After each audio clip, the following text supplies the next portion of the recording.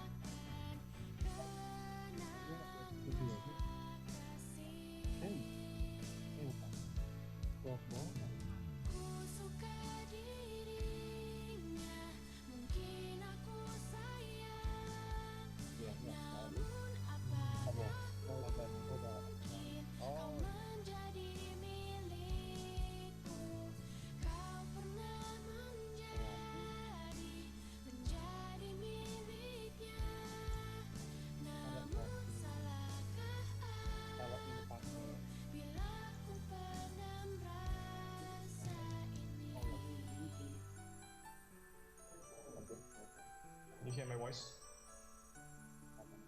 Hello? Moment.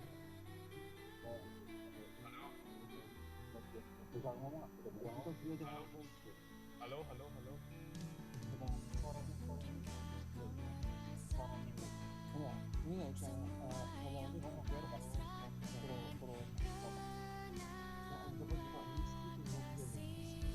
I can hear you well. I can hear you well. No. Hello, what's on shy? Hello? Let me I hear you only from WhatsApp. I'm getting Do you hear me now? What's on shy? Do you hear me now? Yes, I can hear you. You can hear me? Can you speak Yes, now? yes. Hello? I can hear you well. Yeah, continue speaking, please. We Hello, don't hear hello, you. hello, hello, hello. Hello? Hello? I'm here. From here. Hello? Hello? Hello? Yes, yes, good, good, good, good. Okay. But the voice is not enough. Ya, bisa audio mikro level up. Bisa audio itu gedungnya tadinya itu dikit. Oh. Terus dia ngomongnya kurang Can keras. you try to speak it a little bit again? What's on shy? Yes, can you hear me?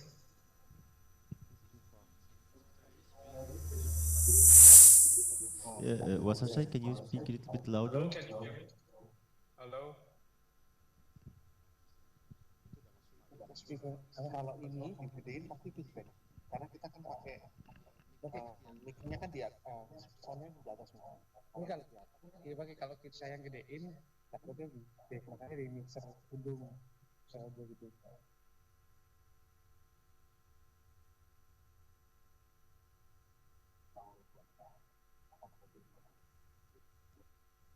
Shy? Yes. Try to say one sentence so that we just check the sound, please. Oh ini. Iya ini mati ini. Ini.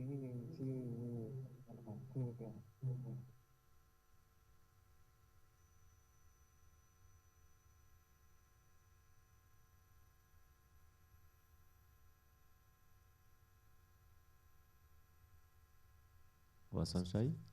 Yes, I'm here. Good. Now it's good. Yes, stay there then. You want me to try to connect again? I can turn on my camera. Try to turn on your camera, but we are hearing you very far, in fact. If you can speak louder, it will be good. Okay, I will try to change my speaker. This is the next. You can put more. Better? He's sitting there.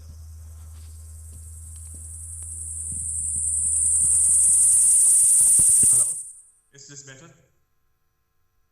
Hello? Hello? Hello?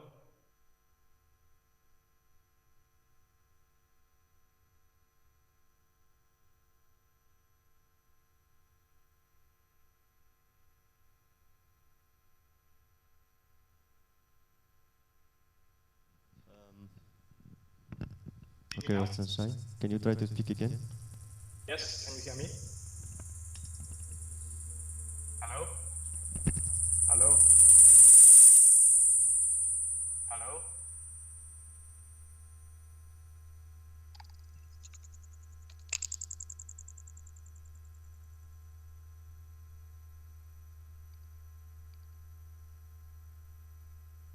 Yes, I'll check. What's sunshine?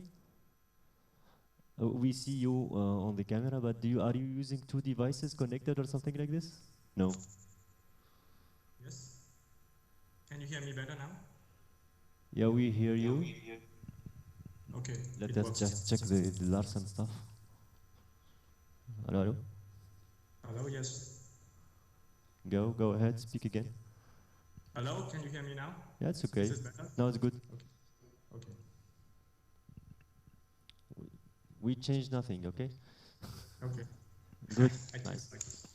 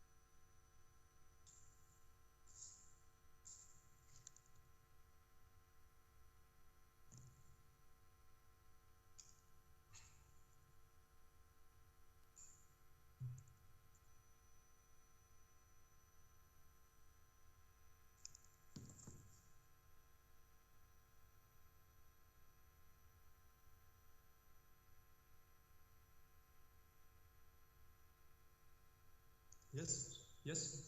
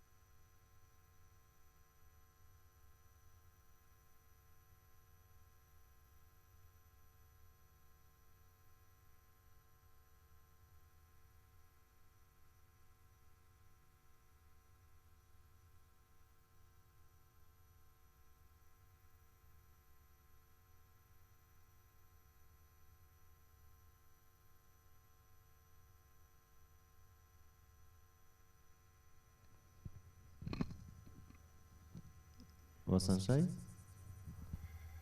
Was sunshine? Yes, I can hear you. Yes, yes, I'm here. Ghost, try to speak a little bit. Yes, can you hear me? Yeah. Huh? Good.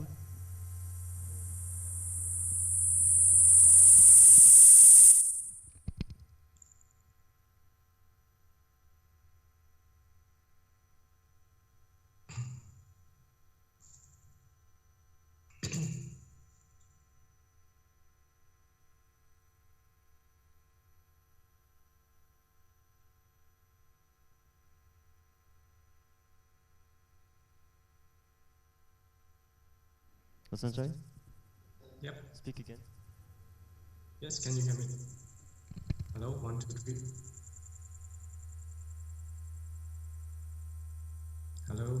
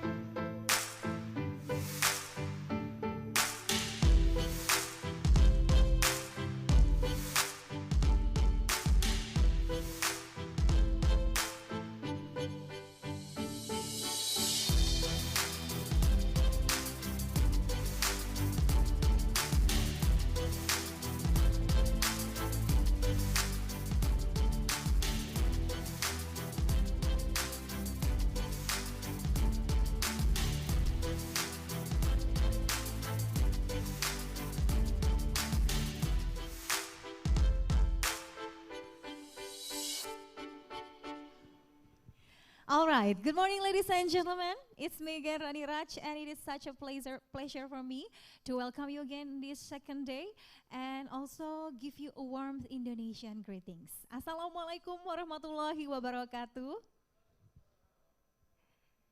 Salam sejahtera bagi kita semua. Shalom.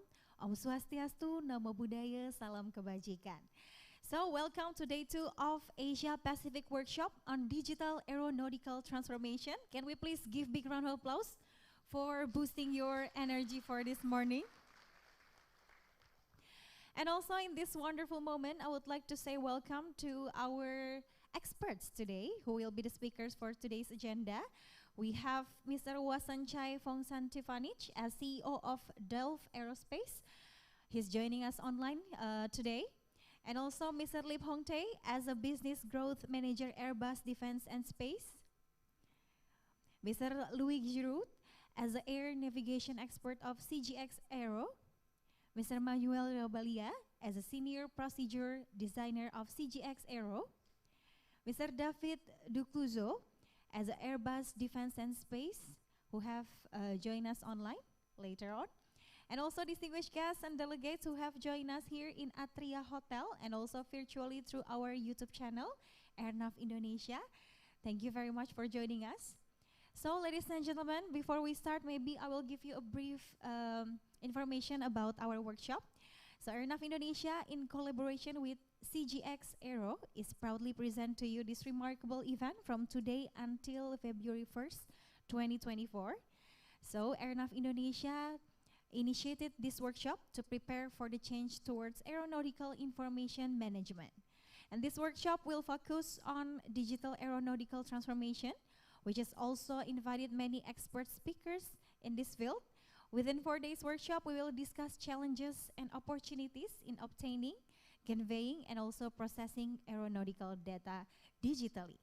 And before we start, again, I would like to give you some information. So for all the participants, before the workshop started, participants are requested to register themselves at the registration table by scanning the QR code. And it applied every day, so please make sure you got yourself registered today. Have you registered yourself? Okay, thank you very much, ladies and gentlemen. And each speakers will be given 40 minutes time to present their slides, followed by 20 minutes Q&A session led by the moderator. And on the Q&A session, we encourage everyone to participate in the lively discussion by raising hands, or you can also write down your questions in Bahasa on the paper. If you want to use Bahasa, you can just write down your questions on the paper and give it to the committee. We have many committee here, ada Mbak Caca juga ya, jadi buat para peserta yang mungkin ingin memberikan pertanyaan dalam bahasa Indonesia, kami persilahkan, silakan boleh dituliskan pertanyaannya dalam bahasa Indonesia, nanti diserahkan ke panitia-panitia yang ada. Ini bajunya hitam semua juga ya, tapi pokoknya ada Mbak Caca di sana dan rekan-rekan yang siap membantu memfasilitasi. Alright, now without further ado, let's kick off our workshop today, starting with the first session. Okay, don't forget to fill in the front seat first, so we can make this discussion a little bit lively, ya. Jadi boleh silahkan Bapak dan Ibu sekalian diisi meja yang bagian depan terlebih dahulu. Alright, without further ado, let's kick off our workshop today, starting with the first session. I hope everyone's ready. The theme for today's workshop would be Aeronautical Data Survey Digitalization and Analysis, with 6 experts who will take you to deep dive into this topic. And I'm going to call upon the stage our speakers for today's session. There will be 3 speakers who have joined us here and online. The first is Mr. Wasanchai Fongsantifanich as a CEO of Delft Aerospace. He's joining us virtually now. So I will give you a brief profile about him. Prior to his position in private sector, he was the head of Strategic and Operation Aerospace Research Center at Geoinformatics and Space Technology Development Agency, or GISDA. He joined GISDA since 2013 as satellite system engineer, and now Mr. Wasanchai Fongsantifanich is currently the founder and CEO of Delft. So please welcome Mr. Wasanchai Fongsantivanich.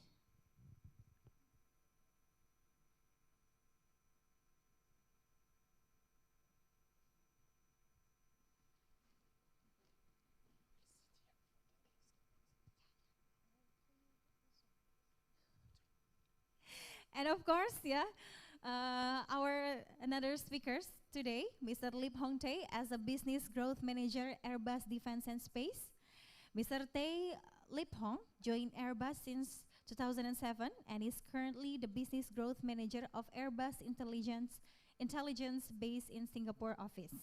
He is taking care of business development activities of Airbus Intelligence portfolio, including satellite data and ISR solution in the region of Southeast Asia countries.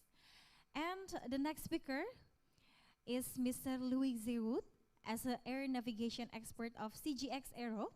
He joined CGX Aero in 2010 as the director of the Air Navigation Services Department, Aeronautical expert, instrument flight procedure designer, and project manager.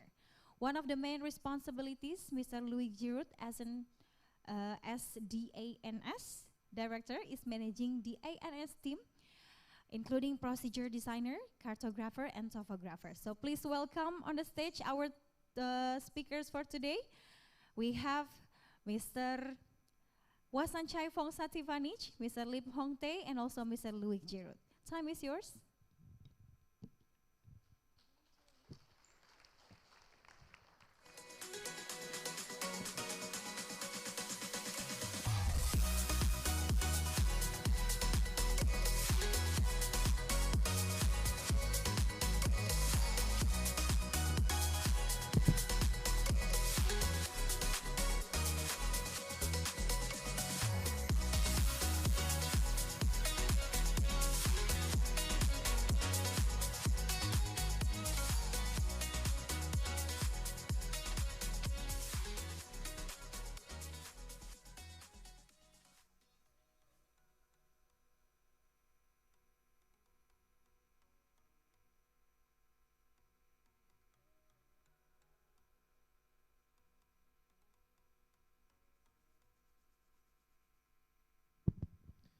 Wasanchai, can you hear us?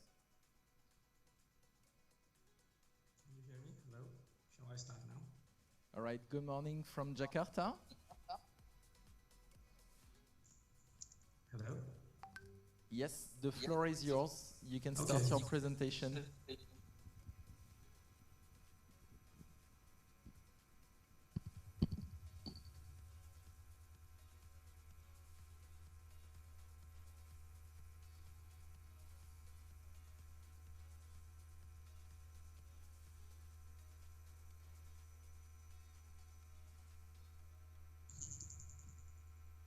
Okay. Also, good morning, everyone. Unfortunately, I could not be there today. I might be there tomorrow due to some urgent circumstances. So my name is Wasan Chai. I'm the founder and CEO of Dell Aerospace. We are the company based on aviation data from Thailand. In fact, we work alongside with the partners, the French partners for many years and successfully done a lot of the data for a lot of airports. So just a short introduction of ourselves, Dell Aerospace. We are innovation-driven enterprise based on like Thai engineers, aerospace engineers that working for many years in the country. We are trying to bring up the R&D in the country into operations. Actually, we are quite new. We are 2 years. We started the company in 2021, and now it's been almost 3 years now. But in fact, before Delft, I was the head of the lab under the Ministry of Science in Thailand for the Aerospace Research Lab. We spin ourselves out. So as far as it goes, we work with most of the civil aviation organizations in Thailand. For example, the Aerothai, the National ANSP, Bangkok Airways, CAT, the Civil Aviation Authorities, the Airport of Thailand, of course, GISTA, which is like the national satellite data provider.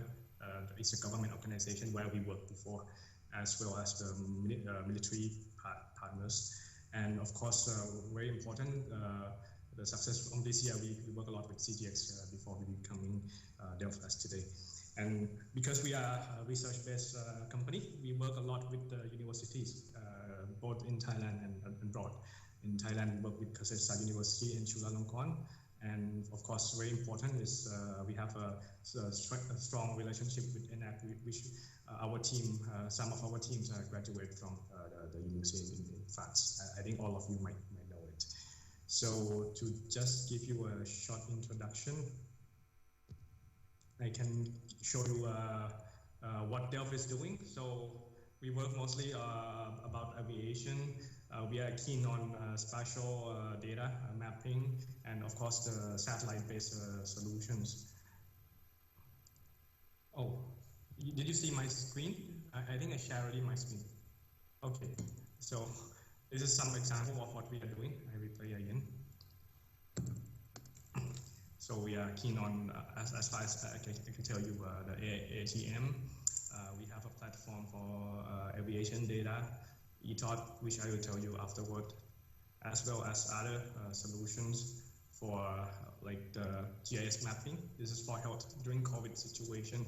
This is a platform that most people, we have most users, it's about 2 million users during COVID. So it's a map platform for people to link together in Bangkok during COVID. And we develop a lot of stuff on carbon credit as well, but because today is aviation talk, so you can, if you are interested, we can discuss about that tomorrow when I'm there. So, and as far as things goes, we go not only for the airplanes, we work on drones. We have the UTM system, which is already implemented by CAT, the Civil Aviation Authority, to authorize the flight of drones in Bangkok airspace, as well as the space traffic management that we work a lot with military, which is one of the important issues these days in our region, ASEAN region. And this is it. And as far as our portfolio goes, actually, as I told you, we began from the lab in Jesta, where we initially worked with the CGX as well as the FRAC. So we start from being a research lab, working on a lot of like software stuff and platform for to solve the national pain point. I will show you later. For example, I think some of you might already visit Thailand. We have a special problem with IKEA, which we got red flag many years ago, which is the launch of the, this kind of rockets. It's a very big one, and a lot of pilots report that it's a missiles. Why we fly past through Thailand and we have a lot of missiles over your country. So it's a traditional rocket that people launch every year. It's about like 40 to 50,000 launch of these things on the northeastern part of Thailand. And it's a problem with the airspace because like it goes very high, like 6 kilometers in the air. So what we try to do that time, this kind of things, there's no off-the-shelf solution. So we develop some kind of platform to allow us, like all the stakeholders to work together. So people can ask for authorization from authority with the mobile app with the exact location, and they do the coordination of the flight of this kind of traditional stuff. We are our system, so-called BAMPEN, and at the end, like we have about 20 to 30,000 registered launch every year, and this solves a lot of like the mishap between the planes and the rockets. And this is like some lessons that we learned from Thailand. Sometimes we have our own problem and we have to solve our own issue. So the people can use the mobile apps, those kind of stuff to link with the Ministry of Interior to ask for the permission to fly, and then all the data linked to the ATC. So the controller can see and coordinate with the people.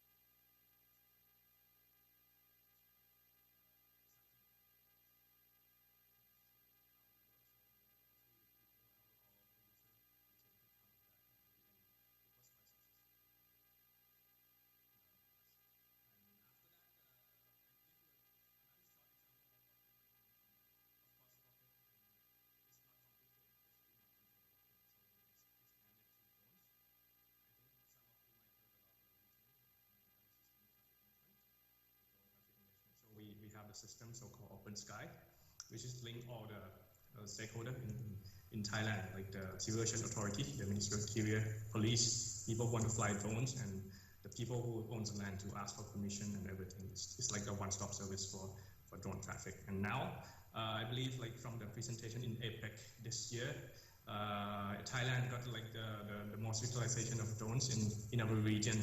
Like 30% of the land in the northeastern part is already flew by drone, and we have like 3,000 pilots like using drones be able to use drones in the Bangkok space, which is like quite amazing, and it improved a lot of like the high-tech drone technology in the country.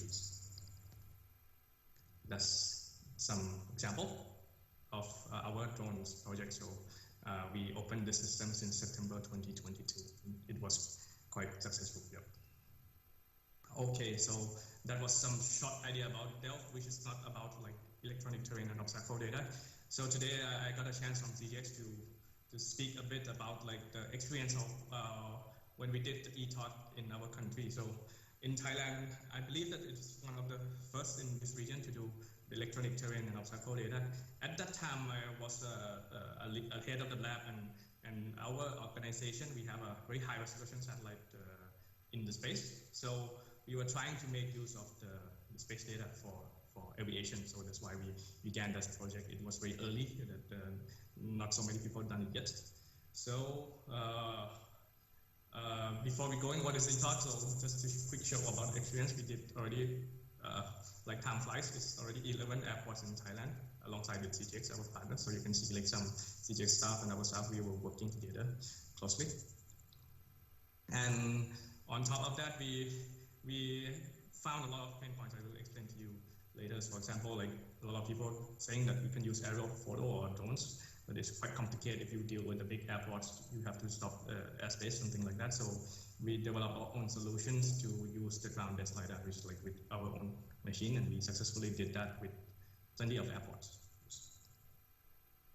And put aside, we not only work on the research and implementation and acquiring data, we also do the capacity building in Thailand. This is the workshop more or less like this in Thailand back in 2018. I believe that I can see the face of some speakers in the presentation.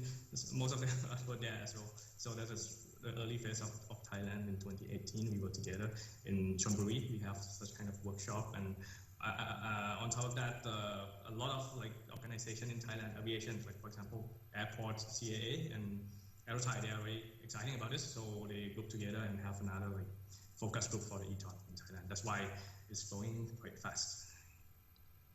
So from experience, so what is e-talk? So I talk a lot of acronyms, but this is the full name. So it's electronic terrain and obstacle data. Terrain is like terrain. It's how the land is going, how high, how low, something like that, without any buildings. So it's the nature of the land. And obstacle is the buildings or anything that, or trees that is on top of the land. So when we say about e-talk, there are two data. There's terrain data and obstacle data. So referring Annex 15, I think most of you might know already, there are 4 areas of e-talk, right? Area number 1 is required by every country, which is like the entire territory of the state. You need some kind of terrain data, which is not quite detailed, and some kind of, we have to have a collection of high obstacle, like more than 100 meters. Usually for area 1, the data is already available by satellite, so it's not difficult to do area 1.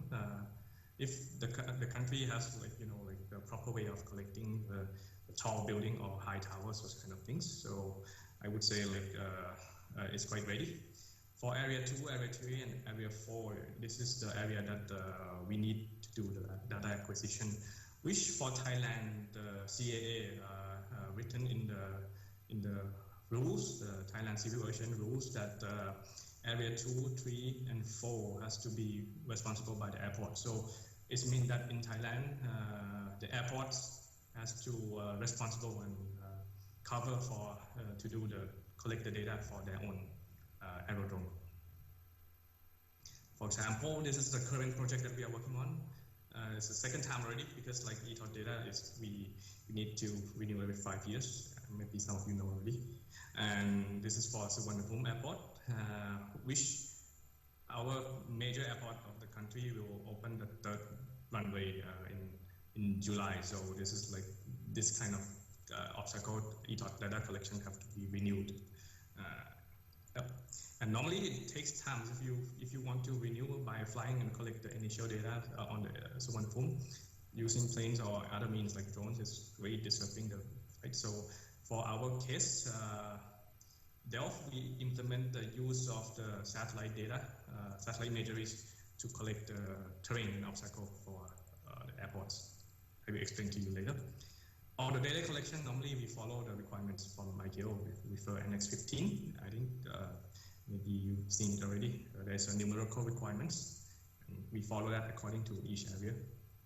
And according to the requirements, it's not quite, I'd say, like the procedure based, so they will not tell you which kind of sensor you have to use, right? You just need to collect the sensor, utilize the sensor wisely, choose it according to the needs. So in our case, in Thailand, we do it fast. We implement of 3 ways of data collection, which is like satellite imageries. We use the high resolution Airbus, which is like, and on your side as well, right? There are Airbus folks over there. So we use Pleiades data for any data which is like maybe higher than 50 centimeters can be used. But for us, we use Airbus for Area 2 and Area 3, which is required quite high accuracy. On the airport, the Area 3, which is like require higher accuracy on both terrain and obstacle.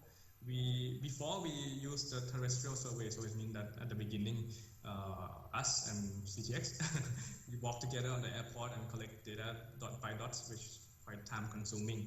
So after that, for a while, we're thinking about like how can we do it faster. So we developed our own LiDAR system to help, because the reason why we think about our own system, because like normally now there's already some off-the-shelf LiDAR system, but for the airport, sometimes you need some specific angle, which is like you are more interested on the high object, something like that. So we have our own installations, and we were able to done it successfully in already 3 airports in Thailand. This is the picture of Phuket Airport by car. So during the airport operations, you can just drive the sensors car, follow by the follow me van, and collect the data along the way. And this saves time from the conventional way of using the survey pole like this by, I think, 3 or 4 folds. So it's a lot faster and quite accurate as well. And you get all the data at the same time, both terrain and obstacle. So for satellite, as I told you in the previous slide, currently we can use Pleiades very well. We keen on this kind of data where we use a lot, we play a lot with it. And the reason why we stick with Airbus now, because like the country, we have Thailand, we have a project with Airbus to launch the TIOS-2 satellite, which is already in orbit recently, the end of last year. So now it's starting operation very soon. So it means that in the near future, we can make use even our own satellite to do the data collections and updates, which is quite useful in case of like one pictures or stereo pictures can use in any means. Yeah. And for the technique of satellite, some of you might not know how the satellite knows the height, right? So the technique is stereo imaging. So it's the same as eyes. Human has 2 eyes. So with 2 eyes, 2 image, you can feel the height. So you can calculate the height based on taking 2 image in on the same area. And you do stereo imaging like the picture on the bottom right. Yes. This is how it looks like for the high resolution data. So this is like I cropped from the recent image that we got from Pleiades in December. So you can see how crisp the picture is, and the error is like 1 meter maximum, something like that. And with as I told you, with the stereo, we can simply do the DSM, which is the digital surface model from the imageries. And this is how it looked like in case of someone might not see it. So with this kind of stuff, we can extract the height from the image.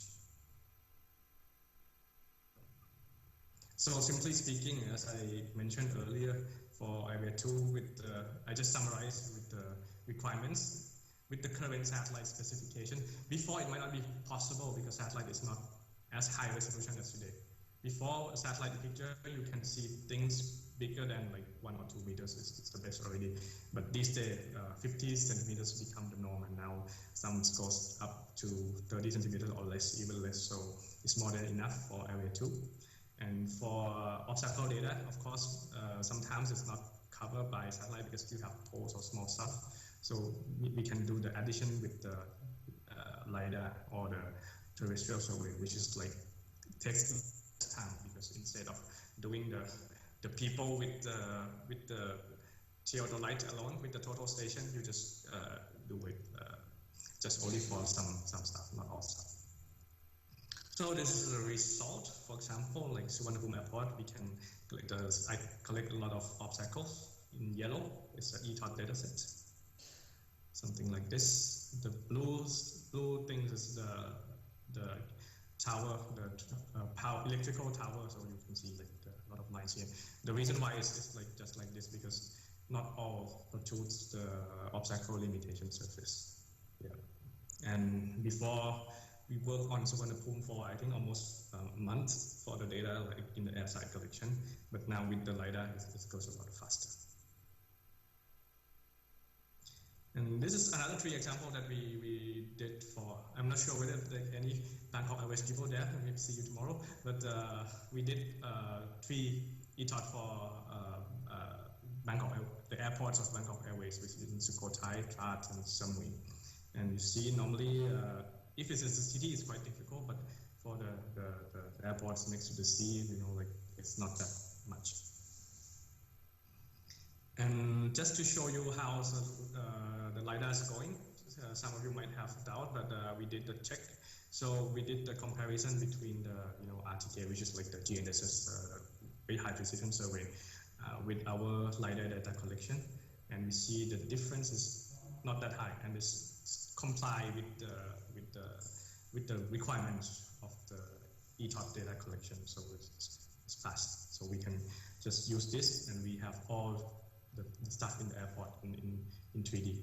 This is the things that you see when you step down. If you guys travel to Samui and you step down and you enter the terminal from the planes, you see this monument.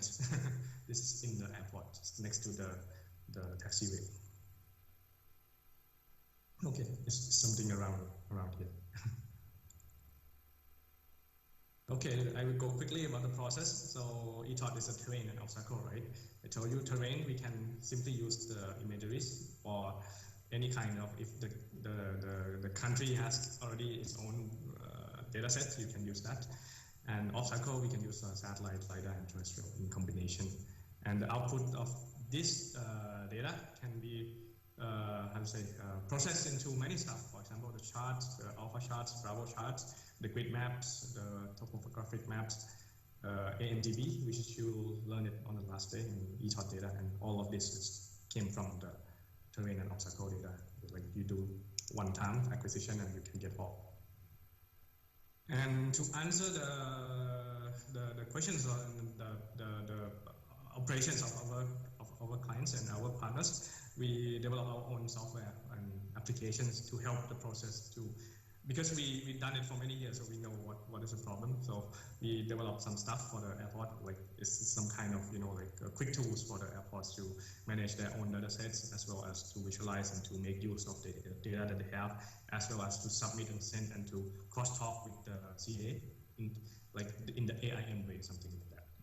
And aside, this is very interesting new things that we've done. So we are quite good in mobile apps, so we developed mobile applications for data collection. So this means that the airport operators can use our system to maintain their own data set in case of there's new obstacle or there's temporary, they can mark it, or they can cross-check the data, or they can modify what is already there, or to maintain their data set according to the ICAO and standards. Yeah. And the things that we are on doing now is instead of big data production every 5 years. We can use the satellite with the help of LiDAR and everything to do like incremental update to get the fresh data for every airport in the subscription schemes, and then every same duration you can, instead of doing the whole things again, just verification reporting, and that should be more optimized and cost effective. And this is the way that we are now implementing. And yes, that's all my presentation today. I'm sorry again that I could not be there today, and look forward to see you guys tomorrow. If you have any questions, just let me know. Thank you very much. Thank you for the time.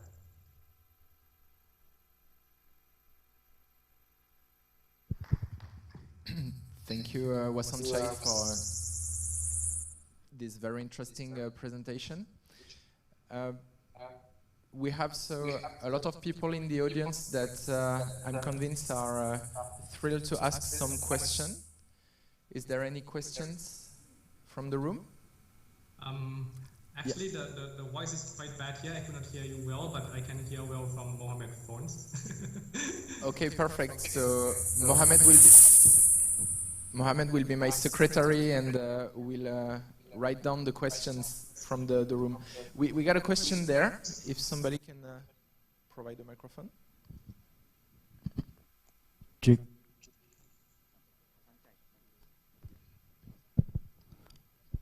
Okay, thank you. My name is Franz. I'm from Aeronautical Indonesia. I have a question.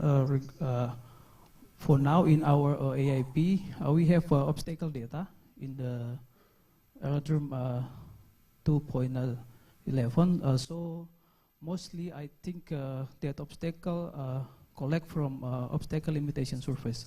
So how we migrate that obstacle data into the ETHOD? We need more specific how we migrate that data to the electronic terrain obstacle data. Thank you. Thank you for this question. Wasanchai, did you get the question? I can answer this in Thailand case.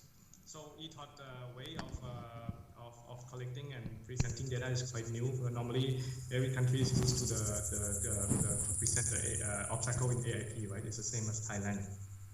So in Thailand, normally if you think about ETHOD is a very big data set, because you collect everything that protrudes not the obstacle limitation surface, but it's the obstacle collection surface.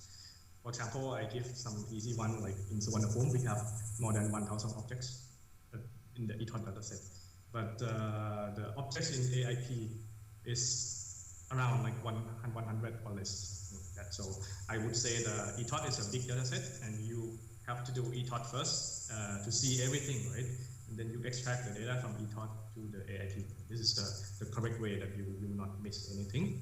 But if you have so simply speaking, to move from AIP data to ETHOD is doable, but it's not the correct way, and it's not the complete way to do it, because AIP is just the high obstacle that protrudes the OS. ETHOD is the big data set that covers everything. And normally, for example, for procedure design, you need the ETHOD, not just the obstacle in over the OS in the AIP. Not sure whether I answer all the doubts, but I think Loic can help. Thank you, Wasanchai. Is it possible to reduce the... Thank you. So I don't know if you got the feedback from Wasanchai, but basically the ETHOD surfaces are more conservative than the obstacle limitation surfaces. So yes, the basic advice that we would have is that if you intend to make ETHOD survey, you can then publish those information in the AIP and somehow replace the Aerodrome 2.11 part from OLS to ETHOD. In any case, people will find a way to take the good information. Keep also in mind that you have many ways and many different ways also to share the obstacle limitation obstacle with the airspace user. Even if it is not on a tabular form in the AIP, you can produce airport operating limitation chart, and you have the type Bravo chart, that is dedicated to the OLS infringement. So it is also a way to somehow extract part of the ETOD dataset and to focus on obstacle limitation surfaces through the charting way. Does it answer your question? Right, perfect, thank you. Do we have a further question in the room?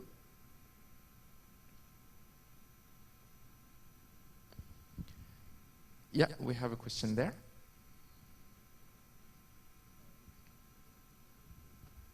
Check. Thank you very much. Bismillahirrahmanirrahim. Assalamualaikum warahmatullahi wabarakatuh.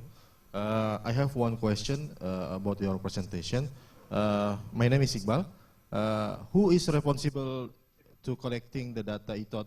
State, NSP, airport operator, or something else? Thank you. And one more, the IES, they receive the data ETOD, the raw data, or the completed ETOD in format IXM 5.1. Thank you. Thank you for this question. I will answer directly. This is a dedicated topic of one of the next presentation. And actually there is no, let's say, general answer to this question. This is a trade-off, and this is a negotiation that each country shall provide with the ETOD committee. We have a lot of content on this, and we will really make a focus on who is responsible of what.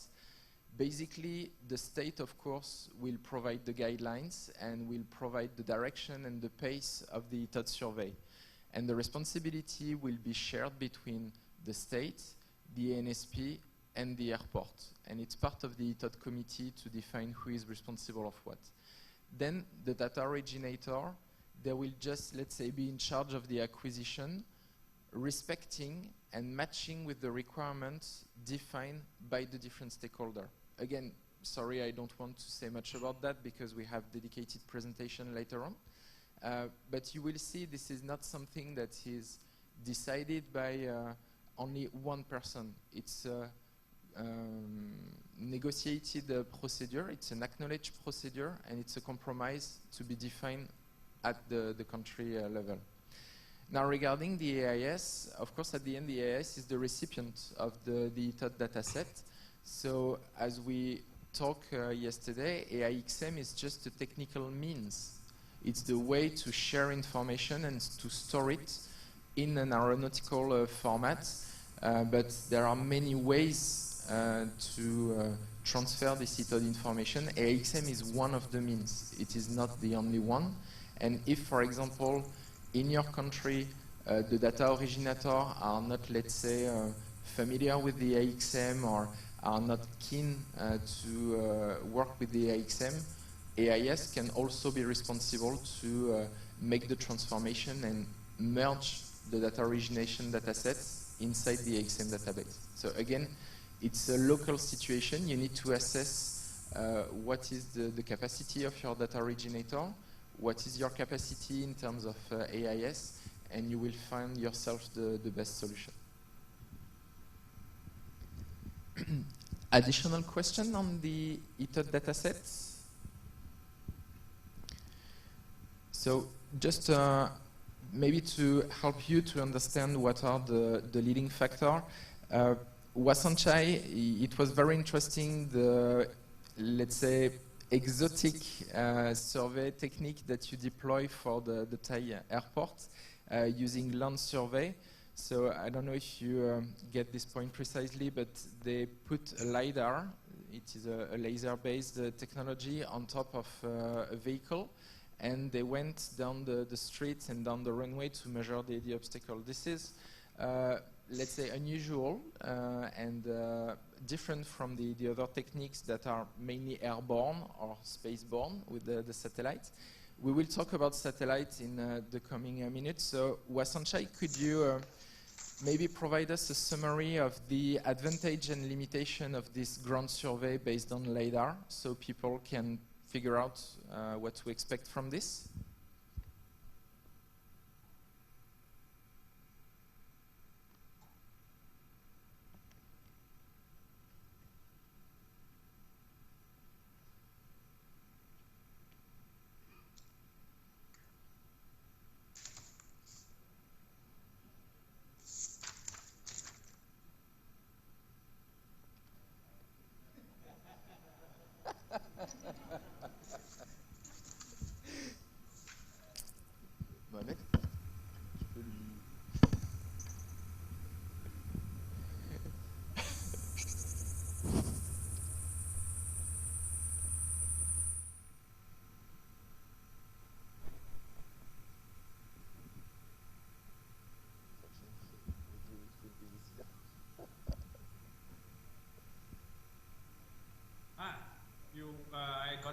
questions. Can you hear me? Can you hear me on that side? Hello?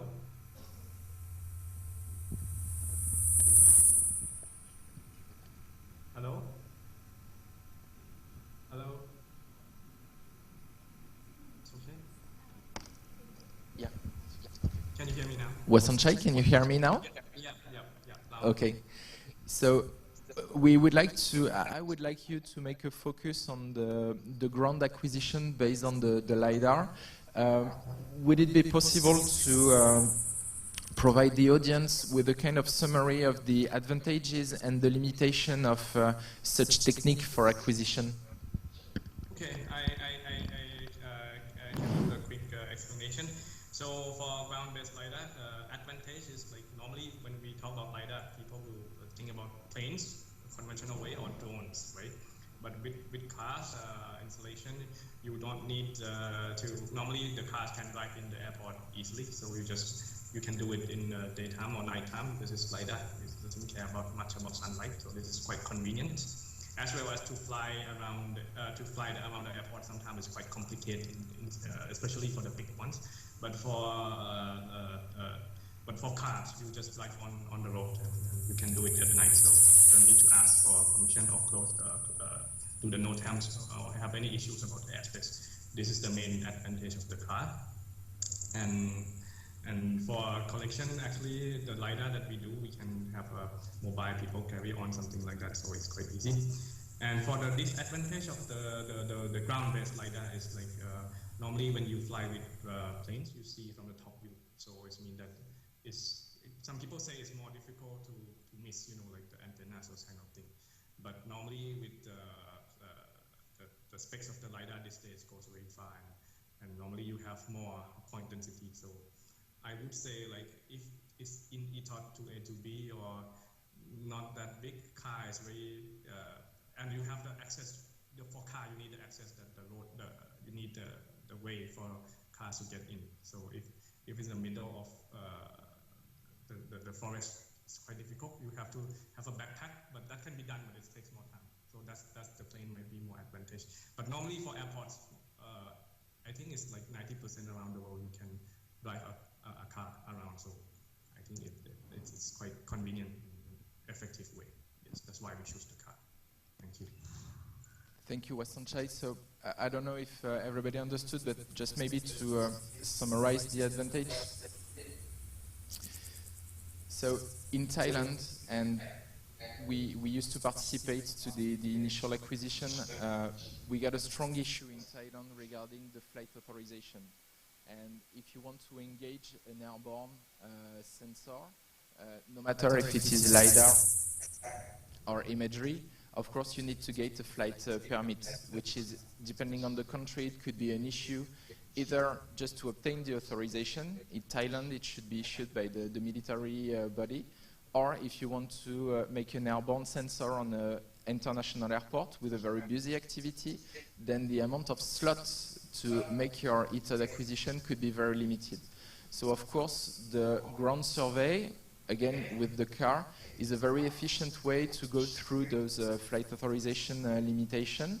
But as mentioned by Mr. Wasanchai, it is not also a magical solution when you are going outside the airport. If you have, for example, a very large portion of the land that is occupied with forests without roads going through it, then of course your car will not be able to access that, and only an airborne solution would be efficient. I don't want to, let's say too much because we will come back on that, but this is a general, let's say, conclusion that we would like to put deep in your mind, is that there is no magical means to perform an ETOD survey. And one technology will not provide you 100% results on the ETOD survey. You will always have to find a trade-off and a mix of the different technologies. I think we will come back on that also with Airbus. I think we can thank Mr. Wasanchai for this very interesting presentation. Tomorrow we will have him physically. It will be much easier to ask him some questions. Thank you. Thank you very much.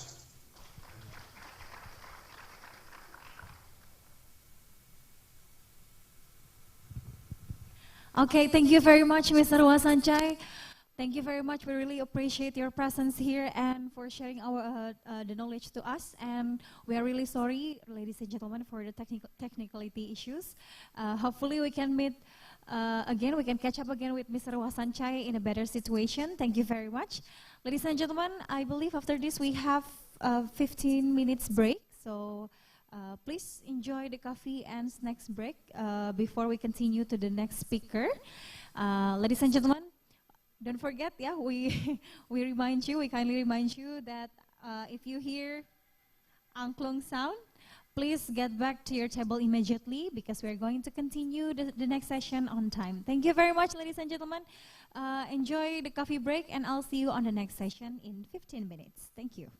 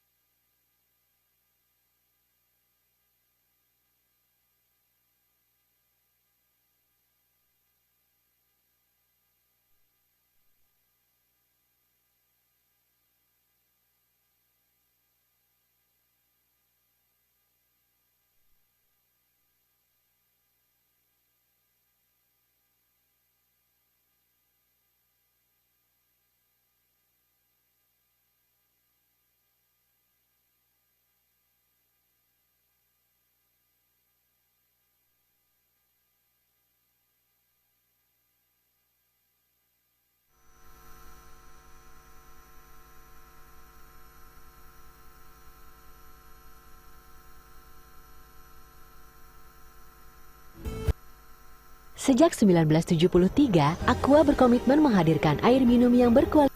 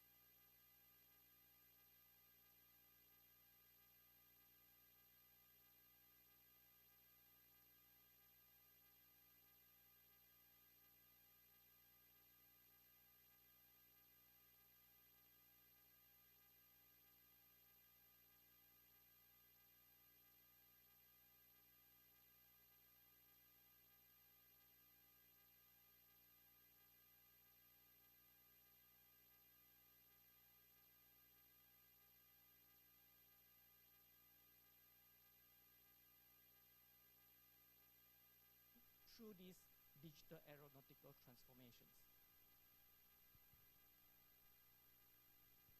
Here I'll be mainly talking about the data, how the data are being captured, how the data are being massaged or exploited, and how we can transform those data together with CGX to make them relevant for you, understandable for stakeholders.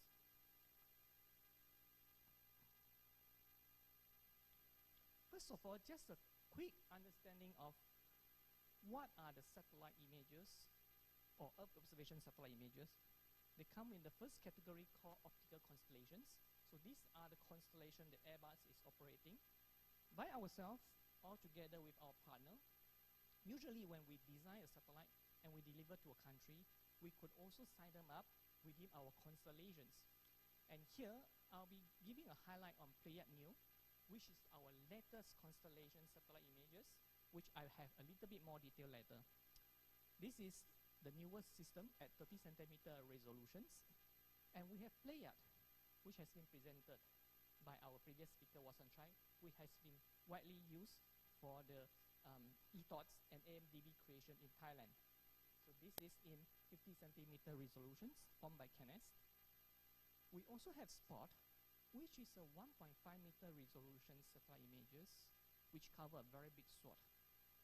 I will be focusing on how we use these three sensors to create ETOTS or AMDB, as well as AMDB. We also work with a system called Vision 1, which is operated by UK. So these are all the optical constellations which capture the images on the daytime. On the daytime, I repeat, on the daytime. So from here, later we'll talk about some of the limitations. Of course, we have to understand it's captured on the daytime. Next, we have radar constellations, or SAR, synthetic aperture radar. This is an active sensor. When we talk about active sensor, it's actually don't rely on sunlight as opposed to optical sensor. They can emit the energy reflect the Earth, and they will start to record the pulse that has been transferred back to the sensor. We are operating 3 satellites, 3 terasites constellations, and they are generating a very interesting product called WODEM, which could be potentially useful for ETOTS Area 1 and Area 2. And we also work on NOVASAR, which is actually a constellation with Vision 1. They are operating in a same orbital plane in order to provide a consistent revisit. And next, in Airbus, we also work with partner satellite. So this is a Hawkeye 360. I will not talk a lot about this constellation, but it's generally a sensor that is capable to detect and geolocate emitters from the ground, and is generally used for maritime surveillance applications. And we don't stop there. We continue to evolve. We design more platforms, and these are the list of our future program, which include Strut Observer, which is a high-altitude pseudo platform, consistently maneuvers at stratosphere zone, which is capable of providing persistent surveillance. So it can be very useful for maritime surveillance, border security, etc., etc. And it can be also used to put telecommunications payload to achieve or to create a small Wi-Fi zone within a specific area. Very important, I would like to stress is on the CO3D, because that we see could be very useful to contribute to this digital aeronautical transformation. It's a constellation which flies 2x2, optical sensors. When we are flying this sensor 2x2, collecting the images at 50 centimeter resolution, it is capable to create at the same time an image of stereo pay from 2 slightly different locations. And by having this kind of capability, we can create elevation models of the whole world in a much faster pace. So this is really something to watch out for. Sorry. We call it CO3D, which we work with Canes. And last but not least, we also have our new systems for TerraSAR, which is a continuity program for TerraSAR systems. I know there are a lot of technical jargon, so I'll just make a few more slides just to quickly see what do we mean with all these resolutions. Sorry for the slides contrast. Here, this is spot at 1.5 meter resolution, and this is an airport in Nice, France. So we can see that this is what we can see at 1.5 meter resolutions, and this is at 90 centimeter resolutions. And in radar, we can collect between 25 centimeter resolutions to 40 meter resolutions, depending on the acquisition mode. And next, we have Pleiad, which is 50 centimeter resolutions. This is a sensor that were launched in pairs, and they were launched in 2013 and 2014 respectively. So you can see these are old sensors, and at that time we are already capable of providing you 50 centimeter images. And the newest constellation, Pleiad Neo, they were launched in 2021, both of them working on the same constellations, and they are capable of delivering 30 centimeter resolutions. So what do we mean with constellations? A constellation is actually more than one satellite. And what we mean true constellation is the satellite that is launched on the same altitude height. I do not class Pleiad and Pleiad Neo on the same constellation because they are operating on a different orbital height. And what is the advantage? The advantage is when we are having a same orbital height, phase at 180 degrees, it helps us to increase the capability to revisit your area of interest. And this is especially very useful for Indonesia. Why? Because in my previous slide, I mentioned that optical sensors is relying on sunlight. So we take the picture in the daytime between 10 to 12 o'clock local time. And in a region like here, we are having the challenge of cloud, okay, the weather. So this is our first class enemy, the weather. By having more satellites in a constellation, it gives us the opportunity to capture the airports in a much faster pace. If I don't get it today, I can try tomorrow. If I don't get it tomorrow, I can try the day after tomorrow. So that is very important to have more satellite because we are at the equator regions, and in the equator regions, we have the biggest distance. So imagine we have now two Pleiad Neos that could greatly increase the rate of getting those images in stereo pair. And what do we mean with the width of the images? Okay, it's also a very important factor. Here, this is in spot, which is 60 kilometer SWAT. I repeat, 60 kilometer SWAT, which means that when we take one picture of spot, it can cover 60 kilometer SWAT in a long segment. And this is very important because the area 2 is not small. The best is to capture them in a shorter durations, and that is why we have to make some combination, some trade-off between the sensors. It is good to have everything in 30 cm or 50 cm, okay? But sometimes let's have things about the efficiency, the cost, and to see what are the sensors that best optimize and fulfill the specification at the same time. So I would like to highlight again spot, which is 1.5 meter resolutions at 60 kilometer SWAT. Next we have Pleiad. Again, sorry about the color. So this is at 20 kilometer SWAT, 20 kilometer. So one time it can capture 20 kilometer SWAT. And last but not least, the highest resolution at Pleiad Neo, 30 centimeters, we can capture 14 kilometers, and this is the best in class. And this is physics. The better the resolutions, the smaller the SWAT, or the smaller the width. And how do we improve the resolutions? Of course, we can lower down the satellite orbit, but in this case, we are getting even smaller SWAT. You may ask me, Tay, why don't you get 10 or 15 centimeter by lower Pleiad Neo orbit? Yes, it is possible, but in this case, we are losing the width of the images. So usually we have to choose again a trade-off between high resolutions and the SWAT. And again, this is affecting the acquisition time. So that's why we are very concerned about the industry feedback.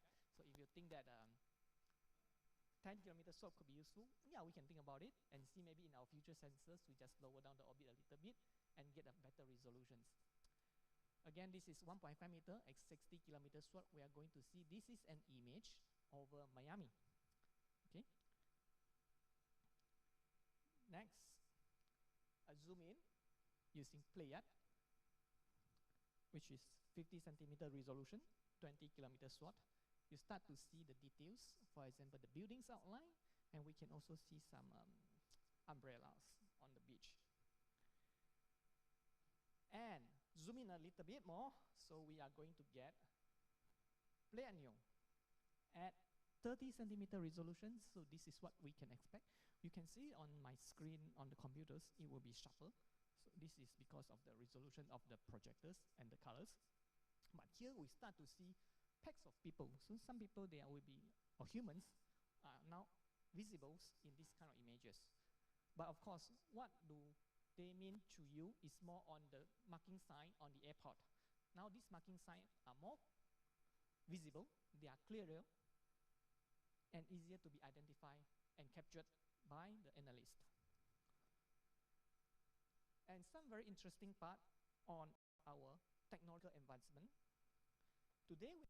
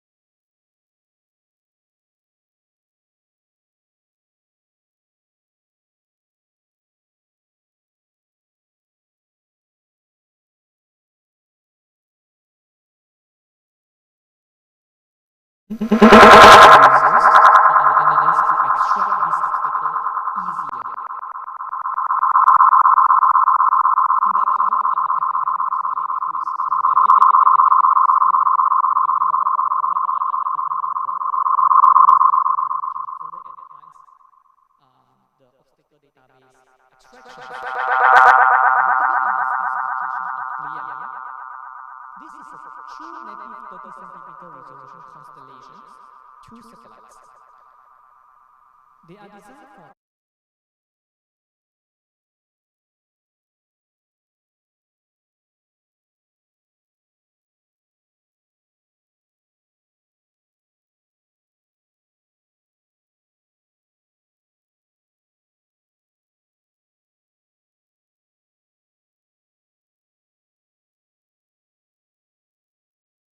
look at also the capacity. The capacity memory size for them to collect the images. So imagine a smaller capacity, and when the satellite is crossing from the northern region to the southern region, and the capacity may have used up at the northern region, and leaving us very little capacity to take stable images in our region. So that is why it is important to have a bigger capacity, bigger hard disk space on board, for example. So in this case, we can be assured that when the satellite is coming to equatorial region, or even the south, there are space for the satellite to continue to take pictures.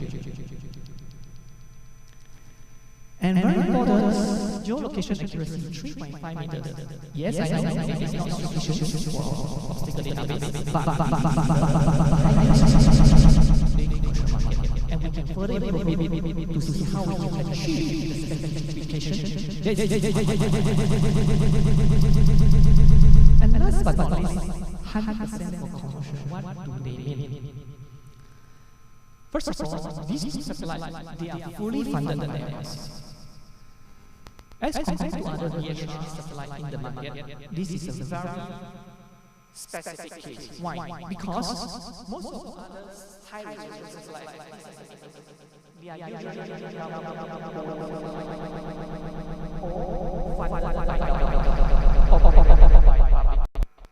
entities or operated by commercial entities. But in this case, those resources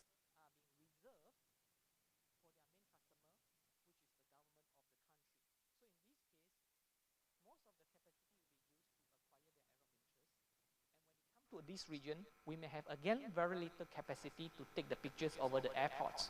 So that is why, by having two satellites,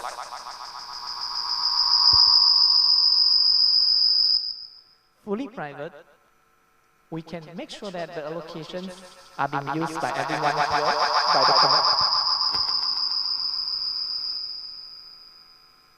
I think the system doesn't like this statement. Yes, so it means that every one of you are VIPs. When you're on board our systems, we will take all your requests like a VIP. You are not behind or some other government user. And this is an example of what 30 centimeter looks like. It will be better when you look at the computer screen, but this is an airport over Singapore, Terminal 4. So you can see this is the aircraft, this is Scoot. I've taken this one to fly into Jakarta. And you can see that the Singapore Airlines flight here, and you can actually zoom in to read the text. This is how sharp today 30 centimeter is going to give you.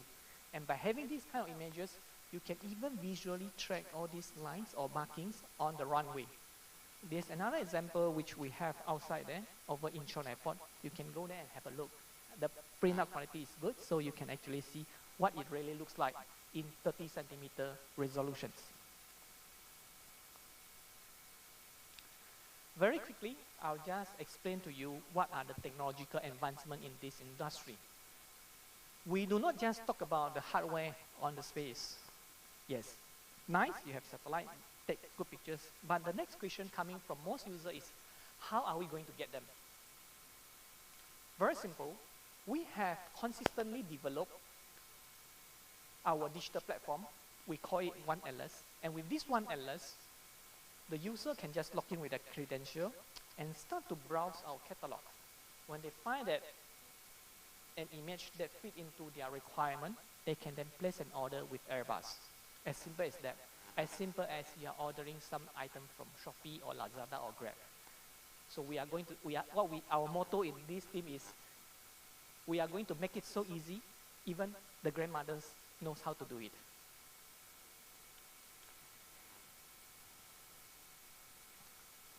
Now I'm going to go a little bit deeper on how we use all this technology to support these digital aeronautical transformations and some of the examples or the use cases that we have done using satellite images.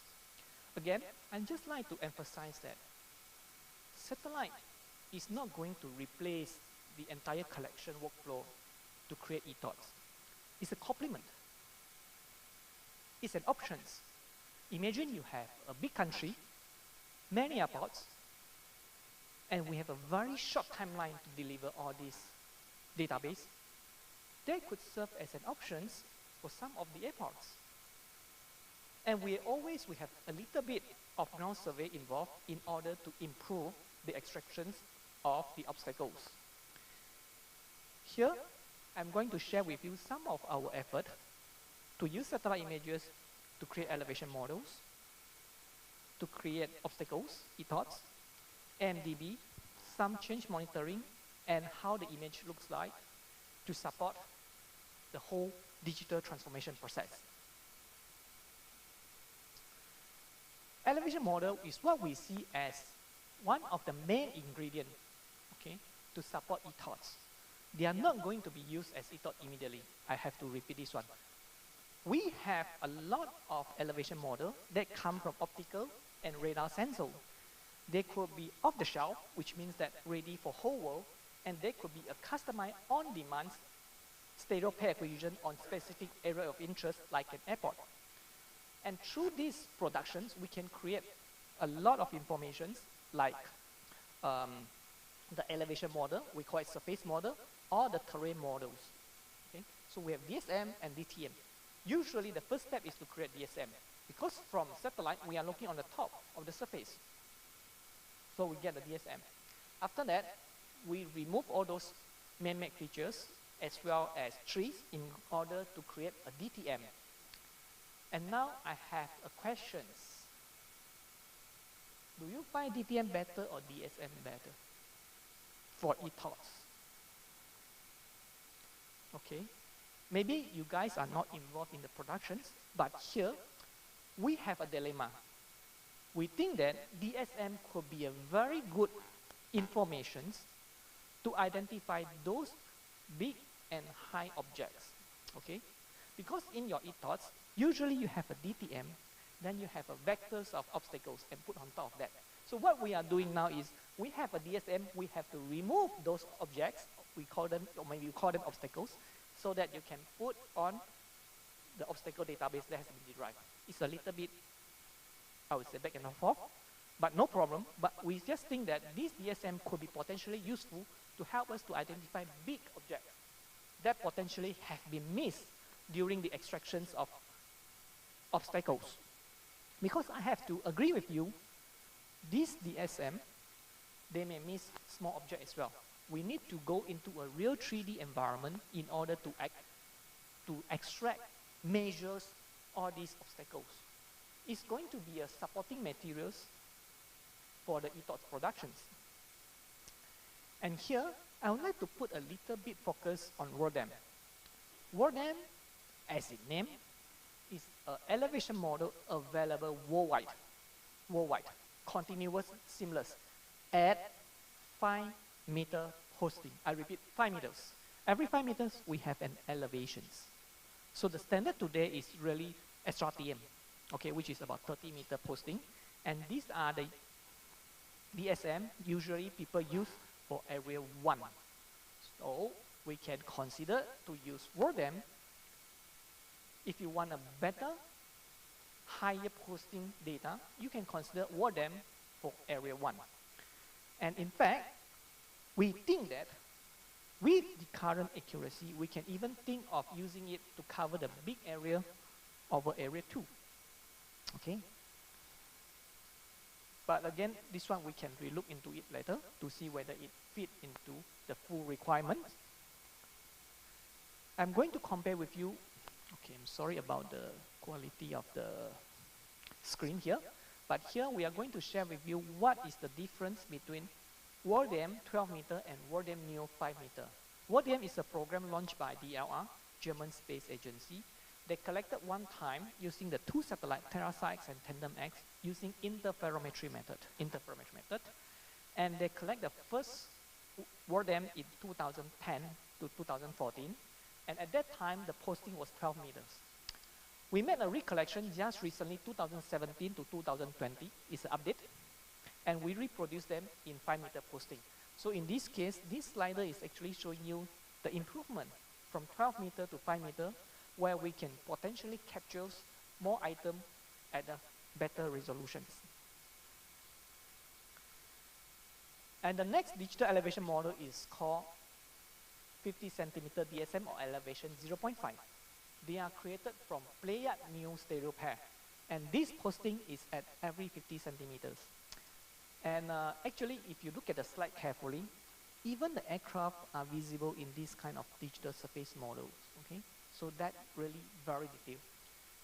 This is, again, very useful to identify huge obstacles that potentially could be missed.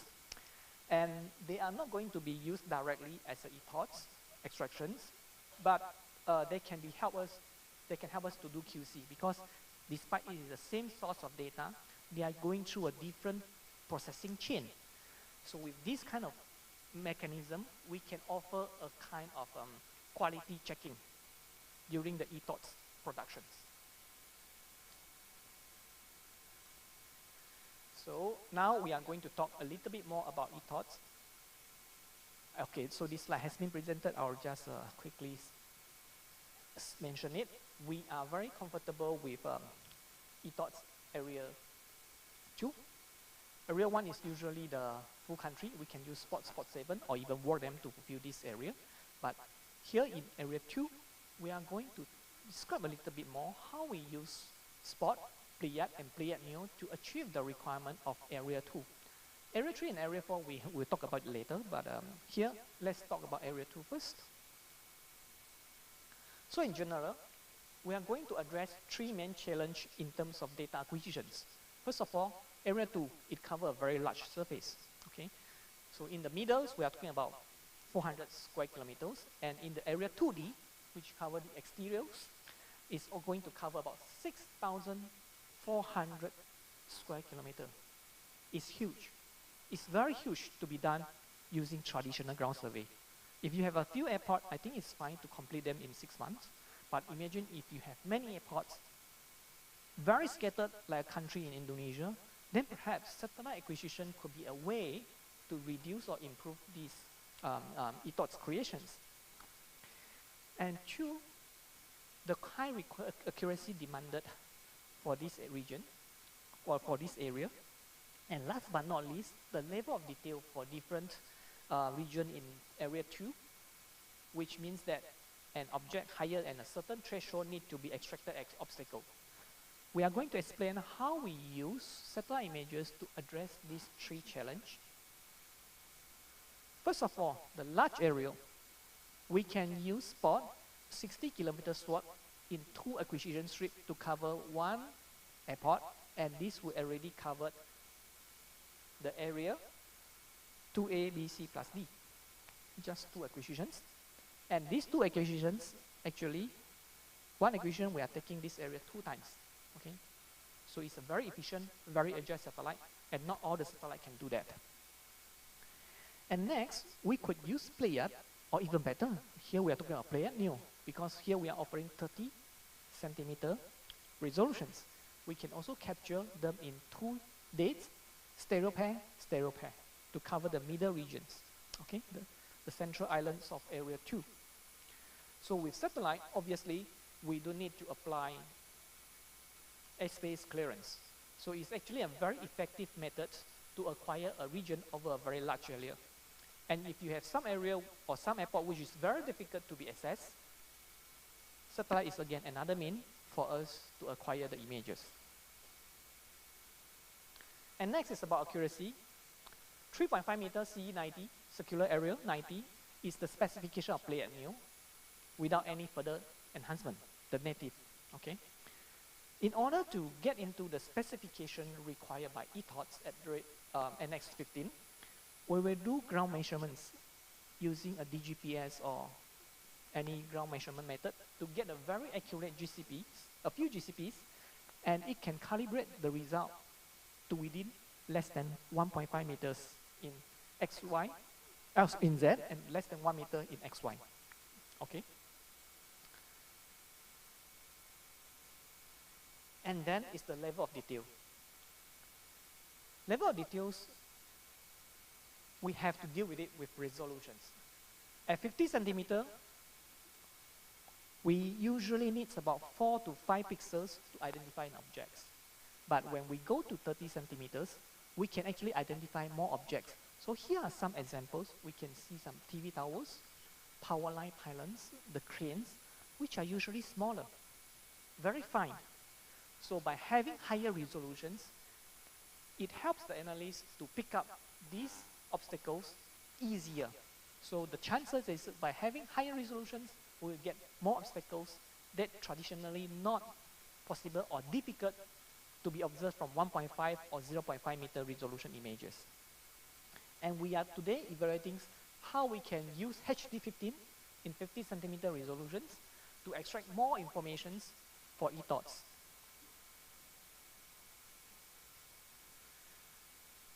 I would also like to touch base a little bit on AMDB. By having all these informations or images coming from space, we can also use those images to extract the AMDB. Today we are looking at the medium, AMDB medium level. We think that with 30 centimeter resolutions, we could potentially derive AMDB from Pleiad Neo images at medium level. Okay. We are making some benchmarking. The result will be out soon. Here, we are trying to see all these vertical structures, which are very small. For example, vertical size at 1 meter. And these are clearly visible in Pleiad Neo images. Okay? And this is a very good sign. And we have done this on a project in Dhaka, and we have just delivered this set of data on ETOTS to CGX, which I will present it slightly later. But it currently shows very promising result that we can potentially address ETOTs for level area 3 at the same time to address MDB mediums using play-at-new images. Then now we move to the use cases over Dhaka. Hot from oven. We just delivered this 2 weeks ago, I think. So here is the Dhaka airport. We are making the productions of ETOT and MDB using play-at-new and spot, the latter sensor coming from Airbus. And we are working on area 2 A, B, C plus D, and the customer is, of course, CGX here. And here you are the acquisitions. So we take 2 acquisitions using spot and 2 acquisitions using play-at-new to cover the Dhaka airport. And first of all, we compute a DTM, digital terrain models. It's a huge area at 6,400 square kilometers. And we produce a 15-meter posting, every 15 meters, one height for this area. And the accuracy is less than 3-meter LE90. And just to take note, for this airport, it is about 80 meters from the sea level. It's slightly higher. So it reduces a lot of complexity while deriving the obstacles. And during the obstacles extractions, we have extracted approximately 187 obstacles, okay? And this is a summary on where are those obstacles are from. And this is very interesting because from the findings, we see that there are a lot of obstacles new, but they are not actually published in the current AIP. So this is a good complement to current systems where we can clearly show or demonstrate that satellite images could be used to update the AIP. So those items that has been identified were the wind turbines at the northern regions, as well as some power line segments, which is at the southern regions of the airport. And in fact, again, during these processes, we are testing our algorithm using artificial intelligence in order to check, not to extract, just to check. We use artificial intelligence just to identify what are the big, tall items that is within the vicinity of airport that we need to take attention. These information are checked against the obstacles that has been derived in a 3D environment to ensure that the data of 3D environments contain these big obstacles, okay? And these are some of the examples that has been captured by play-at-new. So you can see the antennas. Okay, now they are very visible as compared to play-at images. Even the crane, windsock, again some antenna here, and the light post. So all these very small objects, but obstacles, are clearly visible in play-at-new images. And this is the comparison with the AIP publication. So we can see that there are also some objects which were missing in our obstacles as compared to AIP. But when we do a further check, those items actually has been removed. There could be some construction crane that was being derived during the AIP productions, or there could be some of the objects that did not intersect with the OCS, obstacles collection surface. So with these kind of methods, we use a DSM to generate an OCS and intersect with the obstacles. And we have removed we have found that some of the obstacles are actually not within the specifications. So again, this is a process just to validate and see what are the items that should be there, fully meeting the requirements, or what are the items that are not supposed to be there after intersecting with the OCS. And I would also like to mention that satellite image could be very useful for traceability. I like the example from from our speaker yesterday. He talked about his picture 10 years ago. So we take pictures every 10 years, or every 5 years, or every 2 years, just to have traceability. This is how it looks like during the process of growing. So we can also use satellite images for traceability. What we see is what we get. On satellite images, if the object is there, then the object is there. So we can compare 5 years ago, 10 years ago, and today, whether these objects are still visible in the satellite images.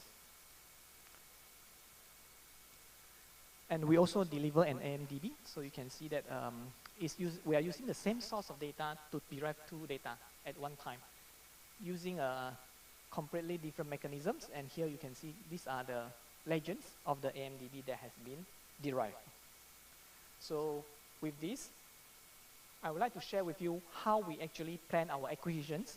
Usually we discuss with our customer, for example, CGX, or with the end user to know if they have a project to update their airport database. In this case, for this specific region, where we have to deal with climate conditions, it will be good to know if such project has already in plan, so we can do speculative collections. When we do speculative collection, it means that we start to program our satellite to acquire the airports in stereo pair. So in this case, when the project actually started, we can actually have the relevant or suitable images to commence the work to derive the e-thoughts. So this needs to be discussed, continue to discuss with different stakeholders, and to see how we can support you to make the acquisitions, and then to help you to complete the project in due time.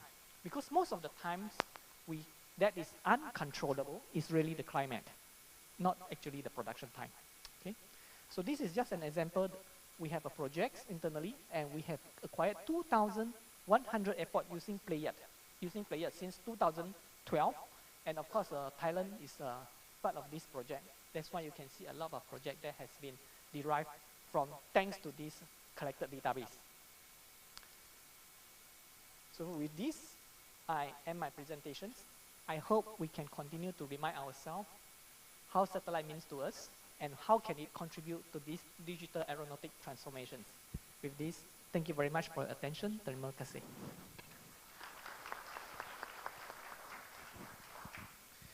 Thank you, Lip, for this very interesting presentation. So, do not hesitate if you have some question on the floor. Maybe if you want, we can start, let's say, with the same question as for our previous speaker. Lip, if you would like to summarize somehow what are the advantages and also the limitation of the satellite acquisition, what could be, let's say, the summary for those? First of all, a quick takeaway for the advantage of satellite acquisition. First, it is efficient. You do not need to have airspace clearance to obtain an images. Second, it is covering a big area. When the climate is good, in favor to satellite acquisitions, you can acquire very big regions in just a few acquisitions. Okay. And in terms of the limitations, I think this is clearly that we are actually not on the ground. Okay, so we are not able to completely replace the workflow. There are certain attributes in e-thoughts or MDB that are not possible to be retrieved from satellite images. Okay. So this kind of attribute, we will still need humans to make some ground survey and to fill it inside the attribute. And the second possible limitations, which I think will stay for the moment, is the resolution may not be efficient to capture all the fine objects like the small TV antennas. We have the measurement errors of this small little antenna, and these are informations could be potentially improved with 50 centimeter images, but today I will still keep it as one of the limitations. For those fine and very thin objects, we still need some validations, or we still need some support from the ground team to make sure and to validate those details. Thank you very much. You talk also about the weather condition that might affect the acquisition of the images. We know Indonesia is a very difficult country for this with equatorial conditions. How would it affect the lead time to produce the imagery and then eventually at the end the e-thought? Let's say, how can this weather condition can affect the capture of the images? Is it a strong delay that can be introduced, or it's from one day to another you can have the good picture? Okay. In general, the whole production chain, we depends on the acquisitions of the images and the processing or the extractions of the e-thoughts. So the second part is more manageable, is pure human resource management, project management. It really depends on the complexity of airport. If the airport is at a lower area in the city, then of course, then it will take longer time to produce. But in general, the productions at the second stage take between 1 to 2 months. But now I'm moving on the first stage, which is the acquisition time. This one need a little bit of trick. I'm taking example of Indonesia. We have to play with the weather pattern. In Indonesia, for example, we understand that if we are looking at Java, Antisti, and Tebe, there's a window between June. We are operating satellite images since 1986, just to make a small summary. And based on this, we have created a set of weather patterns or strategies to acquire different regions. For this region, Java we have created, and for Maluku, a bit tricky, but there's still a small window in the month of typhoon season. During the typhoon season, there are some change of air pressure in the Maluku region, and sometimes it gives us good window to acquire Maluku region. Sumatra, a bit challenging, but yes, there's a small window as well for the beginning of the year, for example, from now, January to March. And the most difficult area is Papua. Almost no window, it's pure chance. And in this case, satellite capability or satellite capacity will become the key success factor because you need to put more attempt in order to improve the acquisition result. Kalimantan is similar to Maluku, so, but usually we have some windows. The most challenging part will be Papua. So again, that's why we need to understand the project and plan when is the acquisition window in order to reduce the supply or the lengthy time, waiting time to get a usable supply image. I hope that answers the question. Yeah, thank you very much. And this is, let's say, a general warning for countries close to the equatorial area. Do not think that an e-thought survey could be conducted in 2 months or 3 months. No, it has high preparation, a long preparation to find the best slot, again depending on the sensor that you will engage during this survey.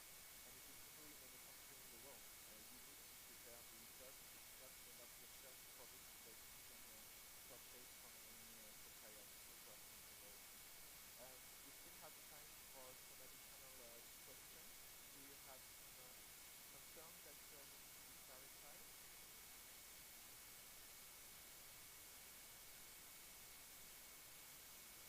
Sorry, Sita? Didn't get? Well, okay, perfect. Any questions from the audience? Yeah, we have one question on the table.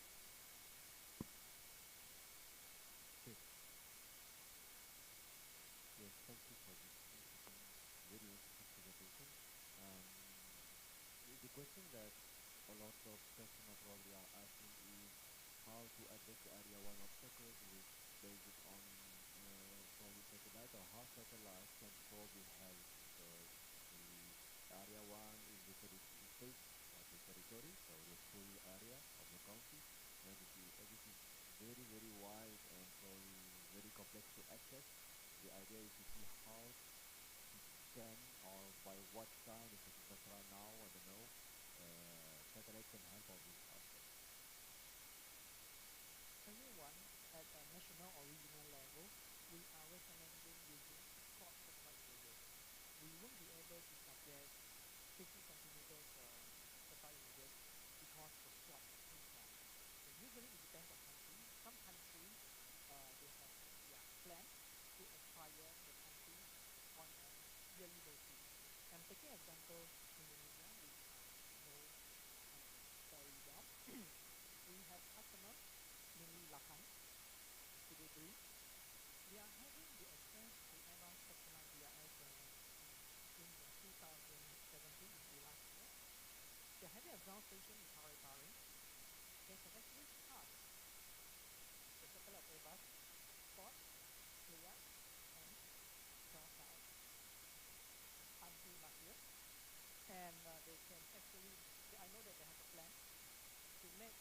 additional module for 1.5 meter resolution.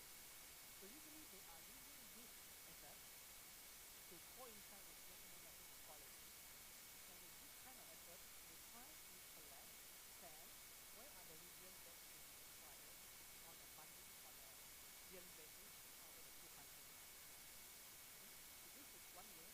It depends on national remote sensing agency to collect image in a coordinated way to address different country stakeholders' requirements.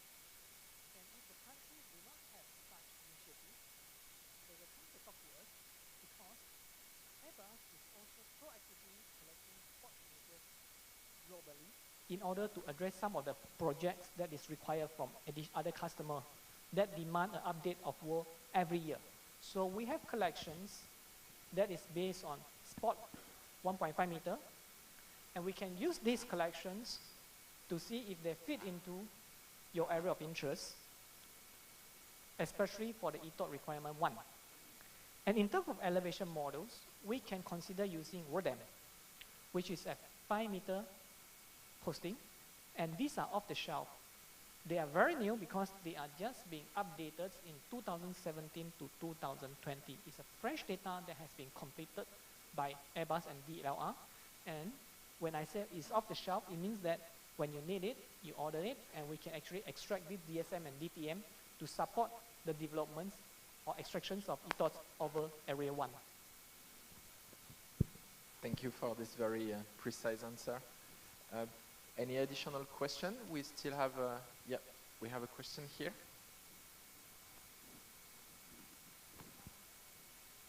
Check. Regarding the survey, after the first survey, how often then we need to update the obstacles data? I think I leave the expert to answer these questions. This is a very interesting question, thank you. And let's say in any workshop, in any event like that, the question come back.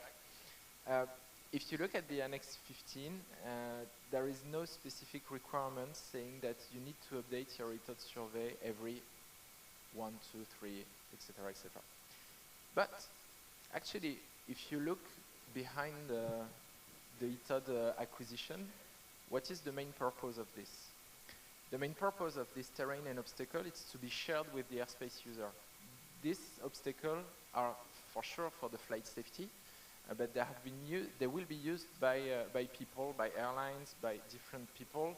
My colleague Manuel will provide you with some picture. And there is one work that requires a high quantity of obstacle and terrain. This is procedure design. And inside the procedure design quality manual, in the doc 9906, there is a requirement for the update of the flight procedure, at least every 5 years, at least. That means depending also on the situation of your country, the situation of the airport, you might increase the maintenance pace. So even if there is nothing, let's say, clearly written regarding the ETOD maintenance, we highly recommend you to synchronize the pace between the flight procedure design activity and the maintenance of ETOD, because having fresh obstacle, having fresh terrain data to support the maintenance and the periodic review of the procedure will, let's say, give you the best operational result. So if you have no specific constraint and if you have, let's say, a low rate of obstacle creation, 5 years is fair enough. Fortunately, the terrain will not move that much. You should not get some surprise, except in some region in the world. But regarding the obstacle, this is the most critical part. So every 5 years, for, let's say, a normal city or a normal airport environment, this should be fine. If you are in a very dynamic, let's say, urbanization area, you should consider to increase the pace. Thank you.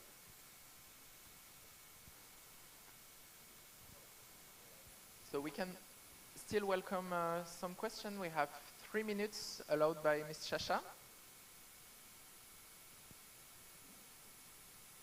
No more questions? So I have one last one for you, Lip. Oh, sorry. My bad. Thank you. My name is Samsudin from iCenter. I just want to ask about the responsibility of the ethos collection. In your experience, maybe the purpose is the ethos will become a big project because survey the whole of the surface maybe. So and the purpose is not only for the aeronautical information services, but for flight design and maybe the other purpose.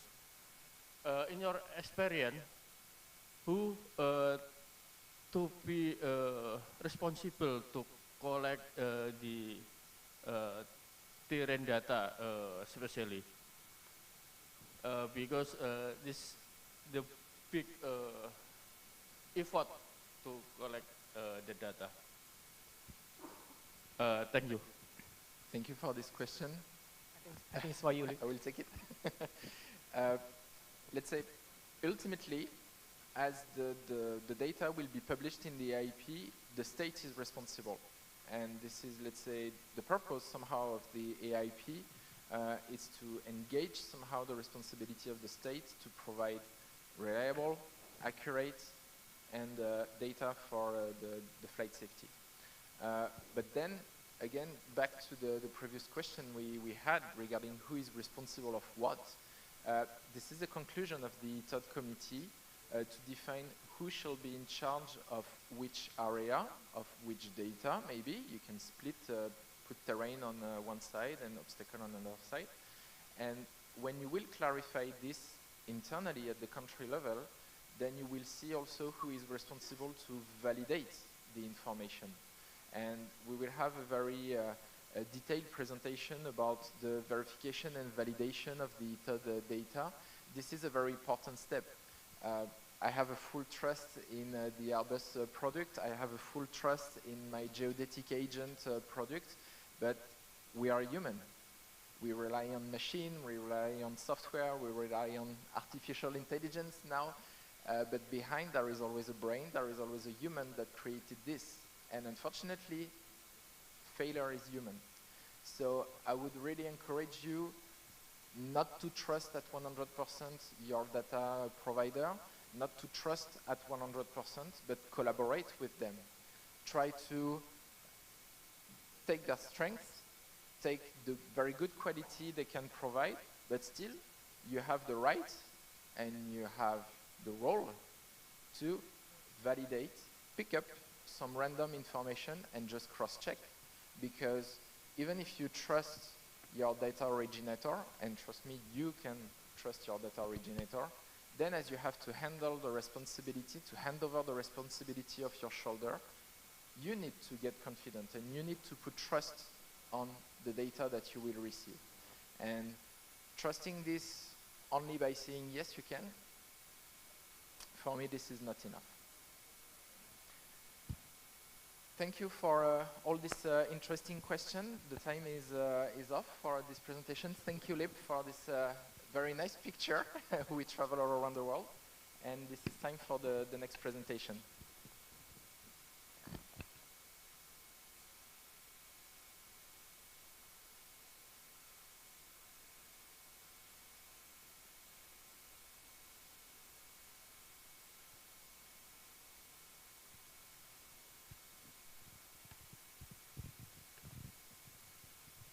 Thank you very much. Can we please give a big round of applause for Mr. Lee Hongtae, Business Growth Manager, Airbus Defense and Space. Now let's continue to the next speaker. We are going to listen the presentation from Mr. Louis Zirut as an air navigation expert of CGX Aero. Mr. Louis, time is yours. Thank you.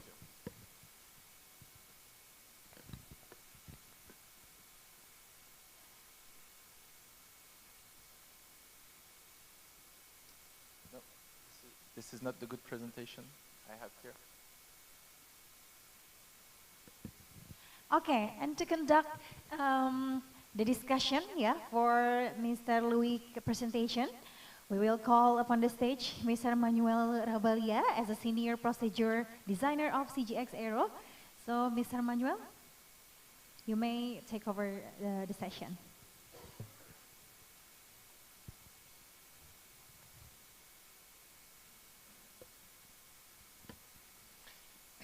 So sorry, waiting for the good presentation to be managed. So I will take this opportunity to introduce myself a little bit. The MC summarized my resume, but I'm working since 14 years in CGX in the air navigation domain, managing all the activities from data collection up to publication. And we are lucky enough in CGX to be involved in many projects from A to Z, and somehow to have the same responsibility as an AS department or a small ANSP, which is very interesting in our opinion to see all the issues that you as different stakeholder can manage, and trying to have a global view on this. So during this presentation, I just would like to give you some good practices and to give you some lightning on how you can handle the implementation of ETOD.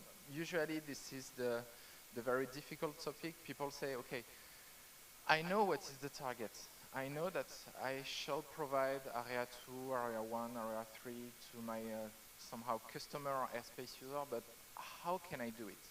So the first advice that I would give you is that everything is written in the ICAO documents, and ICAO did an extended job to describe the different things. For information, I still don't have the presentation. You have a lot of guidelines regarding this implementation, but always there would be a difficult task, which is adapting the regulation, adapting the requirements to the local context.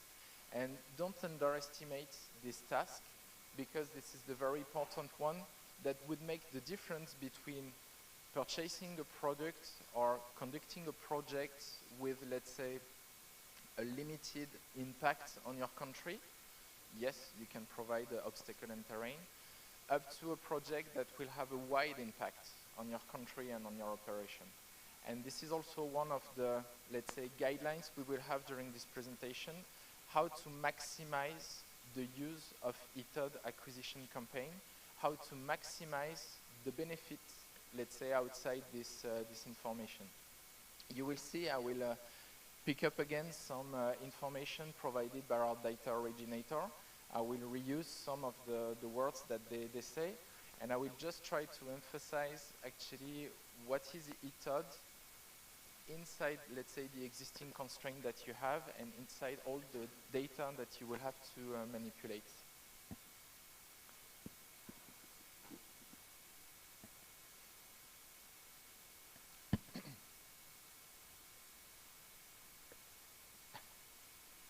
Five minutes? So I should dance?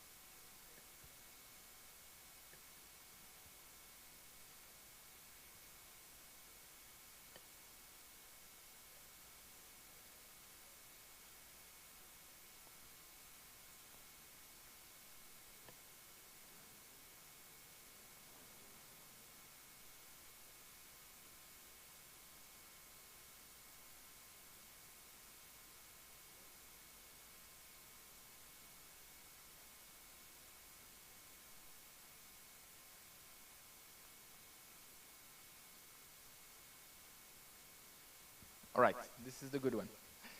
So as I mentioned, we will talk about coordination, approval, and harmonization of the acquisition. This is a joke, right? So we will have a few words on the organization of the acquisition, then a few words about the different techniques. So I think you understood that there is no magical means to implement the ETOD, and we will see what are the, let's say, the criteria you will have to look at to select the best acquisition technique for your case. We will talk about coherence and integrity of data, and this is a very interesting part you will see on how to merge somehow the different work of your data originator, and then at the end defining the area to survey. So again, implementing ETOD on your country, I would highly recommend you to go through all those steps. And the first one, this is the terrain and obstacle data national policy. So it is at the state level. This is the state that will define the policy. And with the ETOD committee, you will define the role and the responsibility of each stakeholder, okay? So this is not a straight line. You will not define your ETOD policy by copy-pasting the one from your neighbor. No. This is not directly applicable. You should define your own strategy regarding the TOD data. You will, of course, rely on the applicable regulation. Do you want to go 100% with ICAO, or do you want to add supplementary regulation? For example, national regulation that could apply. You will define the distribution means, and you will define the economical model. Okay? ETOD data could be an economic product. Some countries are requesting money to disclose the ETOD data. This is up to you to define what you would like to do with those informations. So what is the common case? Again, this is a common case. This is not the baseline. So it will work on some country, not on others. Usually, the civil aviation will be responsible of the Area 1 because this is the state level, and this is already, hopefully, covered by the en route 5.4. The warnings to navigation, the obstacle of more than 100 meters. So Area 1 is exactly the en route 5.4. So if you have already implemented the en route 5.4 obstacle, Area 1 should be very easy to demonstrate. It is exactly the same. Okay? Then usually for the ANSP will be responsible of the Area 2D. Area 2D is going so 45 kilometers away from the airport and is limited by the TMA, the airspaces, the civil airspaces. So as the ANSP is using the airspace for the airport operation, and most of the trajectory are within the TMA, most of the time the ANSP is responsible for the Area 2D. And for the 2A, 2B, 2C, 3 and 4, this is the airport that is most of the time responsible of it. Again, on some country you can have small differences. Sometimes the NSP will also manage the 2C, 2A and 2B, leaving the airport only with the Area 3 and Area 4. You will have to find the best compromise. Just one remark at this step, because again, this is very often that I have this comment from the people. Yes, ETOD is nice, yes, ETOD is a requirement, it is a shall, it is a mandatory, but this is very costly. Thank you. Yes, it is. This is an investment that you are doing. Back to the presentation of yesterday, keep in mind that this is an investment for others. Okay, so you will inject money, you will inject time, you will inject resources, not for your specific interest, but for the interest of the other, and at the end, of course, for the interest of safety. The basic requirement and the minimum requirement is to maintain the Area 1, the 2A, 2B, to to support the airlines takeoff, and also to maintain the Area 4 if you have airports operating in Cat 2 or Cat 3. The Area 4, if you remind, this is the precision approach terrain chart and the approach lighting system that is covered by this area. Then, before starting the acquisition, you will need to issue letter of agreement. So you will need to select the data originator that will be allowed to provide ETOD datasets to the country. So it is not, let's say, anybody that will be able to send obstacle at the end to the AS department. You need to select, you need to define who is able to provide it. That means respect the rule that you will set up. So you will define the applicable scope of work for your data originator. For example, and back to the previous question, one data originator could be responsible for the terrain, another one from the obstacle, one for Area 1, another one for Area 4. There is absolutely no issue. And you will define the communication means, how you will exchange information, how the data originator will deliver the dataset to you. Is it through AXM? Is it through something else? Is it through mail? Is it through FTP? You can imagine all the combination, but of course you need to define the combination that is suitable for you, not suitable for your data originator, suitable for you first. This is an example based on a use case that we did in Thailand with GISDA. So in this project, we had a letter of agreement that was managing the data exchange format. So we had a specific naming convention for the obstacle that was applicable to the data originator. And depending on the name of the data originator, there was 2 digits affected to the data originator, just to be sure that we can quickly see who provide what. This is of course not mandatory, but it was decided at this stage. And you see here, we got 2 different means to deliver the information. There was one server for the terrain and one server for the obstacle data. Again, don't take it as a baseline. This was just an example, and you need to find the most suitable means for you. Then, when you have selected the data originator, you need to tell them what they have to do, and you need to guide them through the good path. This path will be defined by the DPS, the Data Product Specification. Again, we will come back on a very detailed presentation on this, but basically in the DPS, you will find the expectation. What do you expect from your data originator? Not how, leave it to them, but what at the end will be delivered. You will also define what are the metadata that you will request. This metadata is very important. And you will also, most of the time, have a recall of the global nomenclature of the dataset. So now that you have the data originator, now that you have the data product specification, then it's time to go to the acquisition technique. Again, you will leave that to your data originator, but it's not because you are not deciding that you should not know what is behind. So you have 4 main acquisition techniques. You can find some exotic cases, but basically you can summarize in those categories. So we have the traditional ground survey with this kind of device, the tachyometer.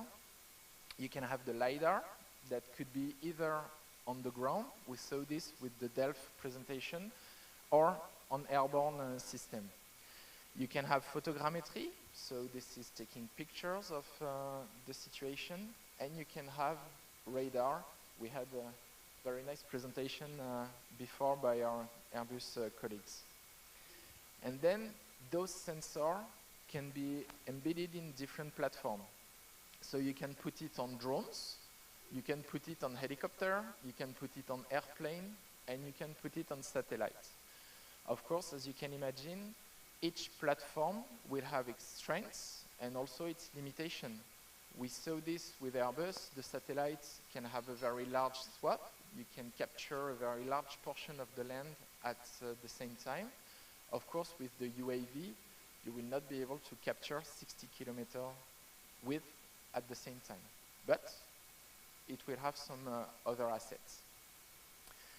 The final choice of the best acquisition technique, of course, will be coordinated with your data originator, and it will be decided depending on the following criteria. So depending on the area, the weather condition, the operating costs, and the final product that is required. If you request, I will give you a strange example, but if you request to have a millimeter precision on all the obstacles of the area, for sure, you will not go for satellite, you will not go for airplane, even not for helicopter.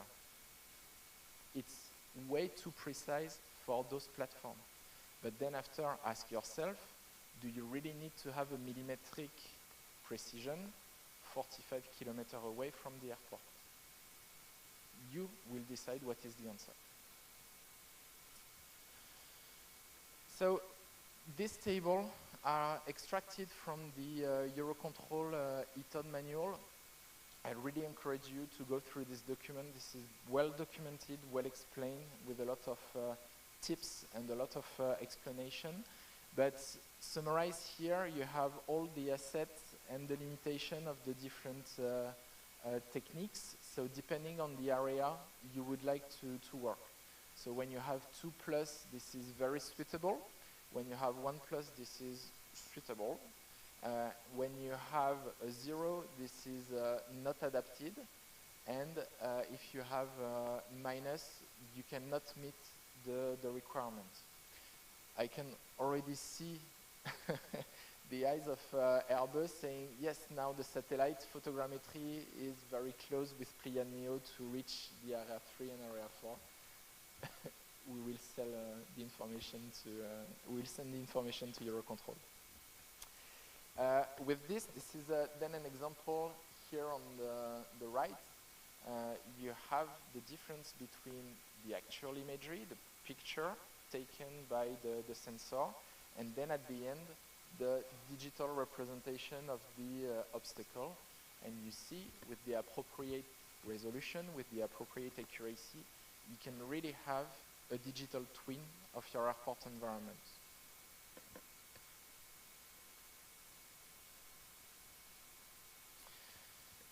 So, some example on the acquisition techniques. So, all the examples that I will show you are based on true projects conducted in the past.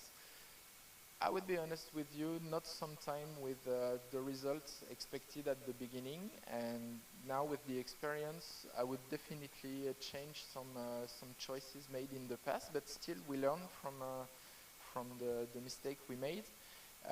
We had an airport that requested us to have an ETOD survey on area 4, 3, 2A, 2B, 2C. So we were limited at 10 kilometers around the airport. And at that time, we asked and we proposed our customer to select the best acquisition technique. And he said, I want drone. I want to use drone to perform my ETOD survey.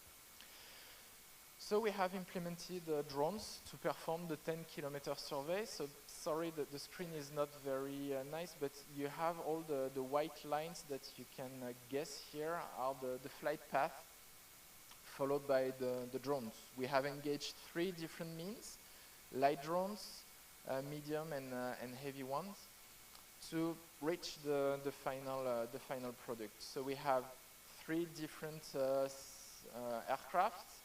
We took 80,000 pictures within the 10 kilometers of the airport, and it generated more than 1 terabyte of raw data. This was a huge amount of information, and it took us 150 flights to capture all the 10-kilometer area. At the end, we succeeded, but it was, let's say, not the best solution now with the feedback. And definitely UAV, at least those kind of UAV, were not adapted to such a wide area. For the airport area, this was perfect, but going above was not the smartest things. We had AIMDB and ETOD dataset delivered, and also with very high resolution terrain and surface model beyond the ETOD requirements, and you will understand why in a couple of minutes. Few words about the coherence and the integrity of the data. This is a very interesting use case because it happened in, let's say, nearly any country in the world. You will perform a survey in 2017, for example. You will perform an update of the survey 5 years later in 2022. And then you will receive 2 data sets, 2 obstacle listings from your data originator. If you don't set up properly the DPS, the letter of agreement, if you don't set up correctly the central database, what will happen? This. Here you see, on this runway, we have a very tall antenna straight on the runway axis. You cannot miss it. As long as you stand on the airport, you see the tower, you know this is the significant obstacle. We had a first geodetic agent saying, okay, this tower is at 212 meter, 0.57 meter, and the location was here. Fine.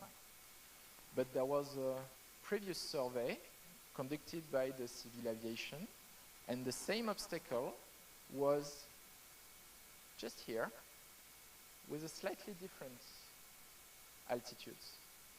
And then on 2022, we had a third survey of this antenna dedicated for OLS, and surprisingly, the obstacle was 2 meters higher, and again with a third location. Why is it not acceptable? Because at the end, you have 3 objects that actually define exactly the same thing. And for example, for procedure design or for airport manager or for anybody that would like to use those data, who's right? Who's the correct one?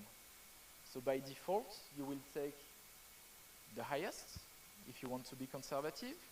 If you want to be optimistic, you will take the most relevant. So we have 2 against 1 here for 212. If you don't know, you will take an average. Well, you will waste a lot of time. If you have a good data product specification, if you have the good, let's say, methodology in place, this would not happen because you will have one identifier. This was highlighted by my colleague Mohamed yesterday. The needs of having a single database is also to have one single identifier for an object. So there is only one antenna, okay, with a bunch of parameters, but there is only one antenna, not 3. You can trust me.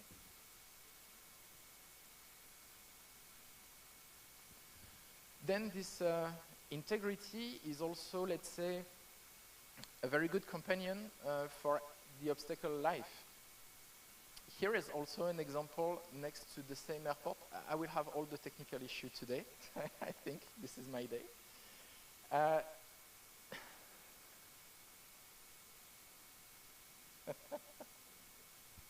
So for those who captured the picture, this was a water tower, okay?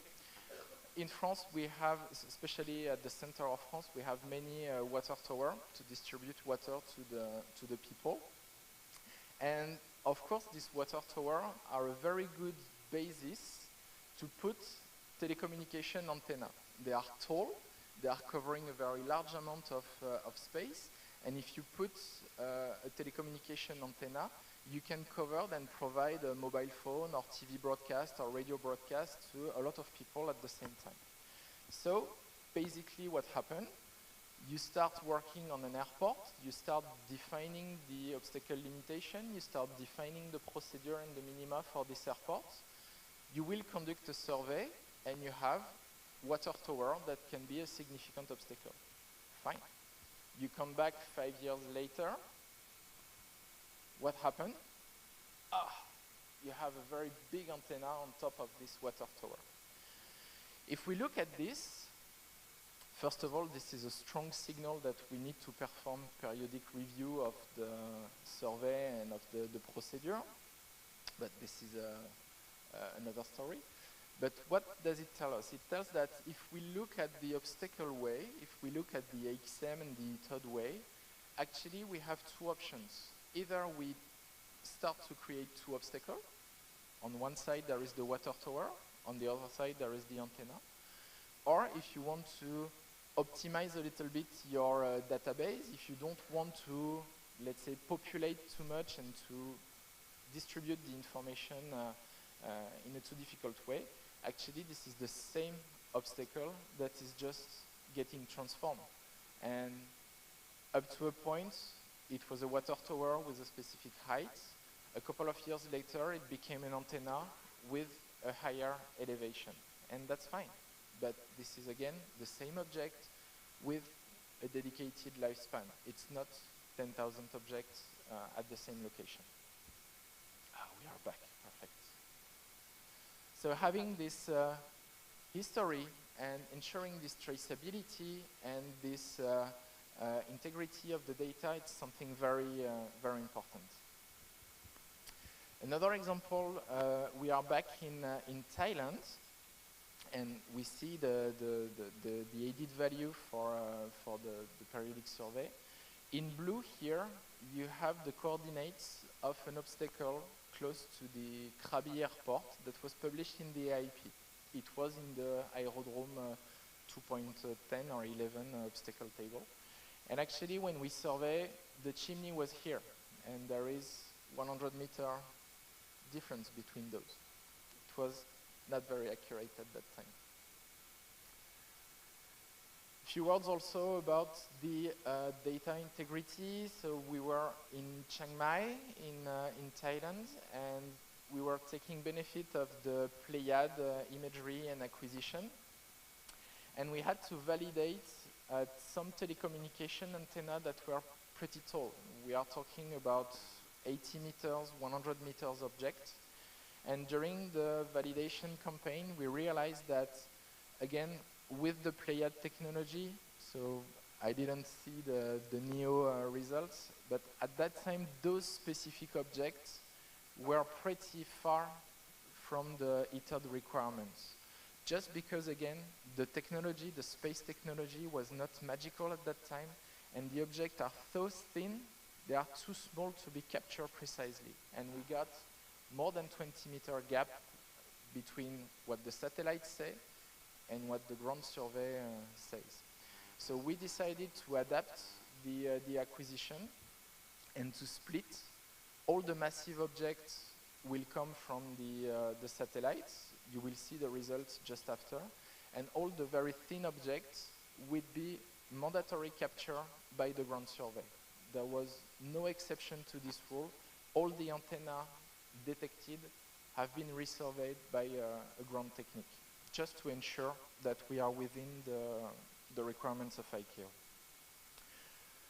Of course, after the strengths and the very good point of the satellite imagery is that as long as the object is massive, is way above the resolution of the picture, you have absolutely no issue regarding the ICAO requirements. This is an example on a building. So we had 3 different measures for this house, 2 for the edges and 1 for the roof. The satellite capture was modeling a full block for the house. And you see here, regarding the point number 2, we have 7-centimeter gap between the satellite and the ground survey. We are way beyond the ICAO requirements. 3 meters required in area 2 against 7 centimeters. No discussion. Airbus already highlight this, but again, I prefer to repeat myself because this is something very important for you at the end for AIS. Keep in mind that some of the metadata are not provided depending on the techniques. Lighting and marking, so maybe this one is pretty old. I think now it's mandatory, no, it is mandatory, sorry, as written here. So lighting and marking are a mandatory attribute.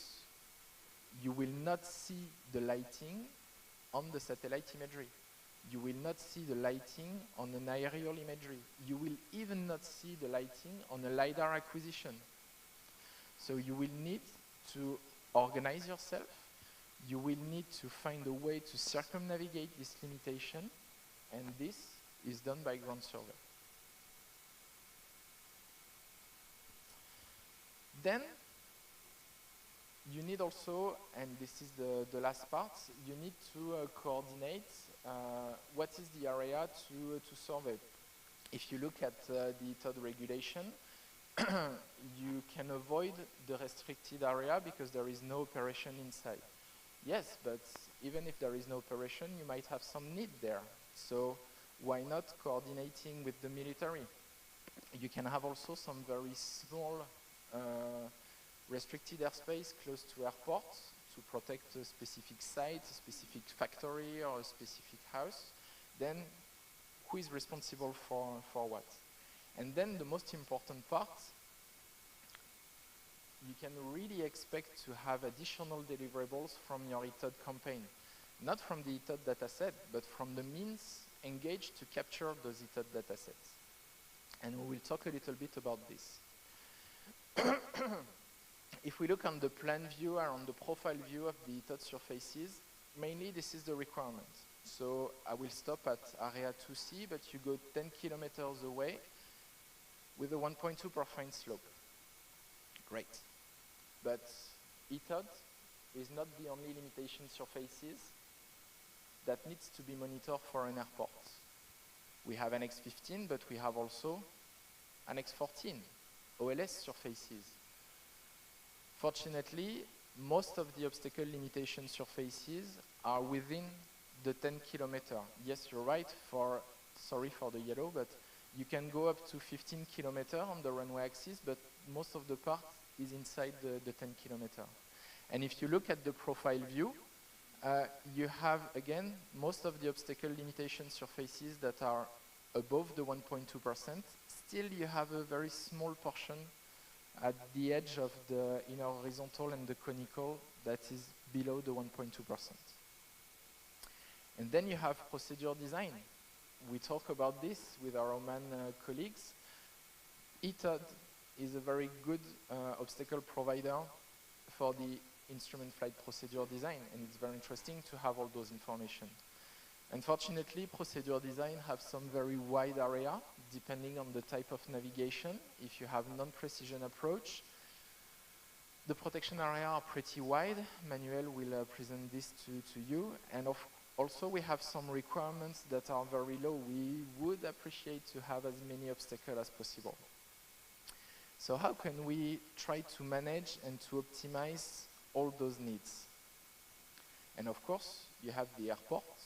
Within the airport fence, airport have its own, let's say, needs for the marking and the taxiway conformity. So let's have a look. And let's have a look based on some real cases. This is the display of a ETOD survey conducted in Costa Rica a couple of years ago. We got 100,000? Yeah, something like this. We got 100,000 obstacles provided by the Civil Aviation Authority. When you have such an amount of objects, you can say, well, you are covered.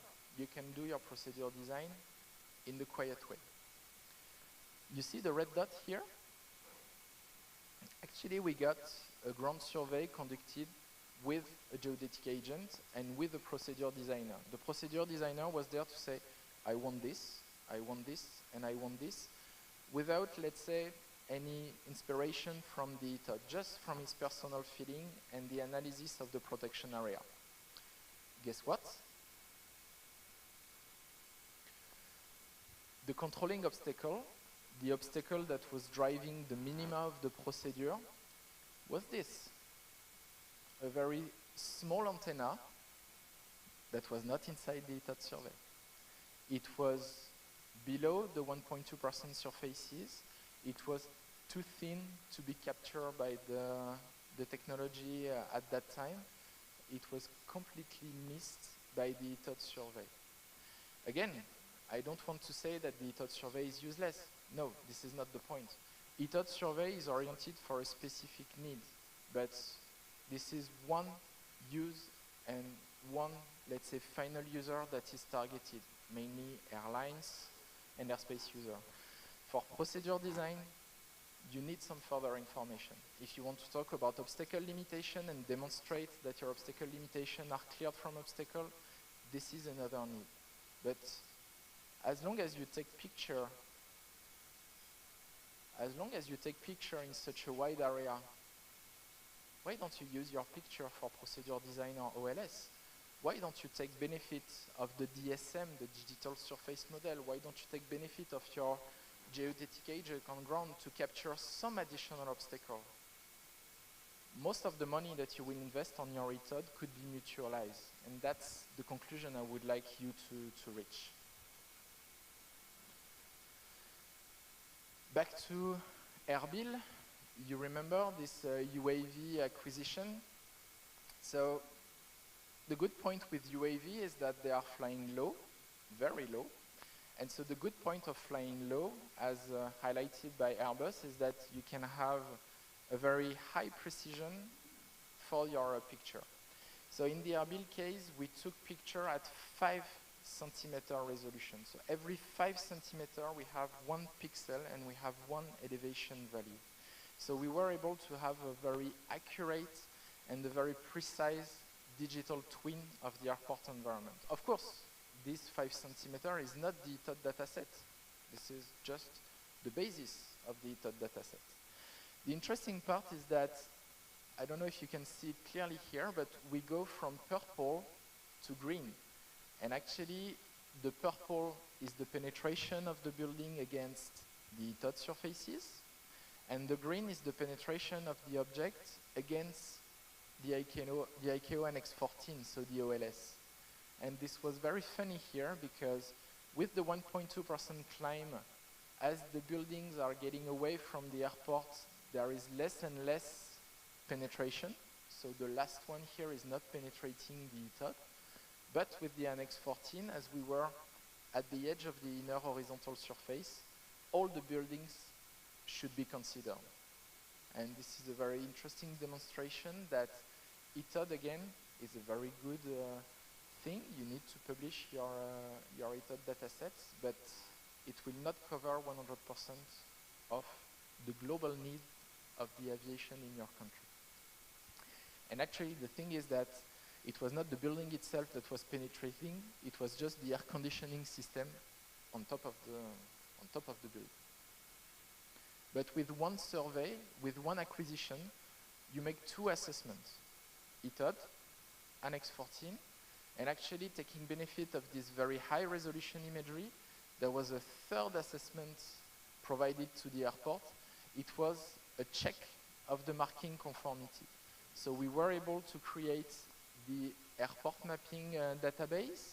We were able to get a digital copy of all the airport infrastructure, and we were able then to make some checks against the ICAO regulation regarding the ICAO conformity. And guess what? We found some issue on the parkings, we found some issue on the runway, not very big issues, but some serious one. For example, 2 parking stands that were not aligned correctly, and with the aircraft margins, 2 aircraft without the good parking configuration could have collided simultaneously. So again, this could have been done in a separated way. The airport could have conducted on one side the marking conformity, on another side the ETOB, and on a third side the OLS. But this would have been having 3 different survey teams engaged on the field, measuring 3 times the same object. In our opinion, this is stupid. This is not cost efficient, and this is not time efficient. So working on this concept of digital twin, having, let's say, the worst case and the best acquisition result, and then generate the side product depending on the regulation you are working on, is much more efficient. Thank you for your attention, and welcome to any questions. Thank you.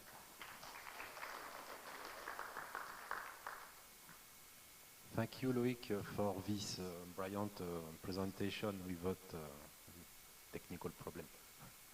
Okay, so let's switch to the question now. Many questions. Oh. But first table person, please. Yeah.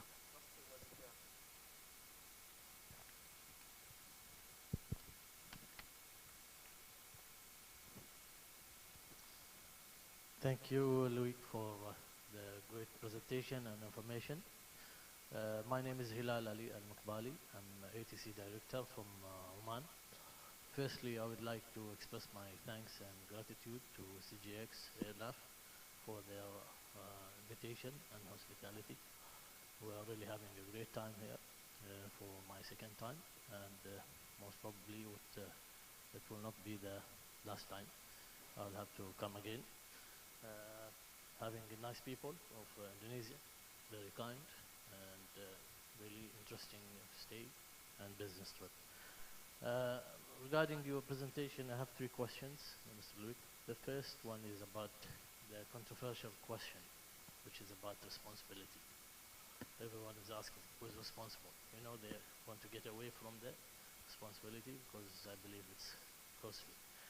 The thing is, from your business orientation, I've seen in your slide that you've mentioned the responsibility for Area 1 is the regulator or CA, and for Area 2 Alpha is ANSP, and for the others for the airport operators. Yeah. Yeah. And with regards to the other ones, Area 2 and 3 and 4, how is it defined? I know it's a regulatory requirement, but as you have maybe done this project with multiple customers and service providers, I believe you have the best practice which is helpful for you to provide a service in an efficient and excellent timeline and framework. Maybe it's good because as we are in the process of having this, we need to know this. Yeah. Thank you very much for this question. Is it possible to... Yeah, thank you very much. So I think you are reacting based on this slide. Again, regarding the Area 1, the basic assumption is that the CA through the AIP is already engaged in the publication of the En route 5.4. So the step from En route 5.4 to Area 1 is ridiculous, I would say. I will give you the example of France.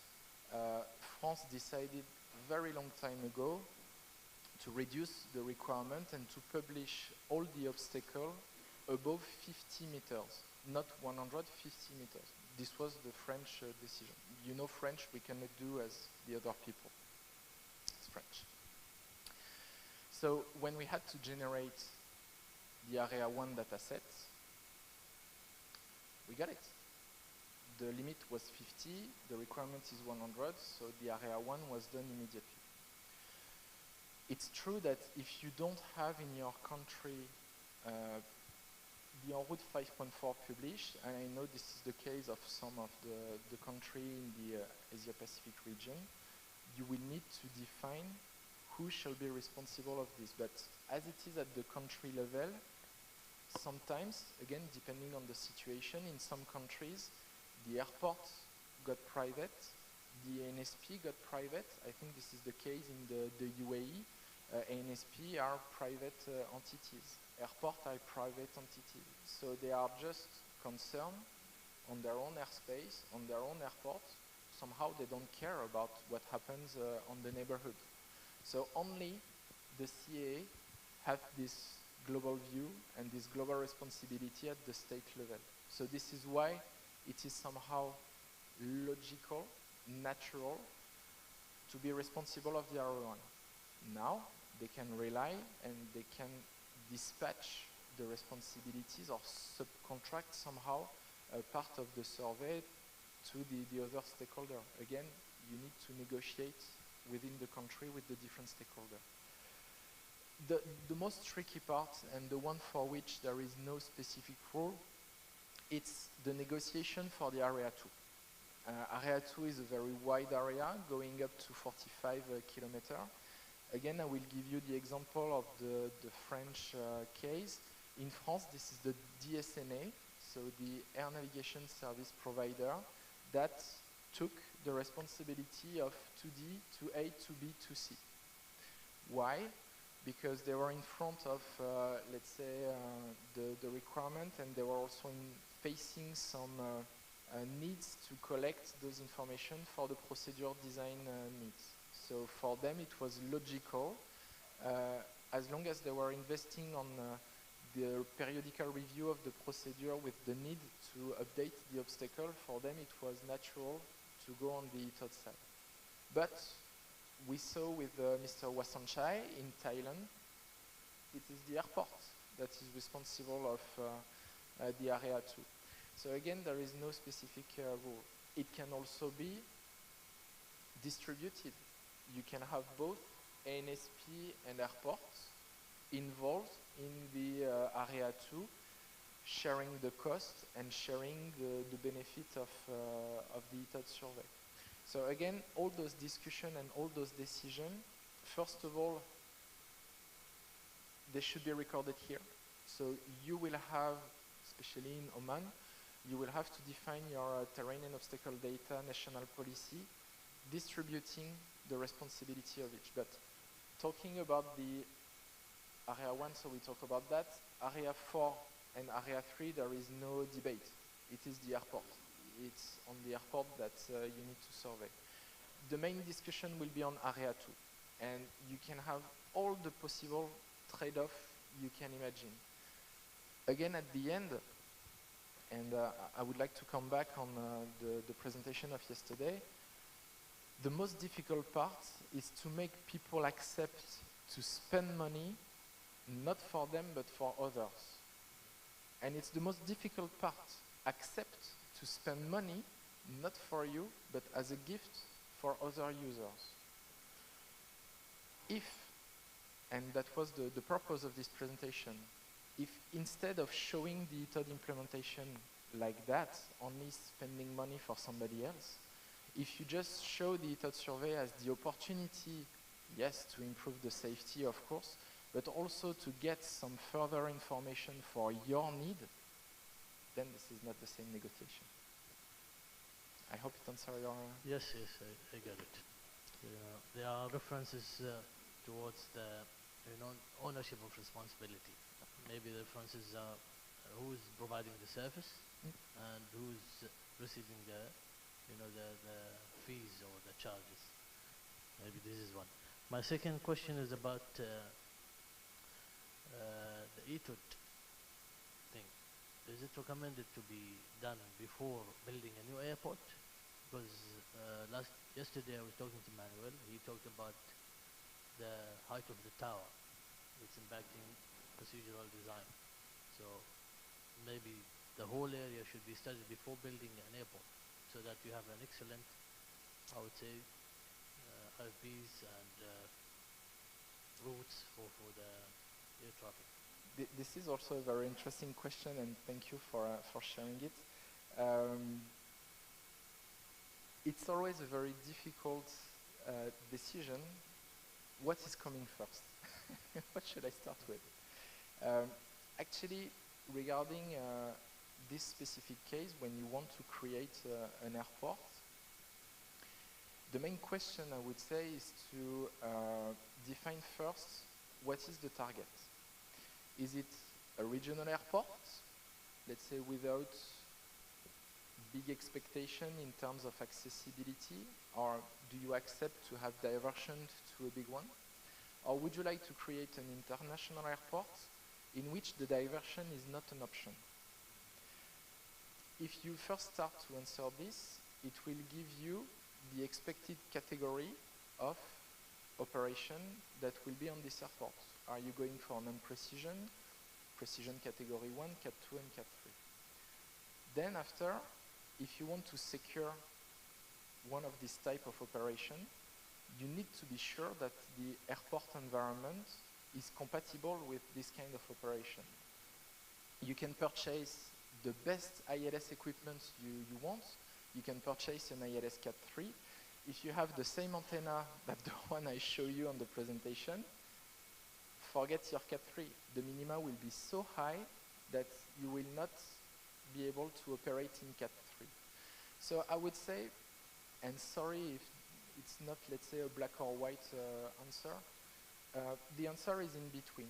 So you should have, let's say, a minimum amount of survey, maybe, for example, area 2A, 2B, which are on the critical runway axis area, to be surveyed in advance, to have a first evaluation of the performance of the procedure, maybe some side objects defined by the procedure designer, and then at the end, when the airport is completed, before, let's say, the start of the operation, then you have a complementary survey with the area 2C, 2D, for the purpose of the performance computation and things that we will see later on. So again, you don't have to do everything at the same time. It depends on the money you can spend on this, on the return on investment you expect, and on your technological capacity. Back to the weather situation, I know in Oman you are pretty lucky about the weather, but on an equatorial area, if you say that within 6 months I will do 100 airports in parallel in the country, this is just crazy. You will not succeed just because the weather will be your strongest enemy. So regarding this case, I would suggest to go a little bit in between, try to make the difference between what is critical for the airport operation and what is, let's say, an advantage for the final use. Loic, may I moderate you? Yeah. Because we have 5 minutes left, and I'm sorry, sir, but we have another question. Maybe you can talk about that during the lunch or finish. It will be better just to... Yes. So, Thank you, Loic. Thank you. Sorry, sir.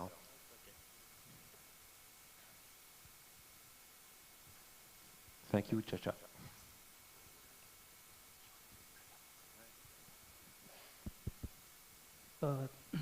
Thank you, Loic, for a nice presentation. What I understand is we need to put the national policy, also the agreement with the stakeholder, and also a data product specification. My question is how do we ensure that our stakeholder, for example, our data originator, you need to provide the ETOT and the IMDb data. And in your best practice, how do you conduct the verification and validation process to ensure that the ETOT and IMDb data to comply with the standard and also with the national regulation, for example? Thank you. You will be there this afternoon, sir? Yes? We will try to answer to that question. We will do our best. We have a 1-hour presentation dedicated to verification and validation. Maybe I will not spoil because this is a manual part, but for sure this is something that should not be underestimated and should not be, let's say, on the data originator side. So it will be on your shoulder to conduct this validation task. Again, to get trust on the data sets you will receive and then be able to publish it. I will not say much. We have less than 3 minutes, so we can maybe take a last question. always active people on the left. This afternoon, the right side, you will have to work too. We will have to wake up you. Go. Test. Thank you. My name is Afyudi from AIS Regional Medan. My question is, what do you think if we have so many airports, but because of the lack of tools and the lack of knowledge about the collect the obstacle data or ETOD, is there any policy or is that possible if we state collection for ETOD or data obstacle is just for international airport? Thank you. Thank you. Again, this is a very common question. You have some requirements on the ICAO document on which airport, let's say, should be put in priority regarding the ETOD survey. Of course, the international one are on the top of the list. Now, let's say, going a little bit step backwards.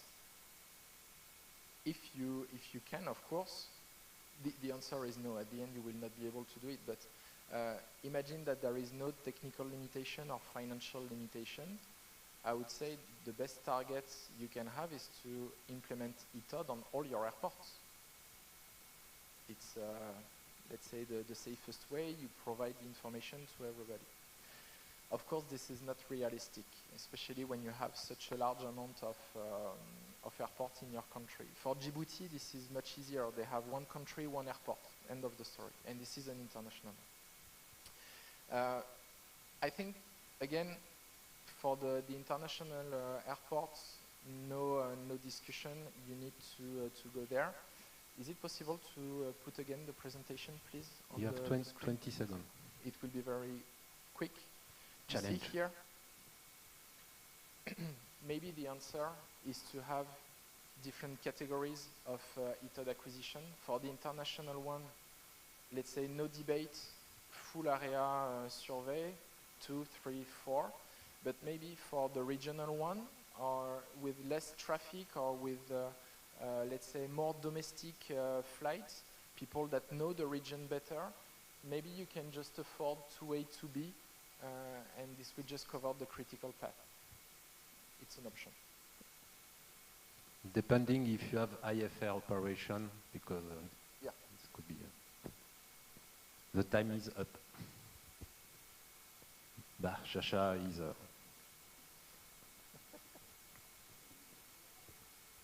Thank you very much, ladies and gentlemen. Can we please give a big round of applause for all the speakers? Thank you very much, Mr. Louis Zirut, Mr. Lip Hongte, and also Mr. Emmanuel Gabalia. Thank you very much for sharing with us today. You may return to your seat.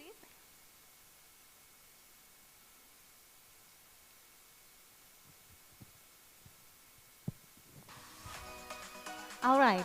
What a lively discussion. Thank you very much. And can we please give a big round of applause for all of us for facing a half day of second workshop today. All right, ladies and gentlemen, I think after this we have a lunch break, and the lunch will be provided on the same location, which is the hotel restaurant, as we did the same place as we did yesterday. So we're going to be back here at 13:30. So please be on time before 13:30. And as usual, the committee will ring the angklung for you before our time is end. So please enjoy the lunch, and I hope you enjoy the lunch. The food will fit your taste bud. Thank you very much, and I will see you again at 13:30. Thank you very much.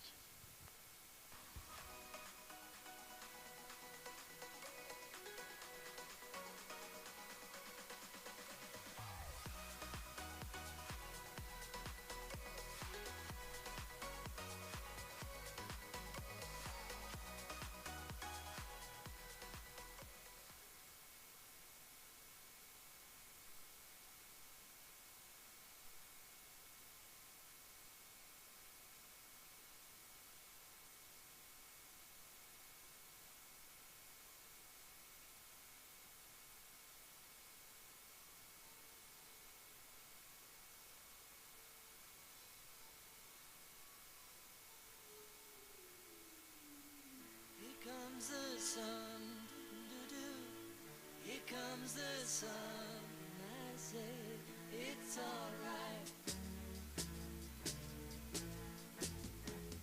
Little darling,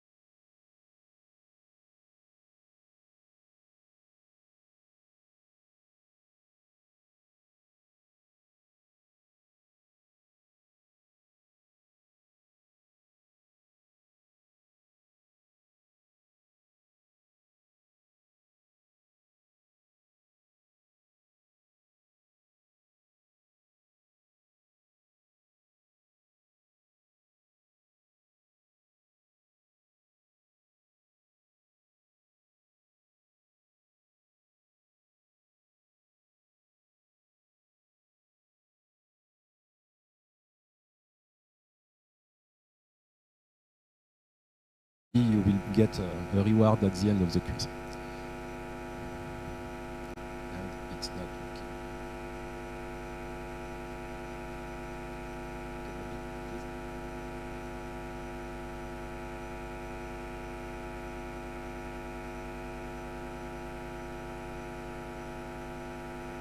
Today is not a good day for us. Okay.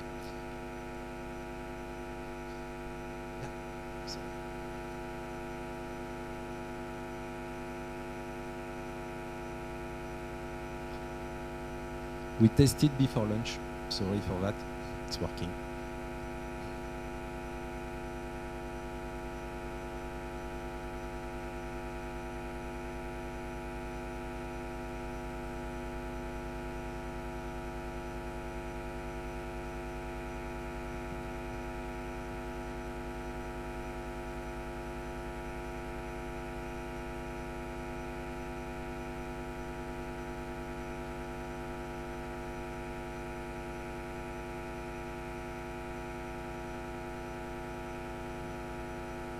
My turn to dance? After lunch? Seriously? More seriously.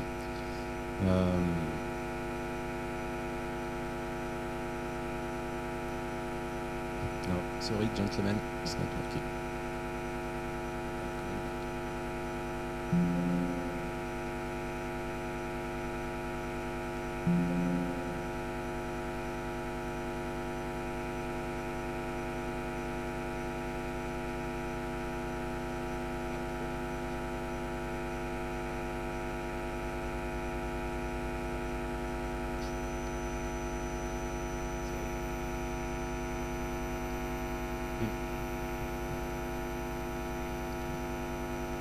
Okay, so waiting that the picture will come back. This afternoon we will see an actor, an ETOD actor, and I think it's somewhere the missing part of the puzzle you have in your mind. We may see it a little bit appearing there, it's coming back.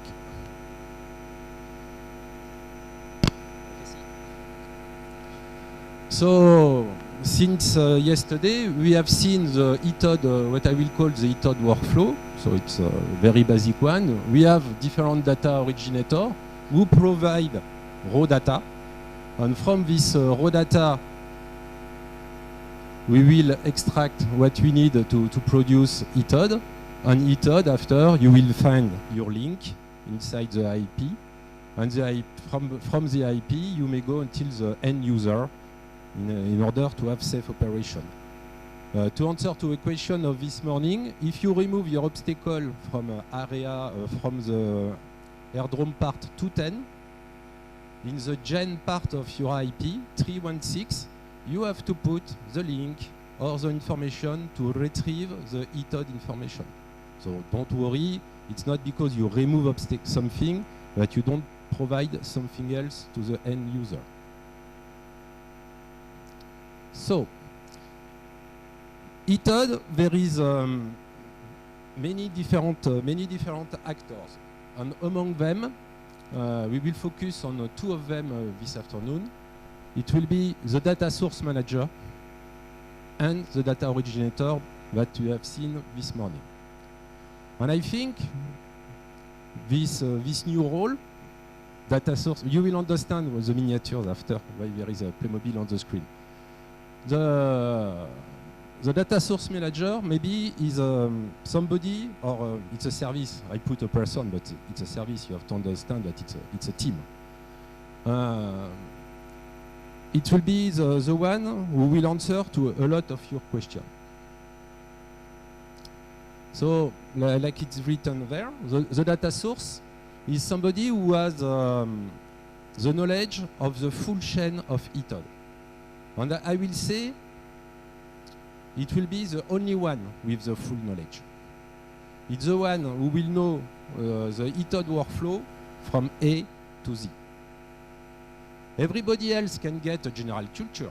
That's why you are there. It's like an awareness day. At least everybody here during 1 week, 1,000 times ETOD, 1,000 times area 1, 1,000 times area 2. So if somebody talk about that to you, you are aware. You know at least roughly what it is. After, depending of your different job, you will focus on a part of ETOD, and you will don't care about another part of ETOD because it's for another end user. But data source, these people, they need to know all the ETOD workflow. This means he has to know, or they have to know, all the reference library that we have seen on Monday.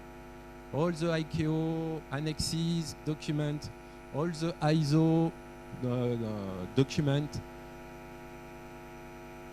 They have to be the one who will push the state to make some working group, and who will be in charge of the main part of the ETOD documentation as well. So this means that for people who work a little bit on RNP, before that RNP was implemented in your state, if you remember well, you get a PBN roadmap. Each country, ICAO asks to each country to establish a PBN roadmap. So, like it was said before, for ETOD, it's the same business. You have to establish at your country level an ETOD roadmap. You have to aware people that you will implement ETOD in your country. And you have to highlight the different way that you want to do it. Because your airlines have performance engineers are keen with ETOD data, but if you aware them at the beginning, it will be the format we will provide you the information. Like that, they can acquire software according to the final format. And once again, like said Loic, you have to choose a format that suits to you. It's not the data originator who fix the rule. It's not them. It's not up to them. Okay? We'll see that in the data product specification.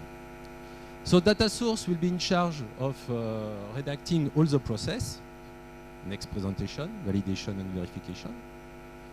And he will proceed to the diffusion of ETOD to the IES for the IP. Could be in charge of the maintenance as well. So we touched a little bit that this morning. And even if you can write a data product specification that will cover the majority of your airports, all countries have specific case, especially in Asia, a lot of airports with volcano on the runway axis, somewhere else. So sometimes you have to, for this particular case, you have to edit a particular data product specification. So like I said, it's an actor with the full knowledge of the ETOD workflow. So he knows the areas that we have seen a lot of time. The second little table deals with attributes. So there is different attributes for obstacle and different attributes for terrain. So I'm sorry, no, they are not there anymore, but I'm sorry for ADS, but for ETOD, we really need to talk in obstacle and in terrain. Maybe later we will merge everything in one data set, but for the time being, it's really two different processes. Obstacle on one way and terrain in another one. Data source need to know what is behind the geometry of the obstacle, what is why we have point, why we have line, why we have polygon, and what is the rule to define this geometry, because it will be written inside the data product specification. Once again, it's not up to data originator. Below you may see the documentation, so we talk a lot about PANTS-IM, the data catalog, the Excel file provided by ICAO, and like said Loic this morning, the Eurocontrol, it's not a rule, it's a guidance material, but it's very complete. The last version is from 2021, it's for free, and it's full of good tips, so why to not use it? So that's the origin of the Playmobil, because in fact, among the competency of the data source, they have to increase the knowledge of the different actors to increase the knowledge, the ETOD knowledge. So after, you have to find the different way to manage it. For this picture, this spatial engineer, they know nothing about aeronautics. They are super good with satellite, far more better than me, but they don't know what is a clear way, they don't know what is a runway, they don't know. So we have to teach them, to show them the area to A, the area to B, and so on. And the small Playmobiles were there to miniatures. They were there to play different roles of the different actors of ETOD. So when you establish your ETOD roadmap, you may get different awareness day. Let's say it's one day big meeting. I let you read the different representatives that may come to these meetings. And what could be interesting for the data source is to try to identify the interesting people inside the different body, to try to isolate focal points, people who ask the good question, people who get interest in the process. So like that, you can get like a representative panel of the different actors in your country. It's a little bit like for us procedure designer, when we have a procedure in an airport and we take all the users. Some pilots are very keen of information, performance engineer always.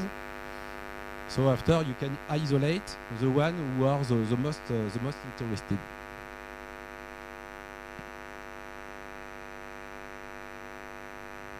At the country level, still the same. You have the state need to establish an ETOD working group. So it will be a group once again with the same actors. That's why I'm talking about interested people. And these different actors have their word to say in the ETOD process. So if in your country there is a strong military activity, you may have to deal with military IS, military procedure designer. For sure, airdrome operators, and if you have some people in charge of the high clearance organization as well. So it will be my only slide about the data product specification, but after we will see this word in nearly every slide. So, data source is the key actor of ETOD. Data product specification, after the ICAO documentation, of course, it's the key document. Just to give you an example, in CGX, when we were launched on the ETOD first project in Thailand, we have to help to the redaction to the data product specification. How many people were involved in the redaction? Do you believe it's a document that can be redacted by only one people? Of course not. So just in CGX, we were 11 different specialists to redact this document. In between, now, if you open the Eurocontrol guidance material, the last one, now they provide a template of DPS. So Eurocontrol has done 75% of the job. So after, you just, I put in bracket because it's not that simple, but you just have to adapt it to your country. So an example of DPS. For example, obstacle. In the DPS, in the data product specification, you fix the accuracy, the resolution. So the lower value that you may put, of course, it's the one edited by ICAO. If you want, you may change it, but you cannot go higher. Okay? So in red, you may see the accuracy, because everybody focuses on accuracy. It's very important, but it's not the only element of ETOD. And after, you may see that there is rule for geometry. You see that it's a point. If the obstacle is wider than 10 meters, it should be a line. And if the width is, if it's a square of minimum of 10 times 10, it must be a polygon. So that's, it's not an ICAO rule. That's a proposition from Eurocontrol to take 2 times the accuracy for the threshold of the geometry. So that fits the rule of the data originator. And here, since the beginning I'm talking, you see I don't speak in terms of satellite, in terms of LiDAR, topographer. It's not my point. What I said is to get obstacle with an accuracy of 5 meters, and if there are more than 10, it should be a line. Okay? After, it's up to each data originator to prove that they can satisfy this DPS. If they cannot satisfy the specification, they don't need to go in the ETOD business. They cannot satisfy the need. So after, we have the same rule for the vertical, and everything is defined in the DPS. The vertical reference, the calendar you want to use. For a European, it's always surprising, but it was in Thailand. Thailand, they don't use the same calendar than us. So they are in 2,500 something. So somewhere it should be written, the data should be referenced to this value and so on and so on. From the data product specification, Loic addressed already this morning, we will establish letter of agreement, LOA. It could be LOA, MOU, or service. There is another acronym, but the principle will be the same. In fact, you need your data product specification to establish your LOA. It's the base of your LOA. It's a master document. Once you have that, you can say, like we have seen this morning, at a state level, area 1 will be covered by these services. For example, the civil aviation at the state level. Okay. And for area 1, you have a chapter. We want this accuracy. We want. And after, it's up to each country to provide a bid for this action, or if they have their own topographer service to handle this situation. But for area 1, I think it would be better to outsource the job. Then data source will provide a validation and verification process. And we'll see that later. So don't fall asleep now, just wait a little bit. So, from the raw data source will be the one in charge of the validation verification. Once the job is done, he may if, according to the DPS, for example, he has to provide an AXM 5.1 or the next format coming, he follows the data product specification and he provides the data to the AES services. I put IIP, but it would be better to put AES. He cannot directly provide the information to the IP, of course. And here you may see an XML viewer. You may see a data coming from AXM 5.1 at the end of the process. So you see clearly that here we are in Thailand, in Shanghai, here. And we are dealing with, it's so clear that I'm lost.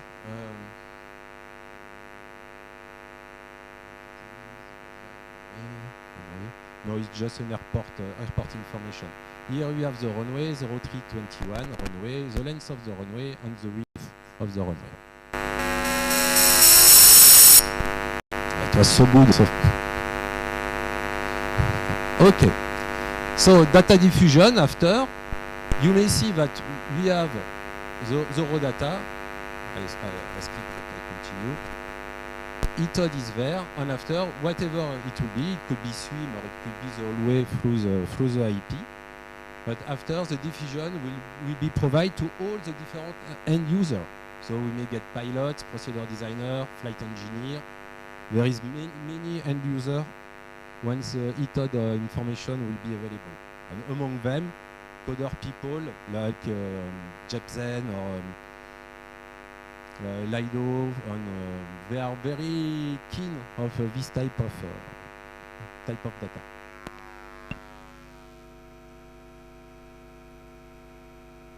Data source will be in charge of the maintenance as well. We have seen that with Loic this morning, but data source may get in a field of competency the maintenance of the obstacle. And like you have maintenance of the terrain, but on terrain there is less change. except very particular case. Once you get your terrain data, normally you're happy with it, except that technology is going fast. So when I begin procedure design, we have 90 meters cells at the beginning. At the beginning, we have paper map. We don't have DTM. We get the DTM, 90 meters. After, 30 meters. So and now it's going to 10 meters. So it's going smaller and smaller. But once again, we need that when we are close from the runway. We don't need that if you have to deal with en route trajectory. But when we need it, it's super useful. So here, you see what is inside the head of the data source. That's why for her it's a dream. I put unicorn. I try to put her. Because data source for her, for the data source, there is an ideal process. In an ideal process, the data originator, so I'm sorry, they look like bad guys, because I have a limited source of miniatures. So I have these two left, and like data originator can be tough guy, I put tough guy. So, well, that's it. So in the mind, more seriously, in the mind of the data source, the data originator has to be capable to read the data product specification, and that point is very important. We don't ask to the data originator to be capable to produce AXM 5.1. It's not their job. It's not their job. They could be if they are super good, but basically it's not their job. So we will not require that. But we need them to understand that if they don't satisfy what is inside the DPS, their job will be rejected. He will not go to the next step. What Loic has shown to us with the 3 antennas at the same place, if you have that, it's garbage. We cannot use that. Of course, they will analyze the letter of agreement, the LOA, because it's a contract. Contract equal money. Equal money, very important. So people will take care about that. But in the LOE, there is extract from the DPS, reminding the key point and the rule to be rejected if the job is not satisfying. Of course, in the process there is a data collection, the quality check needed at the data originator level, because there is many quality check, and it's possible to have some feedback to get an improvement of your system. That is the dream, the ideal process. Unfortunately, in the real life, in the head of the data originator, it's data collection. If you talk with people who provide LiDAR, they focus on the data collection. They show you picture, 3D, very nice, millimeter level and so on. But me, I need accuracy of 5 meters and 3 meters vertically. Of course, if it's lower, it's better. But for which price? Is it a price satisfying if I need to cover 10 airports or more airports? So here, you have the data source will be there to qualify the need at the data originator and to avoid this fact. Because some data originator made a very good job. Huh? Don't take my word twisted. Huh? We work with some data originator. We have a perfect job and it was nearly nothing to say. But some of them, unfortunately, they focus on the millimeter and they miss the target. Well, we will talk about target later. So we see that picture a lot of time, of course. If you don't respect the process, at the end it's go to the trash. And like Mr. Takata said yesterday, boss will not be happy. So here, that's a successful result. Here, in fact, the data originator follows the rule, follows the data product specification. And the end user, when he clicks on the building, the gray one in the middle here, he gets many information. So this means that thanks to all these attributes that we have seen But that time it's not the ICAO rule, it's really attribute, fulfilled. There is value. So I can, if I click on the corner of a building, I'm capable to get, depending of the case, depending of the rule, but I can get the altitude of each corner. That could be sometimes too much, depending where you are from your airport. Sometimes you can take the apex, the maximum of the building, you report at all the corners, it's largely enough, okay? But once again, that it's fixed in the rule.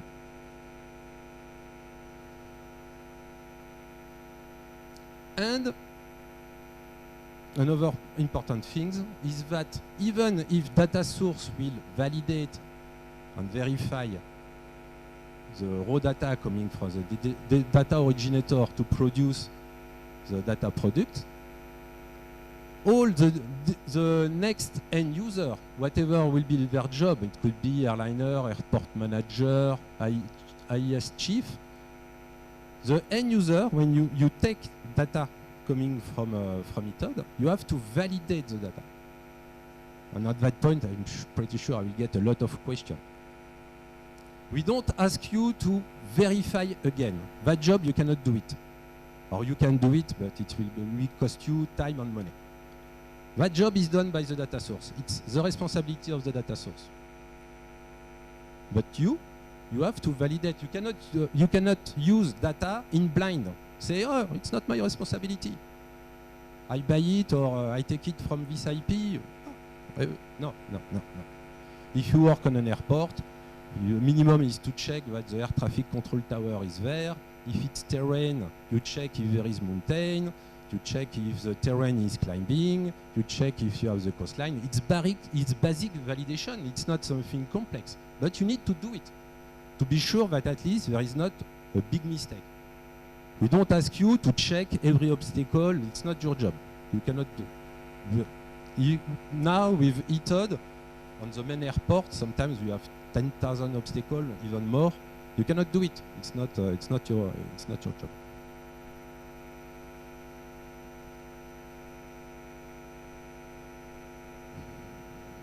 So to help you, I said you may make a validation from benchmark, and you may use metadata as well.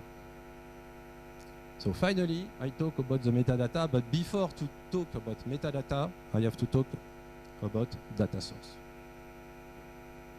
So here, we see our data originators, so it could be one or different one, and they provide the data set. Data set, it's the data by itself, the raw data, and on the right, we have the metadata. So metadata, it's very simple. Huh? Everybody talk about metadata. It's who do what, how, and when. It's clearly written. So this means that when you click on a building, you know who measure it, how he measure it, when he measure it, and how. Do you use a topographer, satellite, whatever, and it's inside the data. So that's why, I'm sorry about that, but that's why it separates terrain from obstacle, because terrain is one, obstacle, they are 1,000. And sometimes, thank you. And sometimes, procedure designer or other actor, I always take performance engineer, but procedure designer or performance engineer, we focus only on one obstacle. And it's that one we want to understand and to be sure, because it's a critical one, which affects the procedure or which affects the takeoff performance. We have to be sure that this obstacle is really what we expect it could be. Especially, for example, air traffic tower. So metadata, they are supposed to be readable, human readable. So normally, metadata, you can read it. But me, I'm not a geek. I have no big ear like that, but but here, it's a little bit boring. But we are in 2023 now, and in 2023, you may find XML viewer for free. You take your metadata, drag, drop, poof, and you can read. And as everybody may see, don't do that. As you may see, here we know who measure, which airport, area of coverage, acquisition method, date and timestamp. It's readable. Okay, it's not. Sometimes we show you complicated process, complicated things, and we will see that after on. It's not vast, so complicated. If it was complicated, maybe I will not achieve it, but no, it's something that is really doable. And after, you have metadata for the dataset of obstacle or the different dataset of obstacles, because you can get many according to the different area of your airport. And for your terrain dataset, it's same. You may get metadata, and this metadata, you may see, for example, for the terrain, we have vertical accuracy, but for all the DTM. Because when you have a survey, an obstacle survey, you can get a vertical accuracy for each obstacle. Why is it so important? It's because when you have a critical obstacle at a critical location, and like said Loic, sometimes it's on the runway center line, not lucky. But if you take the value provided by the data originator, you add the vertical accuracy. I said the software you use, software in 2023 are supposed to add now the vertical accuracy on the obstacle value. You are safe.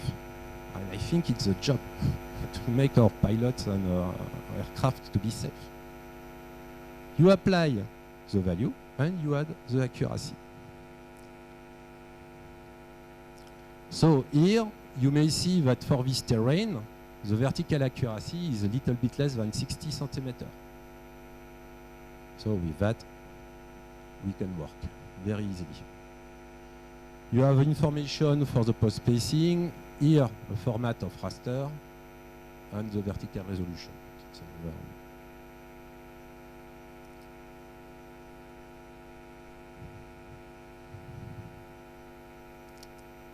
So here we have an example. It's exactly what I said. 3 meters required of accuracy and 60 centimeters in the metadata. So it's very good. Like I said during the lunch to some of you, if you ask 3 meters and data originator provide you something with 2.5 meters, it's good. But it's begin to be limited. If it's maybe the next time this data originator will not be qualified for the same job. Once again, data source, it's his job. If you need to blacklist it or to say to people, you have to improve this point.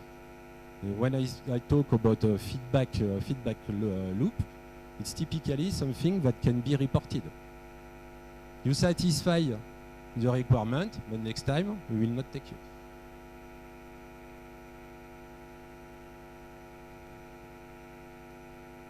During the redaction of the DPS, Eurocontrol target many ISO. So I'm not specialist of ISO, but some people in CGX were.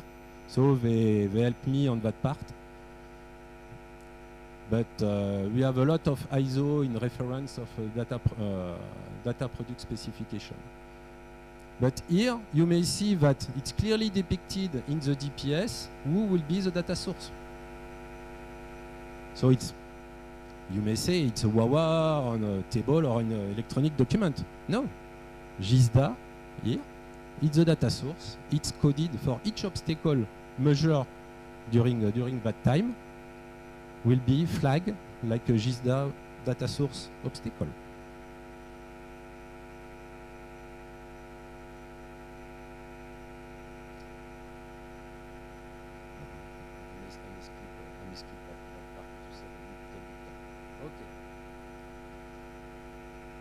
So, to change a little bit, before your question, I hope we'll get time, but I have many time. We have, before to jump to your question, we go to a quiz as long as it's fresh in your mind.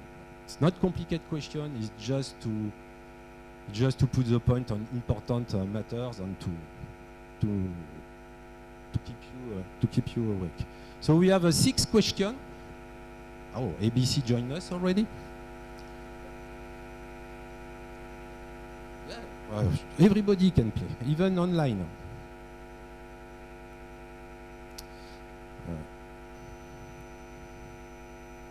So me, I'm not playing, but I need to join to see how many people to see how many people answer.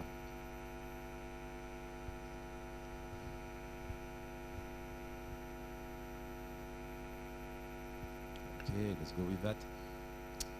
Okay, so 6 questions, not complicated. And every time you have only 1 answer. Okay, and after we have wow, it's impressive.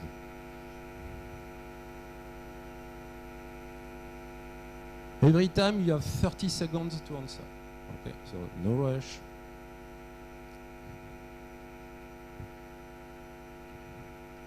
We will get trouble if we have a different winner. And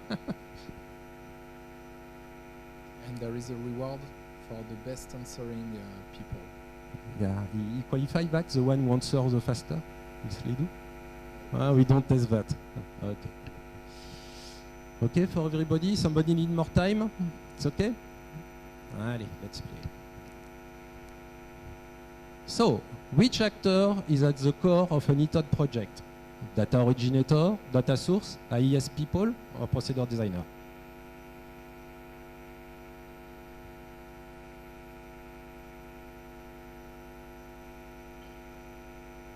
Wow, 20% in 15 seconds.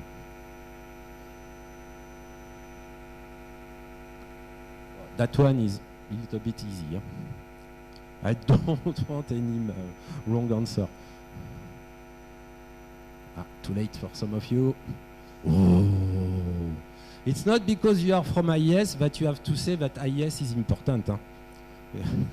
It was a question dedicated to ETOD. No. At the core of the ETOD project, it's data source. Okay? There is one data source. Maybe in Indonesia you may get several data sources, not one by island because 17,000 data sources, it will be a little bit too much. But data originator, if some of you begin to project themselves in the next step, what will be my responsibility? It will be my job really. But if play like a role play game, okay, I'm the data source. I will get many data originators. Take them like people who try to be your customer. Okay? It will be data source who will be the chief of the process. With the authorization of higher authority, of course. But data source will be the one who will manage the ETOD project. I convince only a third of the room, but I'm happy. I'm good with that. So DPS mean document potentially significant or data product specification? Told you it was easy question. Huh?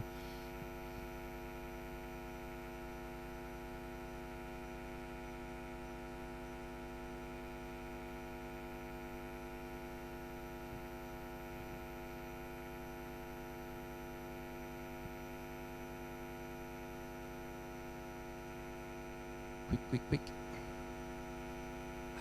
Nearly 100%. Okay. Of course, seriously. But I think it's people online maybe who make some joke, or maybe one of our competitors. Okay, of course it's data product specification. Area 2, lateral accuracy is 5 meters requested. If the data set provided by the data originator is provided with 4.99 meters of accuracy. Obstacle data are very good, be rejected, or are bad and rejected. Sorry, the option is close to be rejected.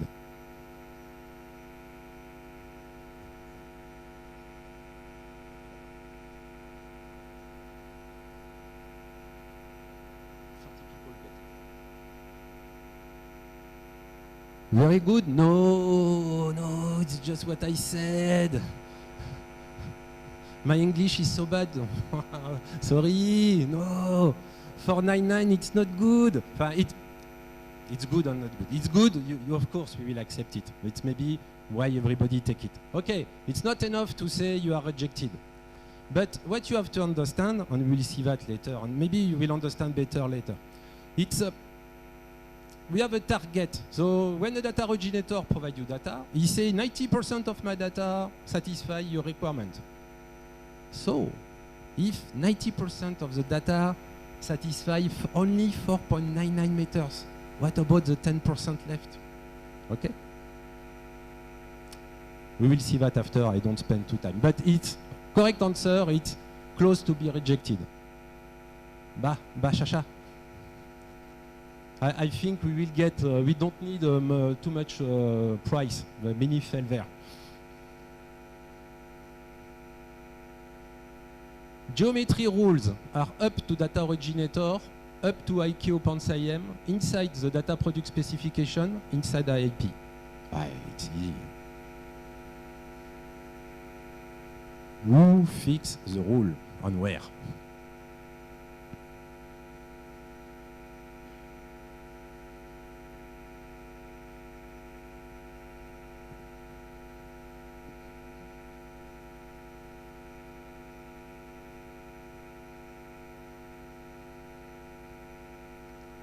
Oh my God.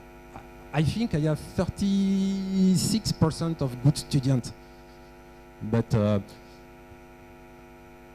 IKO said you have to fix geometry rule. You have to apply line, polygons, and point. And it's very important. We will see example later about that. But the real rule, the threshold of geometry is at which value the data originator is inside specification. Okay. It's a rule for your data originator. When he will be faced to a building, a tall one, he will not ask him any question. It's so tall. Okay, it's a surface, no problem. But if you are to face, for example, localizer building or glide path building, it's easy to take. So if he has no clear rule, maybe he will take just 1 point. But sometimes the corner of a building is interesting, not the apex. Okay? So no, you find the rule inside the data product specification.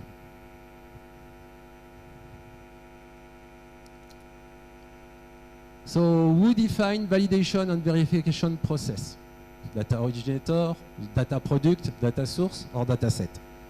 That one, there is two answers that are not people. So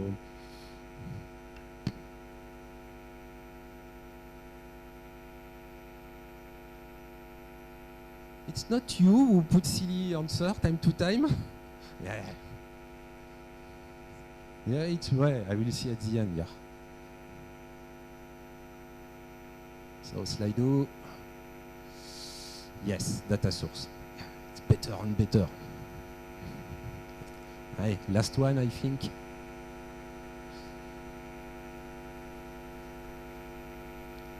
What arrived to data set not satisfying data product specification is rejected, is accepted, or it's open to negotiation.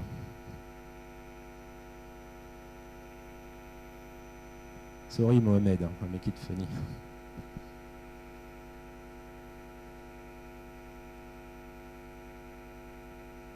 Maybe the answer may differ according to the countries. I say that, I say nothing.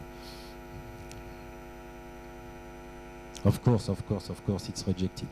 20% of comics. Okay. So I think we'll get the podium now. No, not automatic. So the winner. Oh, Pakasim. No, everybody will say he has already the question before the quiz. But congrats.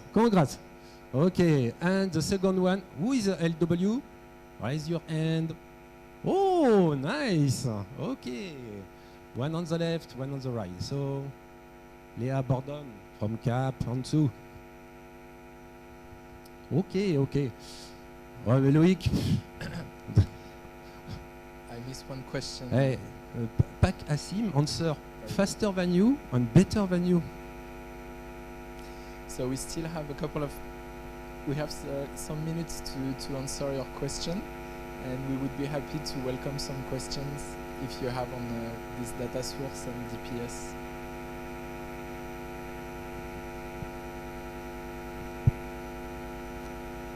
Take care, I have more question after. It's no more a quiz, but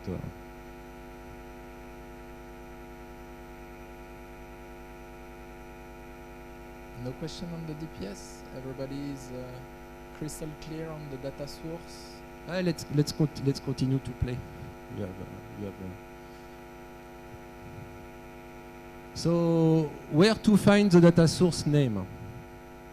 In DP, there is no chocolate. No, don't fight. It's finished. In data product specification, in data themselves, or on a civil aviation website. You may get several answers now. It's more complicated.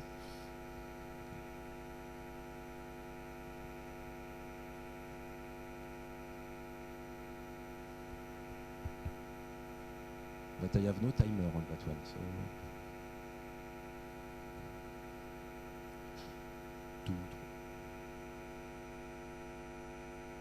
It's okay for everybody? 25 answer. Okay, let's go with 20. Oh, 28. I wait a little bit.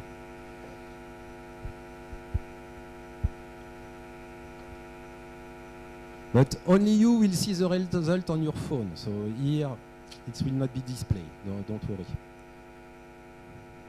Okay, so still people answering. Oh my God. No, it's showing the good answer. So of course, you know the name of the data source in the DPS. We have seen a slide about that, and on the data themselves. We will see that for the next one. Which maintenance rate? So let's say for obstacle is relevant. 1 year, 3 years, 5 years, and according to local situation. So it could be 2, 3, or only one good answer. That one we address a lot already, so I think it's not a big business.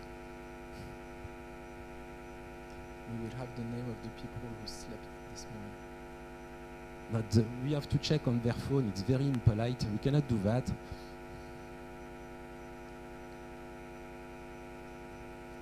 Oh, 45, sorry, I'm late. So of course, like said Loic this morning, it's according to the local situation, and if not, the latest is 5 years. And what is best, of course, is before a procedure design maintenance, you perform your data collection. Like that, your procedure designer gets fresh terrain and fresh obstacles. Oh, still people, they change their vote. I don't know we can do that. Okay, thank you very much. And it will be the same speaker moderator just after. So if ever you have a question, feel free to ask it even at the end of the next one. So the time is up. Thank you, Manuel. And MC, I will get a word for you. Thank you very much, Mr. Luik. Big applause for Mr. Manuel Rabalia. Thank you very much. We will get back to you later after this session. So, ladies and gentlemen, we will have 15 minutes coffee break. Yeah, I think most of you still full, but yeah, we have coffee break on the front, on the foyer area. And don't forget about the angklung sign. Please remember, yeah, when the angklung is ringing, it's time for you to get back to your table, and we're going to continue to the next session, which will be quality assurance, verification, validation, and integrity monitoring techniques with Mr. Manuel Rabalia one more time. So enjoy the coffee break, and I'll see you in 15 minutes. Thank you very much, ladies and gentlemen.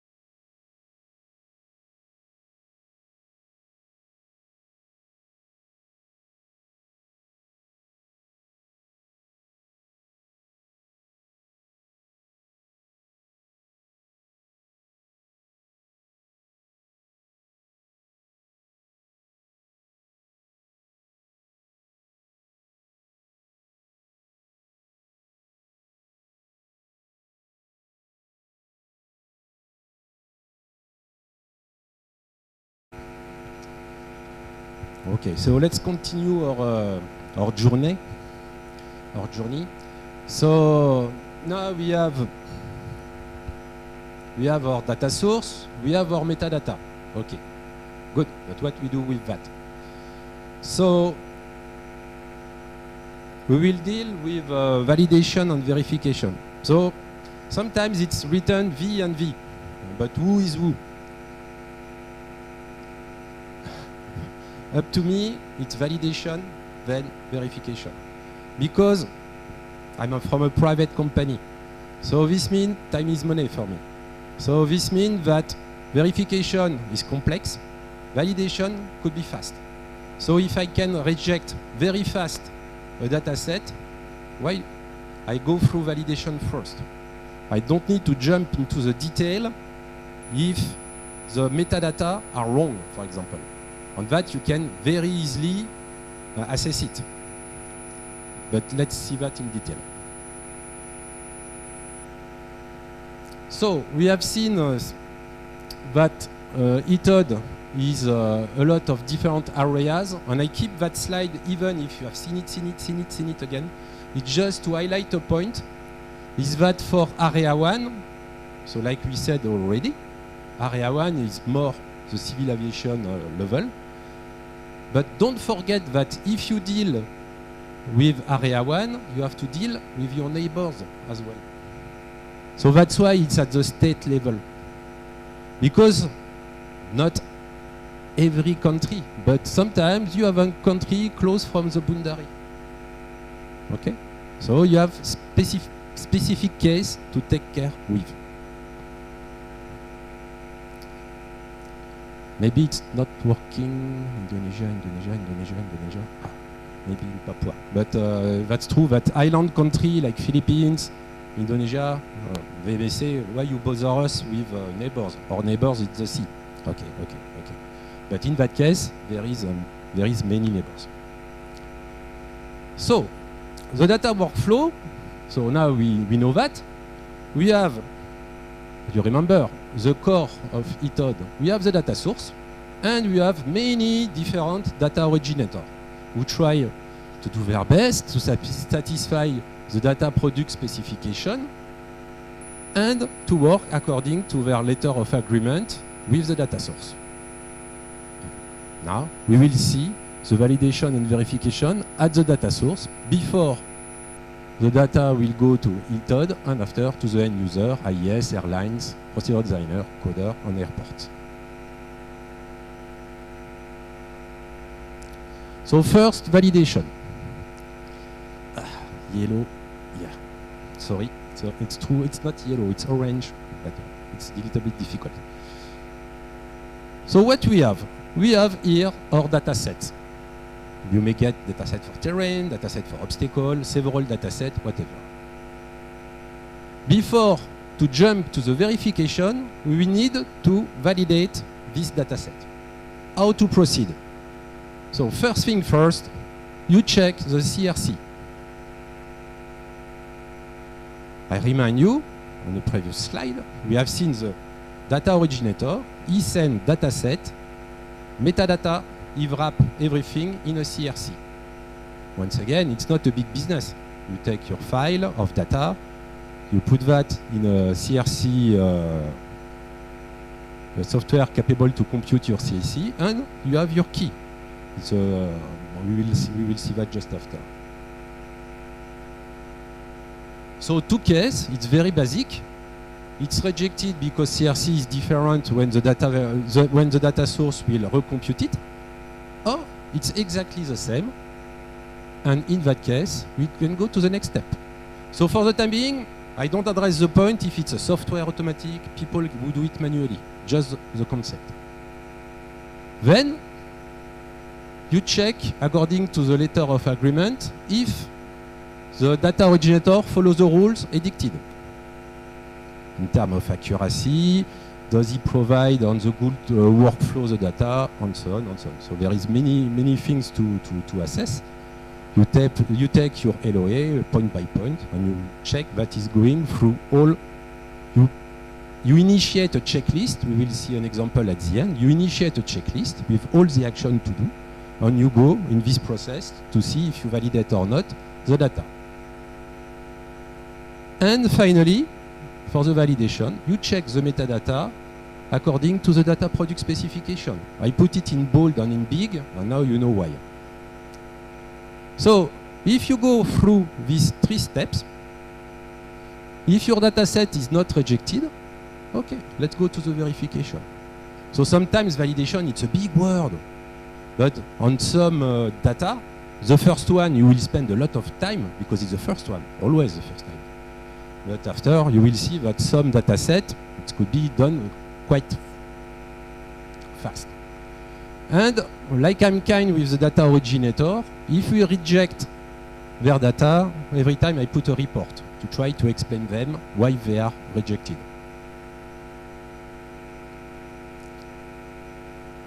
And you may see that my obstacles are in blue, my terrain is green, and each one may get different process. We have seen that the metadata are not exactly the same and so on. So that's why every time it's separated. So before to jump in the validation, you may need some software. So I put download, but you may have existing software. Well, some of them are quite obvious, so I don't skip them. But what could be good is to get, don't do that, it's to get a GIS viewer, for example.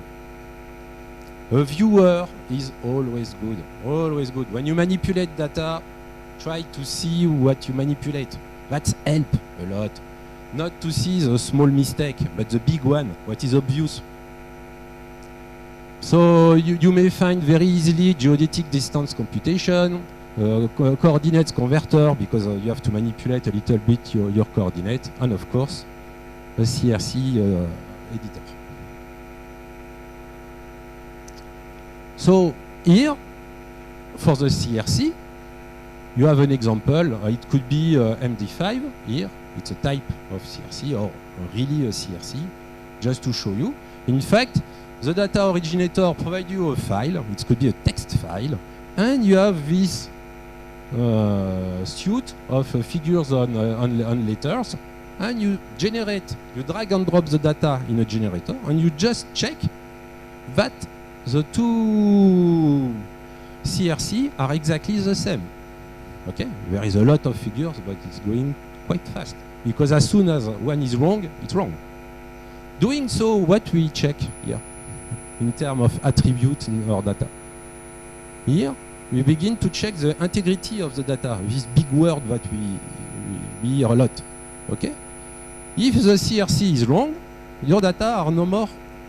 You play with the integrity. So this means you have to reject this. You don't know where is the error, but you don't care. It's not your job.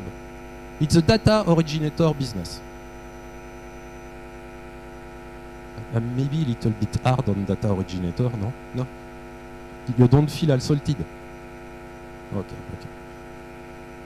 So letter of agreement, well, everybody understand, I think. So for example, for terrain, if you ask for ASCII, data originator has to provide you ASCII. If the data originator begin to come, I have point bill, it's very good, point bill, very good, not expensive. No, it's for him, not expensive, but it's very good. Maybe it's very good, but me, I want ASCII, because my tool, all my suite of tools, I make a better job with ASCII file. In 2023, now we may use a lot of different formats, but and same for obstacle. If you ask shape, you will get shape. CSV as well, same business. This is the rule in Chinese there, but this is the rule. Okay. So letter of agreement could be MOU on service level agreement if it's in civil aviation. In that case, for example, data source will be inside the IES services, so it's not really a letter of agreement, but that it's.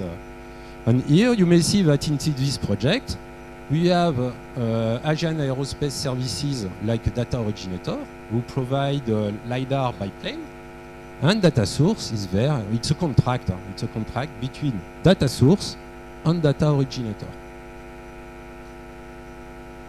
Reminder of the DPS in the LEOE. We address that.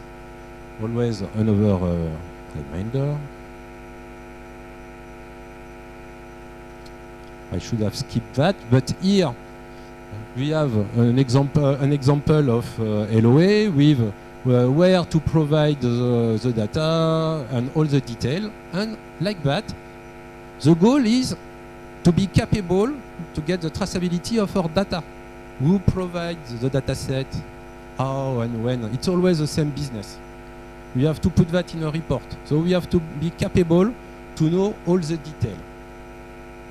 And here there is a warning, because to remind him that, for example, there is 22 terrain attributes and 25 for the obstacles. And they have to satisfy all the points, not only the accuracy, all. If it's required in the DPS, it's always the same. And then third round, so it's the check according to the DPS, but I think you get it now. If it's 5 meters, it's 5 meters. So if in the metadata it's written 6 meters, same. Don't spend too much time. Reject. Finish. Goodbye. Play again. So for terrain, when we want to assess the metadata, I will not read one by one. I don't want to kill you today. So here, what I want to show you, it's more the side human readable. Okay. So some points are too technical, even for me, but at least we can read it. And after we have to, the data source need to understand all of them. For example, the vertical reference system, here it's AGM08. If you take 96, for example, you may get a little gap in your elevation. It could be 50 centimeters, something like that, around. So in area 2, it's okay. In area 3, it's begin to be challenging if the vertical reference is wrong. But whatever, if there is mistake there is mistake in the data, we reject. Okay? It will not take a big business for data originator to regenerate it, but it's their business. Still in the metadata, so we are dealing with terrain there, you may see the confidence level. At that, it's a big mystery of ETOD. The confidence level, because I try to find the rationale of the 90%. So far, maybe I don't knock at the good door, but I still don't get it, but it's a good value. So let's keep it. Okay, 90%. At least it's an IQ value. Like it's an IQ value, we take it like a golden rule.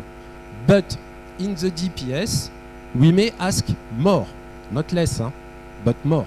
But if you ask too much, you take the risk to have a lot of data set rejected, because some of them will satisfy 91%, 92%. If you put at 95, if you are too strict, maybe I should not say that at that stage, because you just maybe begin your journey in ETOD, but up to us, I think you need a cycle of 2 ETOD campaign to get really to be close from the 100%. Don't ask too much at the beginning. Initiate the step. Jump in the water. Break the circle of the chicken and egg, and you will improve yourself the next time, as long as you go through the target.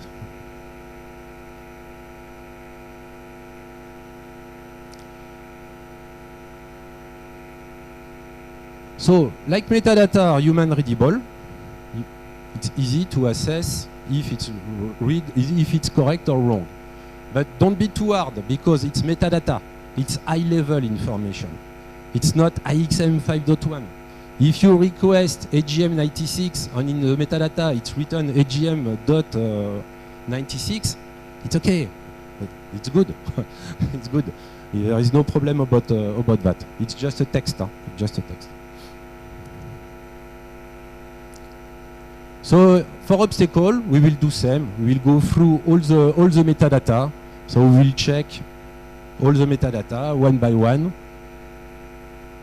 Metadata, they are at the top of your data set. So you check them once for all. It's not for each obstacle. Okay? It's like the cherry on the top of the cake. Okay? You just need to eat this cherry, and after you can attack the cake.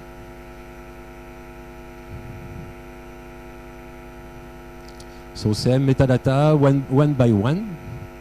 And once again, I write it there, each end user, they have to provide their own validation process before to use ETOD.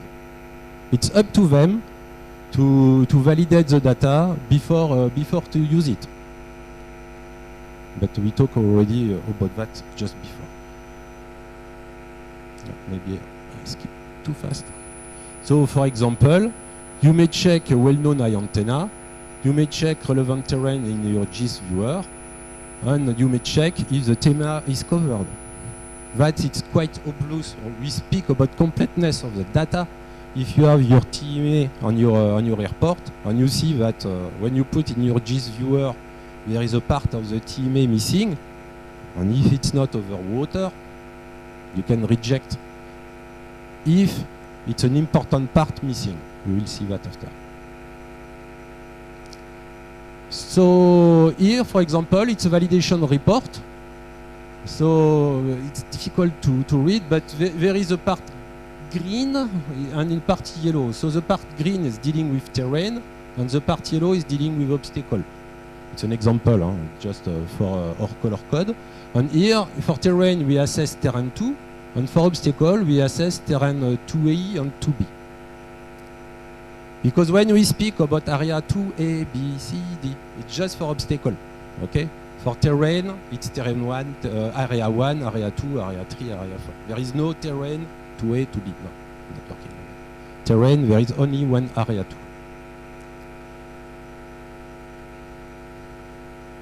So let's say we satisfy the validation report.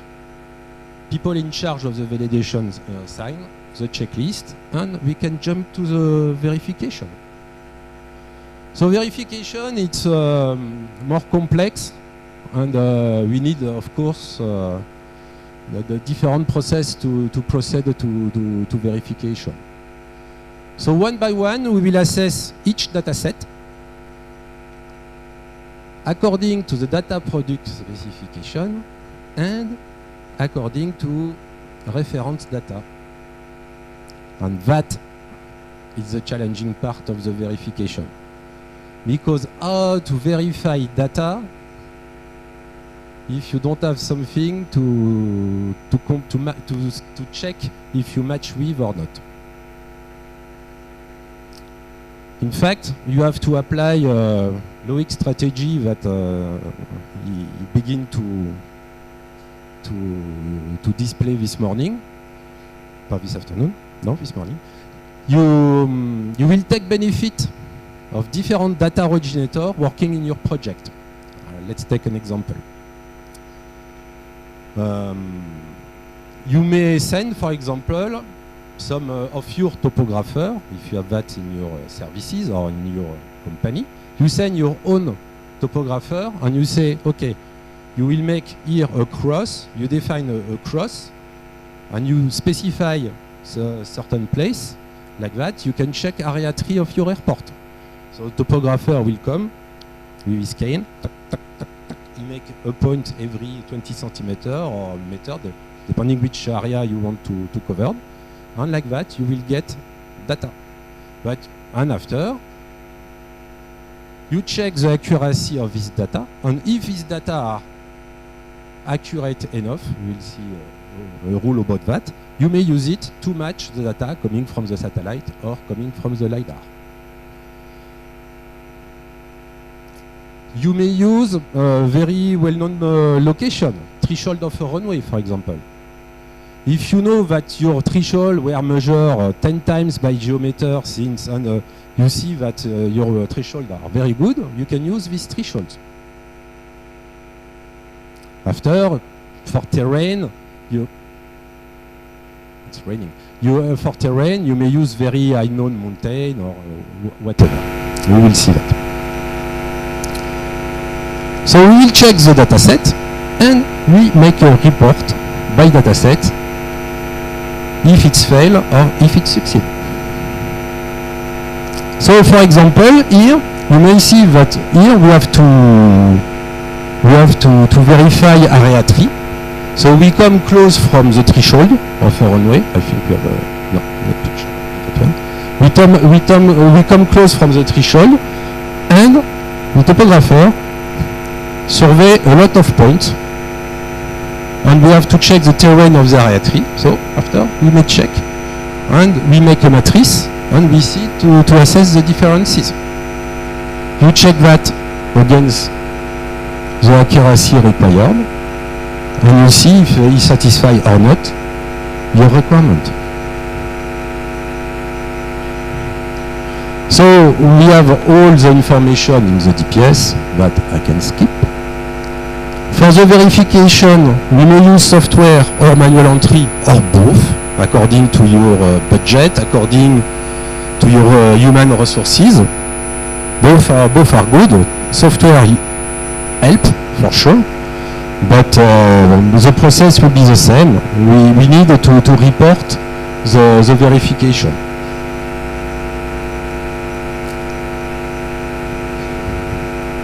So for verification, we have to separate once again terrain and obstacle. So CRC, metadata, it's done. Completeness, I already addressed it. And then you have to fix a target for your verification. So at that point, what could we use for our target?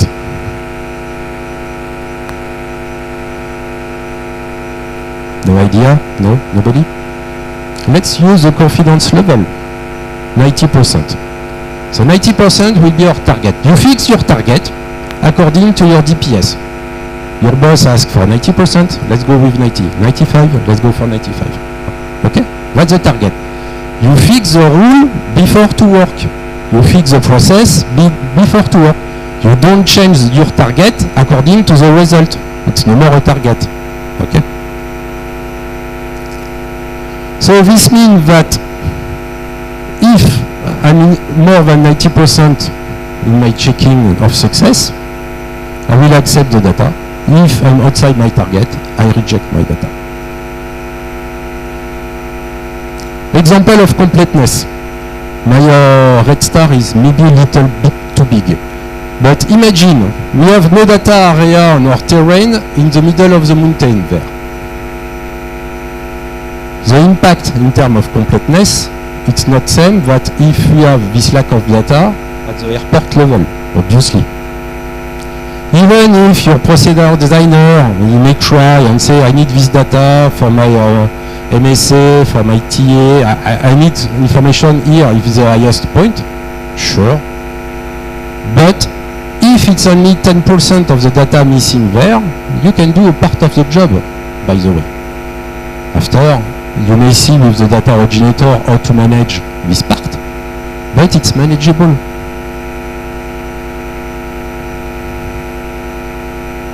That is not. And that's why you need a viewer, of course. Here, that's a true example. We have to work on area 2A, 2B only, and it was for terrain, it was a little bit special, because area 2, normally it's 10 kilometers around your ARP. But in that case, due to budget, we just satisfied that it was written in the DPS, so we follow the DPS. In gray area, you see the part was collected, okay? And I see some eyebrow like that, what he want to show us. And here, it's what is edited in the DPS. So obviously, there is a gap. The part is missing. Data collection was done, but it's not 100%. But at least you can satisfy, here you can measure your surface, it's basic mathematics. If you have more than 90%, you can express to the data originator, guy, you do that again, I will never see you, I don't want to see anymore your data set. But here, according to that, if it's less than 10%, you can do the job. Once again, it's possible, it's doable. We zoom a lot, here it's a small value missing. In fact, it's due to the fact that area 2C were not collected, and they make a mistake, here they miss a part. For rounding reason, I don't remember exactly which one, but we made a mistake. Another example here, we have to collect the area 3. So area 3 is around your taxiway, around your runway. So somebody who like a lot donuts may make donuts around the taxiway on the runway. And here we get the terrain, the picture of the terrain. Look that, you have a viewer. Here we are close from the airport. We see that here it's the altitude is high, here it's going down, here it's not because it's blue that it's water, but it could be water if it's raining. We have blue on the side, you see your runway, it's darker in the middle. So at that stage, you don't verify it, but you have already the first feeling that okay, at least that's not bad. Okay, at least, even if due to the square method here, I miss a part everywhere there, but same, you compute your surface, you assess, and you check if you go through your target or not. In terms of terrain, runways are very good mean of checking your terrain, but it's a small part sometimes of the area to be covered by your data collection. So this means you can use it very precisely, but only like one element. It's not the only one. But when you use a runway, and if your runway is well detailed, if you have the profile, or if you have the different slope of your runway, you may use that. It's all information that you can use. If not, like I said, you find a way to get some ground control point here. You send people, you send mission, you make them cross, or you spend time. For example, it was in Vietnam, no, in Thailand. In Thailand, I'm not specialist of Thailand, but you have some part, it's at the mean sea level, and suddenly it's climbing, nearly at 100% of the terrain, like a building. So if you see that in the real life, and if it's a well-known place close from your airport, as soon as you have the terrain, you check that it's taken into account. So the runway, we know very precisely the profile, and we can use the beam profile as well, because the coordinate of the threshold, that it's obvious, known at the feet level. No, put laser there. So we can use the slope, I said that. The profile, if you have detailed profile as well.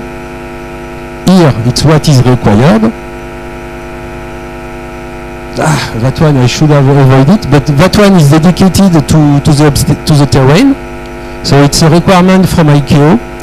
So this means that here, when you are close from the RP, it will be area 2. When you are 10 kilometers away, it's area 1. There is a small specificity here if you are more than 120 meters, but outside the 10 kilometers, you come back to area 2 requirement. On that point, Mr. Takata is there? No? Yes, he's there.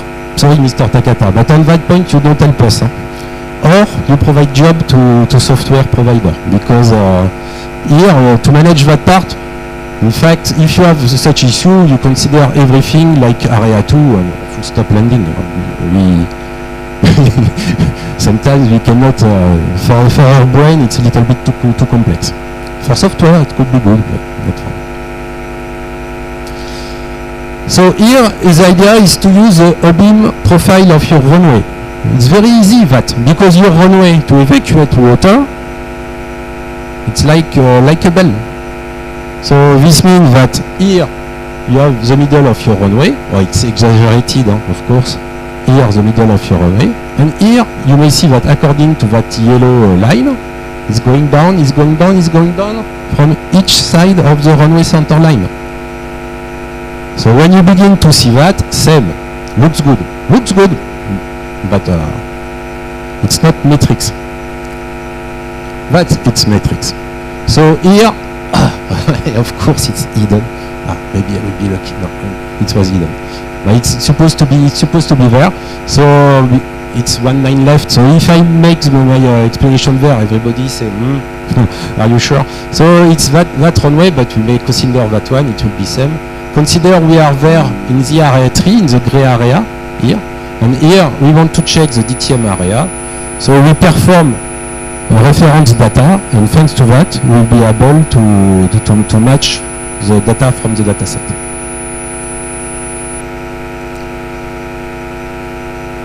So we'll address this morning the area 4 if you have Cat2 approaches here. So you may see the area 4, and here you may see the area 2B, 2B, area 2A around the runway, and here you see the vegetation, the obstacle, and here, what is that up to you there?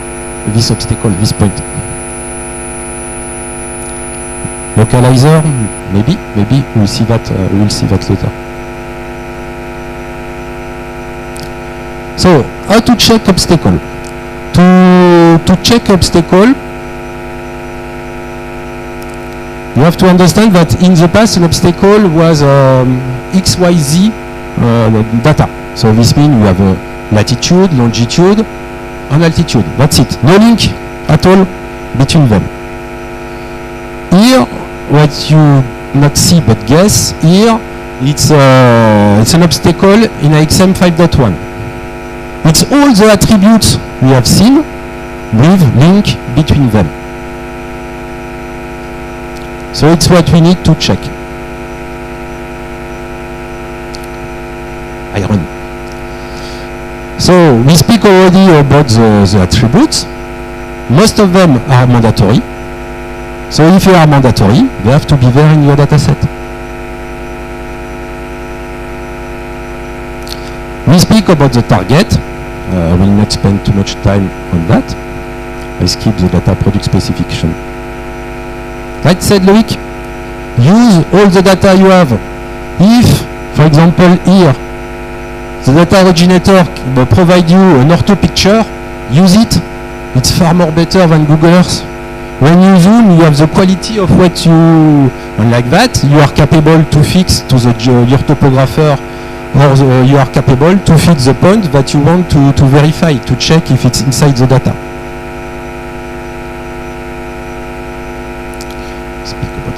So, reference data. Let's talk about reference data. When we can say it's a reference data.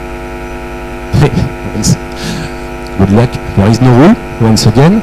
But in the Eurocontrol guidance material, I'm not working for Eurocontrol. I never touch any money from them. But I use a lot their doc. They provide an example. They said, you may consider a data to be a reference data if the accuracy is 1/3 to the one required. Okay, right, it's easy. So if you require 3 meters of vertical accuracy in your data product specification, this means you need for your reference data a vertical accuracy of 1 meter. Okay, it's not a rule, it's just a guidance. But when you ask a topographer to measure you the corner of a building, and if you say to the topographer, I want with 1 meter of vertical accuracy, he'll off. Because they speak in terms of centimeter. So it's not a big business for them. But it's just to show you the rule. So this means that even if it's your own topographer who come back with reference data, you look the data, the accuracy, and if you see something higher, you have to reject. You cannot use it for your verification step. And it's very important in ETOD to understand that don't consider the apex of this house there. Consider the blue one. Because it's there. Your obstacle is there now. According to you get the knowledge of the accuracy. So your house now is there. It's no more there. Well, sometimes it's just 50 centimeters. But it's like that. Easy to assess. Geometry. I have to go fast. So geometry is very easy. If when you take your data set and you see something like that, in the real life, you want to see something like that. If it's more than 10 meters, the example we have seen, it's need to have a geometry. If it's just a point, just the apex, we see a shadow here. So in that case, If there is only one point, there is a mistake. Because if it's penetrate, it shall be a building. A surface, sorry. Same area 3. Here is the run-up area of Bangkok. In area 3, I want to see what I see in the real life. During the new terminal construction, if we have a barrier, I want to see them in the dataset of the data originator. Localizer, very good. Localizer, by default, it's a line. You open dataset, EILS, no localizer. Okay, that guy is missing, not good. Same, when you open your dataset, you should see point, polygon, online. Maybe rare, but no. International airports, it's nearly not possible to don't have line, building, and point, of course. See, if one type of geometry is missing, this means it's wrong. Something going wrong. Speaking of something going wrong, same area, in red, one data originator, in black, one other data originator. And for that job, we have to compare the job of the two data originators. So you may see that the red one or the black one take too many things, too many obstacles that penetrate the surface, but it's not the case. The black one makes a perfect job, and you may see the difference with the red one. Missing point, missing building, missing vegetation, and so on. And if you already provide method data collection, if you validate this method data collection, you can use it like a reference data for the next step. So this means that even if you spend money and you say, I don't have 100%, yes, maybe, but you have something, you have elements to validate the next one. Here, super nice. Somebody come with that, oh, okay, I take you like data originator. Do you need that when you're a procedure designer? Do you need that when you're a performance engineer? Do you need this level of detail? But depending where you are, close from the runway, maybe. But far away, if it's one floor building, I don't care. So most of the time, especially in that case, it's a post-treatment problem. They come with a gigaoctane of data, but they are not capable to extract what we need. When I say we, I speak for all the end user. I have 2 minutes left, so I will accelerate a little bit. That is a picture we have seen again, but it's good because we have to understand the concept. But like it's written in the guidance material, the life is not flat, okay? Most of the time, runway are not flat. So this picture is very good for concept, but don't take it like a golden rule. After, you have to adapt to the profile above your runway, and you have to adapt if you have a profile on your runway as well. You have to consider the profile of your runway for your computation. So once again, manually it's not that easy. With software it's better. So it's the concept that I want to show you too. Very, very important one. Now the software take into account the accuracy. So here, this house is taken into account to penetrate your obstacle or your surfaces. And if it's critical for you, let's go to measure it more precisely if the accuracy is too high. But if it's only 50 centimeters, maybe it's like that and you have to take it into account. So I speak about the runway already. Here, we have to check all the penetration inside our area. Here, we have to deal with the resolution. Here, it's an important step about accuracy, but it's not the only one. 50% of your check may be dedicated to the accuracy, up to us. So now, when I click on one obstacle, like I said, I have all the information and all what we take. You see, data originator, Airbus Defendant Space. I'm dead. And data source here, GISDA. It's written there.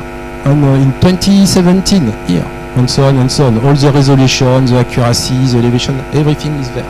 It's inside the data. And it will go, and that is very important, it will go until the end user.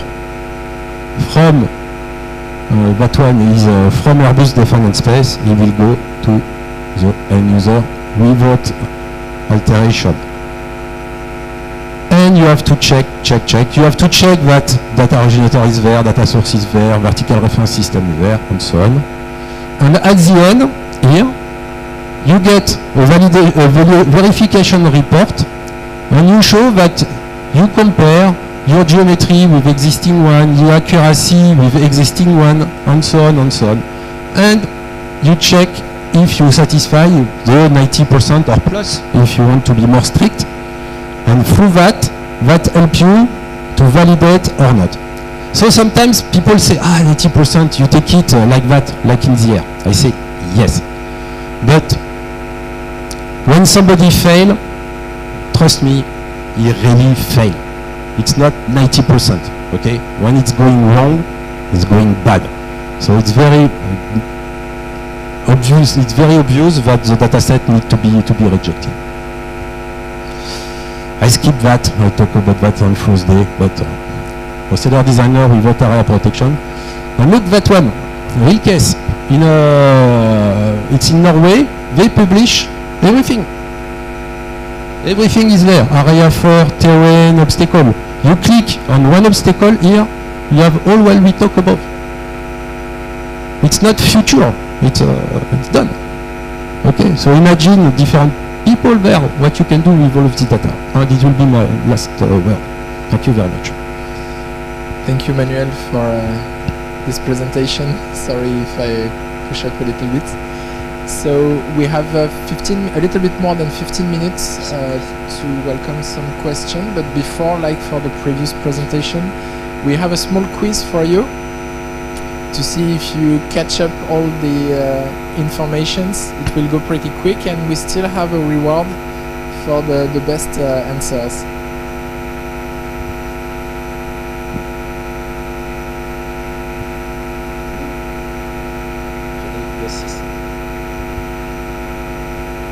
Oui, oui.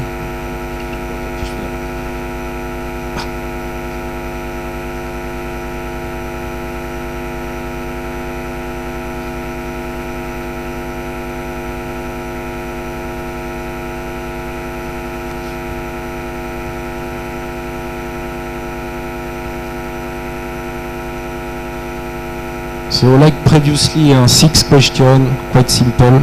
I skip some slides, so I will help you if...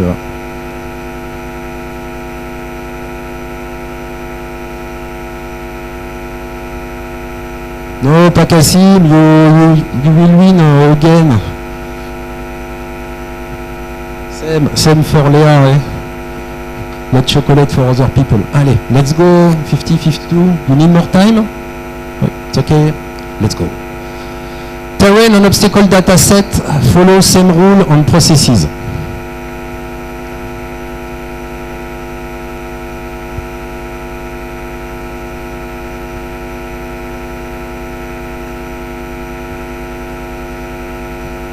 I'm not sure I'm very clear on my question sometimes. Yeah. Maybe because I'm French, no? Yeah.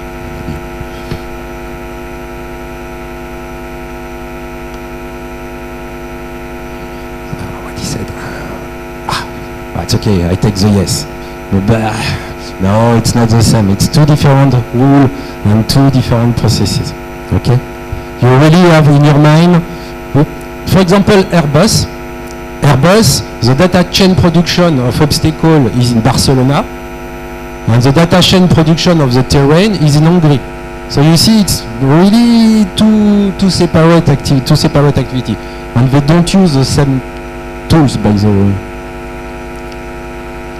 I was not clear enough. So wrong CRC endanger the data accuracy or the data integrity? I know you put wrong things every time.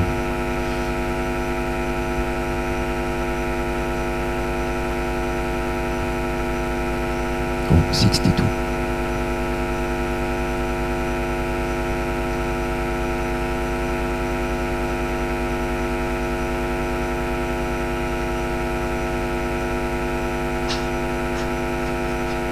It's more an integrity problem. Okay, of course, maybe accuracy is altered somewhere, but here we are really dealing with the integrity of the data. Letter of agreement is a contract between a data originator and data source. I take the name of everybody who answer along there.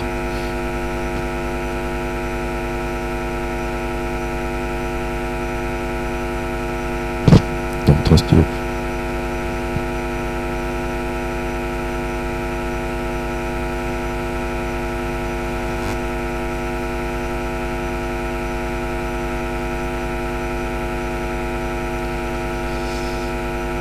Of course, yes. Maybe I don't say it enough, but I believe I tell it 100 times. Yeah, it's a contract. Anyway, it's a contract. Keep it that. For dataset terrain verification, the runway data is enough. You remember I say we may use the runway to verify the data, the terrain, but that one is easy. After, some people may say, I don't specify which area, so yeah, it could be negotiable. Yeah, okay. I have to change that question a little bit, but it's not enough. Okay, it's very good, but it's not enough. If you have to assess area 2, for the terrain, you have to go 10 kilometers away your ARP. So this means if you are on the side of your runway, it's not enough. It's a good beginning. Let's begin by that. If it's wrong, okay, it's wrong because the runway is so important. So you may begin your verification by the runway side, but it's not enough. You need a point on the sides.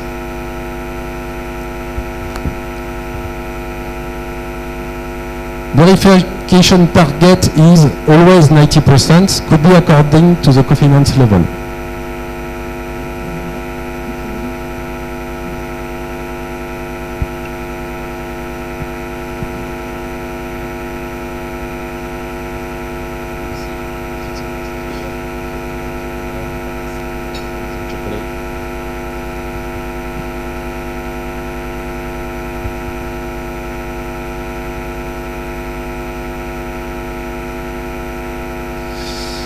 Could be 90%. It will be 90% of the time, 90%, or maybe more, but it could be higher. It's you may use this confidence, at least like that, this confidence level is useful for something, let's say. Maybe one day I will get the rationale about it. It was not the last. Obstacle in AXM 5.1, which is to prepare you for tomorrow. Provide only X, Y, and Z data.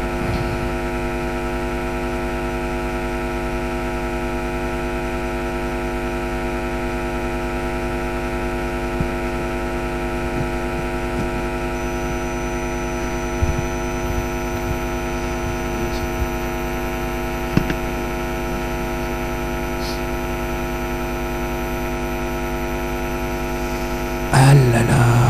Mohamed, you have a lot of work tomorrow. Okay, you have to come back tomorrow. 57 of the percent have to come back tomorrow, okay? But I'm sure you will learn a lot for the 43%. Okay, so finally, who is Alpha Mike? Alpha Mike. Courageous, raise your hand. Who is AM? Oh, congrats. And yeah, congrats to number 2 to number 5. Huh? Okay, good job. Good job. But Alpha Mike, you are only one with 100%. You check the target. Thank you very much. So congratulations to AM. We have 10 minutes for specific questions beyond, let's say, the quiz, and to go deeper in some of the presentation details. Yeah, we have a question over there.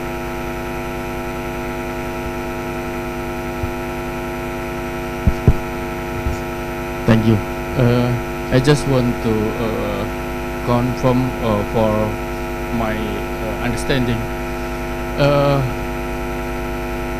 The term of data source and data originator, maybe we need more explanation. Are the data source is the software provider who generate the data and give them to data originator, or any description, please?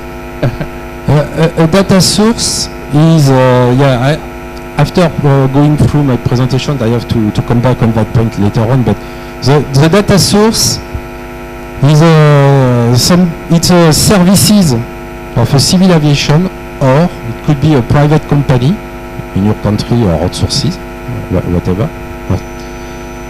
But it's endorsed by the country, because I forget to say that, but the country is always responsible of its data. So even data source can be audited. I have to show his process, how they work, the quality of their report, and so on. It's not a wild card, somebody who can do what he wants, be the king, and say I reject you, I take you. No, it's not working. It's not working like that. It's really is somebody identified in the ETOD roadmap. Data source or data sources will be tac. This area will be allocated to, like we said, the state, the airport, and so on. But everything is transparent. There is nothing hidden, and it's not the capricious king who can decide what he wants. Okay, so the data source mean who send the managed data that fulfill the requirement and then send to. Data source will be the service responsible of the verification of all the data who will merge in the database at the country level. Okay, thank you.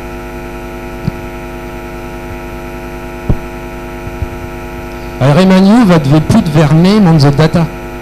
So if you put your name on the data, and I don't like to take too much this example, something bad arrived, if we point an antenna and there is your name on this antenna, you have to have, it's better that you have clear process and that you have done a good job and the mistake is not yours. You get my point? Maybe just to go a little bit further on this, in many countries, this is not an absolute rule, but this is the case in many countries, the data source very often is within the AIS department or is the AIS department. Because with this central position, managing already the AIP, they are already responsible to share information with the external user. So why not terrain and obstacle data? But again, you don't have to, in terms of AIS, be responsible for that. It could be somebody else. As Manuel said, it could be subcontracted to a private company. You have many possibilities, or it can be splitted within the country to different people. But basically, in many situations, AIS is the data source. Do we have some additional questions? We have a couple of minutes ahead. Sorry, one more. No, too late. Maybe related to data sets. This for commercial purpose, not for exchange maybe. When the customer need to add more information, is it possible we to add the attribute to accommodate the information. Thank you. The job must be done by the data originator. Data source is not there to manipulate the data. The goal is to take the data from the data originator and to put that data in the cockpit. And if data source begin to manipulate the data, it's wrong process. And if you look at the ICAO requirements, there are already a lot of information that are required and mandatory. So beyond those attributes, there are very few information that the data source could add. There is already a lot of information, and it's already a challenge to provide all those informations.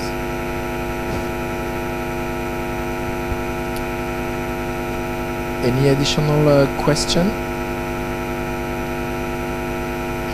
So I think we can stop on this topic. Thank you, Manuel. MC will introduce the last speaker. Thank you very much, Mr. Manuel Rabalia. Please give big round of applause for him. 2 sessions with 2 different topics. Thank you very much. All right, so Mr. Louis, please remain on the stage to to conduct our last session for today. So the last speaker for today would be Mr. David Ducuzo as an Airbus Defense and Space. He's joining us online virtually. Yeah. So maybe before I take it over to you. All right, so Mr. Louis, please take over the station.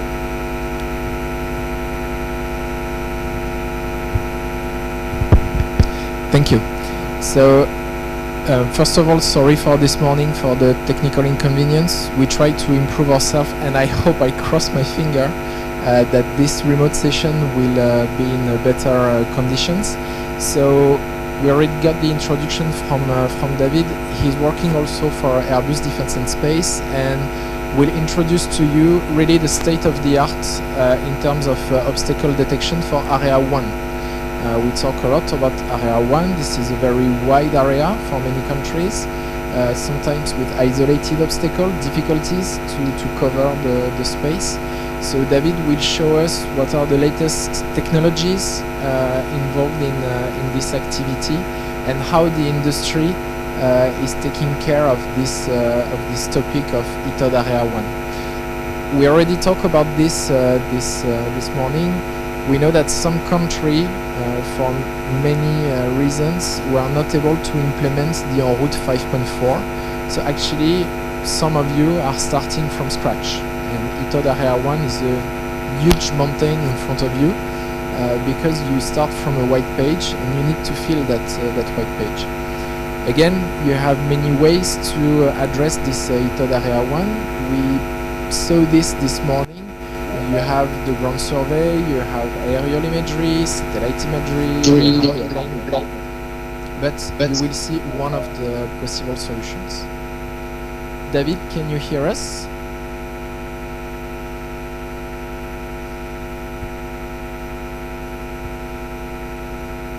David, can you hear us?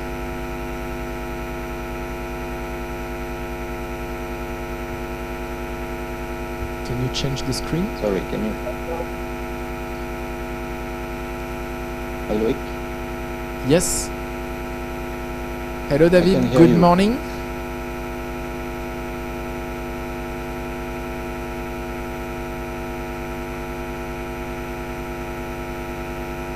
Can you switch Do you hear to- me? Yes, we can hear you. Good morning, David. Thank you. Good afternoon to you. Happy to be with you.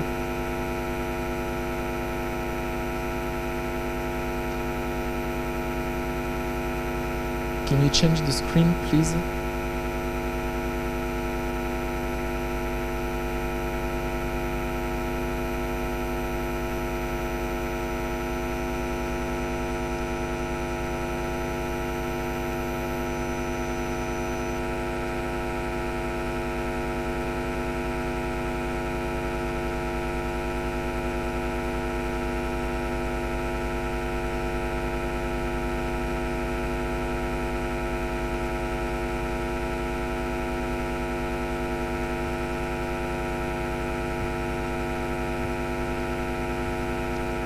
All right, David, we have you in full screen. Can you share your presentation? Hello. Okay, so time to start the presentation.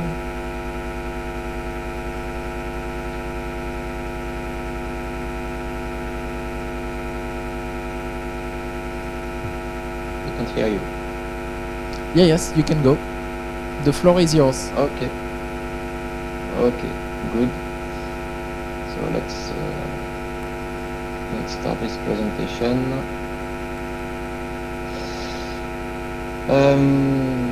So okay, thank you. Good afternoon to everyone.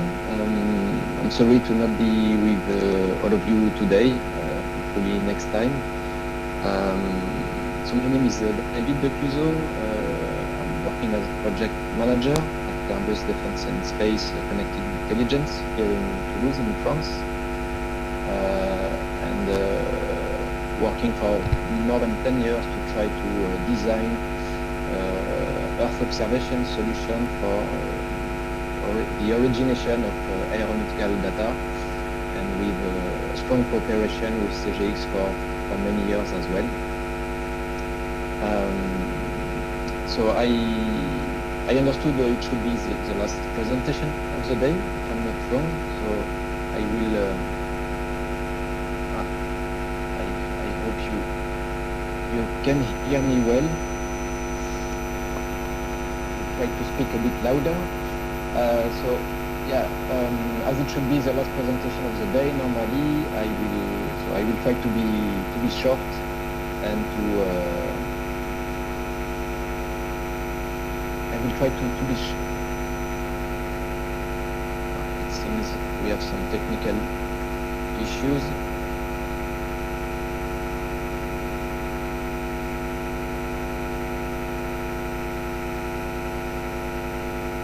Sorry, I forgot to share my screen. Okay.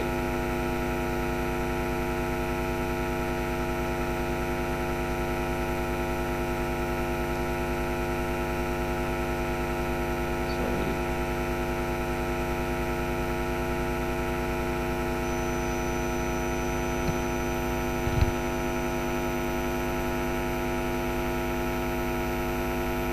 Do you hear me?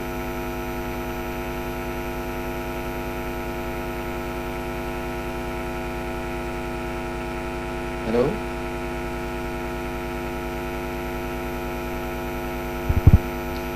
Yes, it's okay. We can hear you and we can see your screen. Can you put the presentation in full screen? Perfect. Okay. Okay. Yeah. Sorry. I just forgot to share my screen. So okay. Let's start.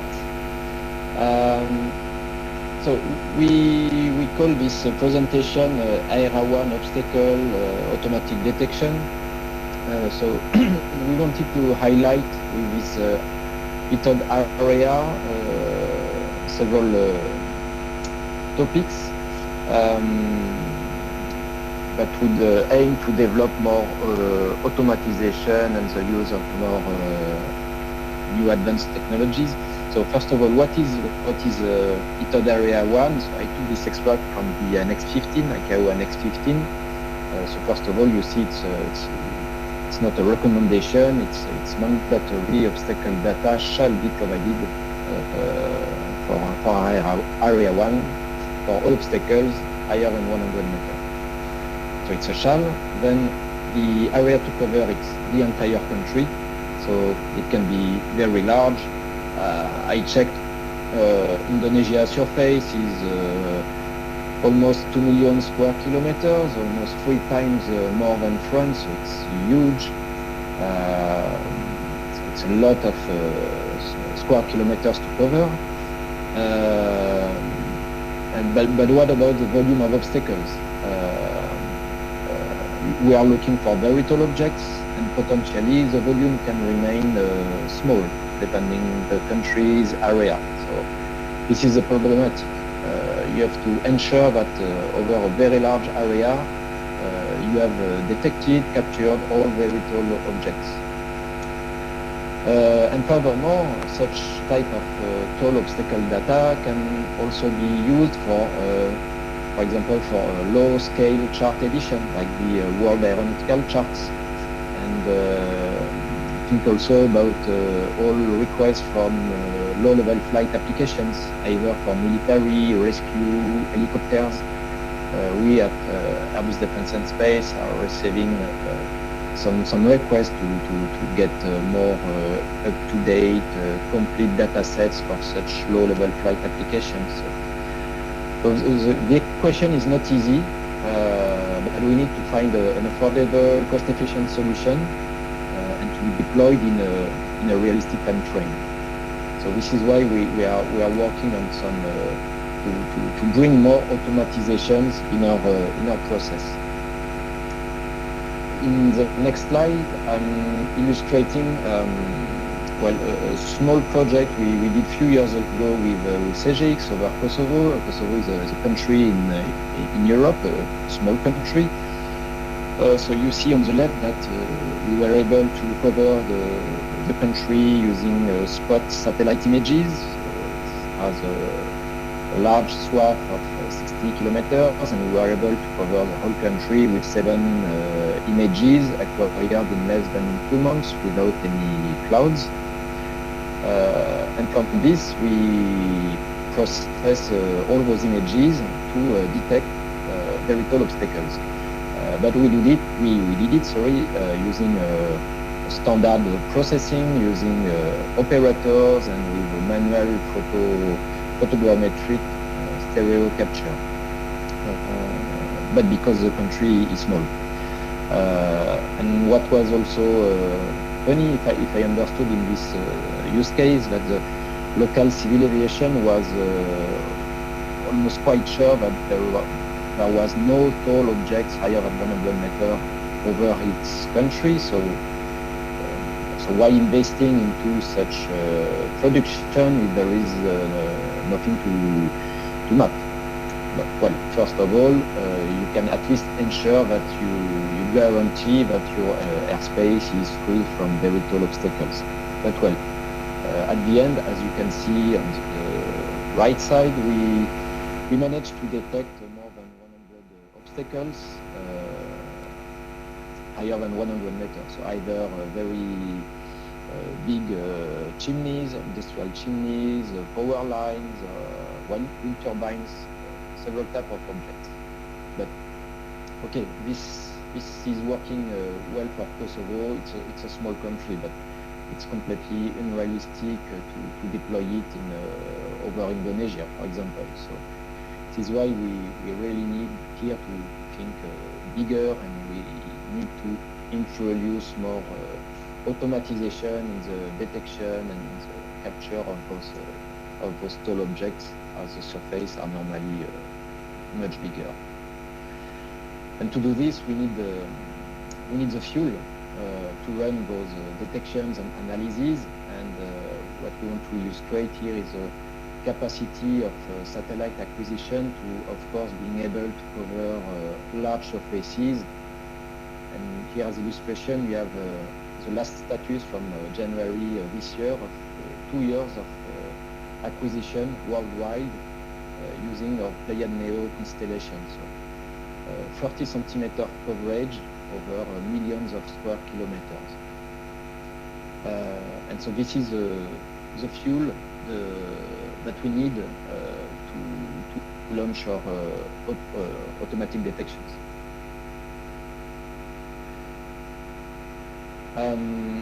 So within Airbus and Connected Intelligence, as it was showed this morning, you understood we are operating a constellation of different Earth observation satellites. We do it for many years, more than 30 years ago.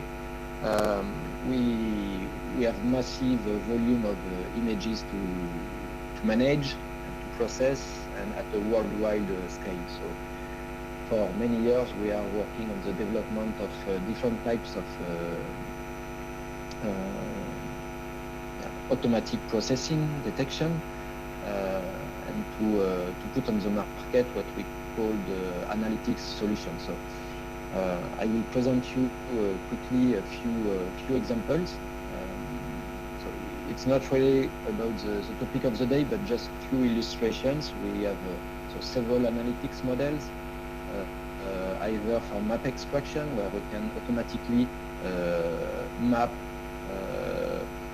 features, land features like buildings, roads, forests, lakes, etc.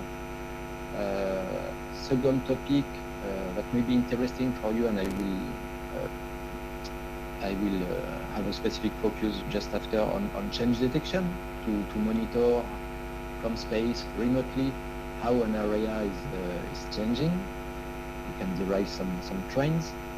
And another activity very specific to monitor specific features, so where we are able to count how many cars, trucks, aircrafts in an image, and then if you do it regularly, you can also derive some statistics. So if I illustrate the change detection analytics model, so which is fully available commercially. So think about deploying it over airports, for example. So you would be able to remotely the works that are ongoing over a very remote, isolated airport, for example, without going there physically. And you can see here the illustration of several changes. Unfortunately, it's a PDF file, so I cannot, there is no more animation, but it's illustrating some changes between two images acquired at two different dates. So you can monitor the works ongoing. It can be used to easily update your aeronautical charts or maintain your airport mapping digital databases, for example. And if you zoom out a bit more, you have seen here over this airport, I think it was in Oman, we detected 152 changes automatically over a more larger area. This could be used to monitor the constructions around the airport over a larger area, to raise alerts for you and support you for updating, maintaining as well your obstacle database up to date. And well, just to illustrate also this aircraft detection, so here also it's available commercially, and so gives you the availability to detect all the aircrafts in an image, to count them, to classify them, in order here as well to so there are, of course, you can imagine a lot of application for defense and military people to survey foreign military bases, air bases, but you could monitor the evolution, the statistic of aircraft, so over an aircraft. So here also to illustrate a capacity to automatically extract information from images to specific use cases. And another one I wanted also to illustrate, it's not really about automatization, but I think it's important, and it's not also really correlated to Area 1, but it's a process that aims to improve the resolution of our images, and here also using an artificial intelligence model that is purely that is proprietary from Airbus. To illustrate, I took this example over Jakarta. So over the national monument of Jakarta, you may recognize it. So this is a player now image, okay, that has been post-processed fully automatically at 15 centimeter resolution. So it's increasing the sharpness of the small details, revealing more details. I don't know how it looks on your screen, but if we look here under the shadow of this big tower, we can I can see maybe some people taking a freshness below the tower. And here another example of the Selamat Datang monument, still in Jakarta, where you can see again the level of details. You can see the cars properly, the motorbikes around this big roundabout. Why I'm talking about this is because it's quite new capacity we now have, and that can be deployed to all other type of our sensors, okay, to improve the resolution of our images, to get more details, and it may open also new alternatives to go deeper, to detect more easily smaller and thinner objects, and as well maybe to go deeper into specific ETOD areas that currently we are not committing. So well, normally I should have an animation here, so unfortunately it's not working. So you understood the concept. It's a fully automatic image processing using proprietary in-house algorithm in Airbus to improve the resolution of our images. And to finish with more examples and to reveal the level of details over an airport. I took the example of Toulouse-Blagnac Airport here in France. So you can see here the level of detail that you can get from those images. All people living in Toulouse know well those very large aircraft called Beluga, which are carrying aircraft pieces all over Europe before being assembled in Toulouse. But you can see the number of each aircraft on top of the cockpit, and all the details on the parking and the cars. Here, zooming at one of the runway threshold of Toulouse-Blagnac Airport, and you can fully, I hope, see how it reveals all the lighting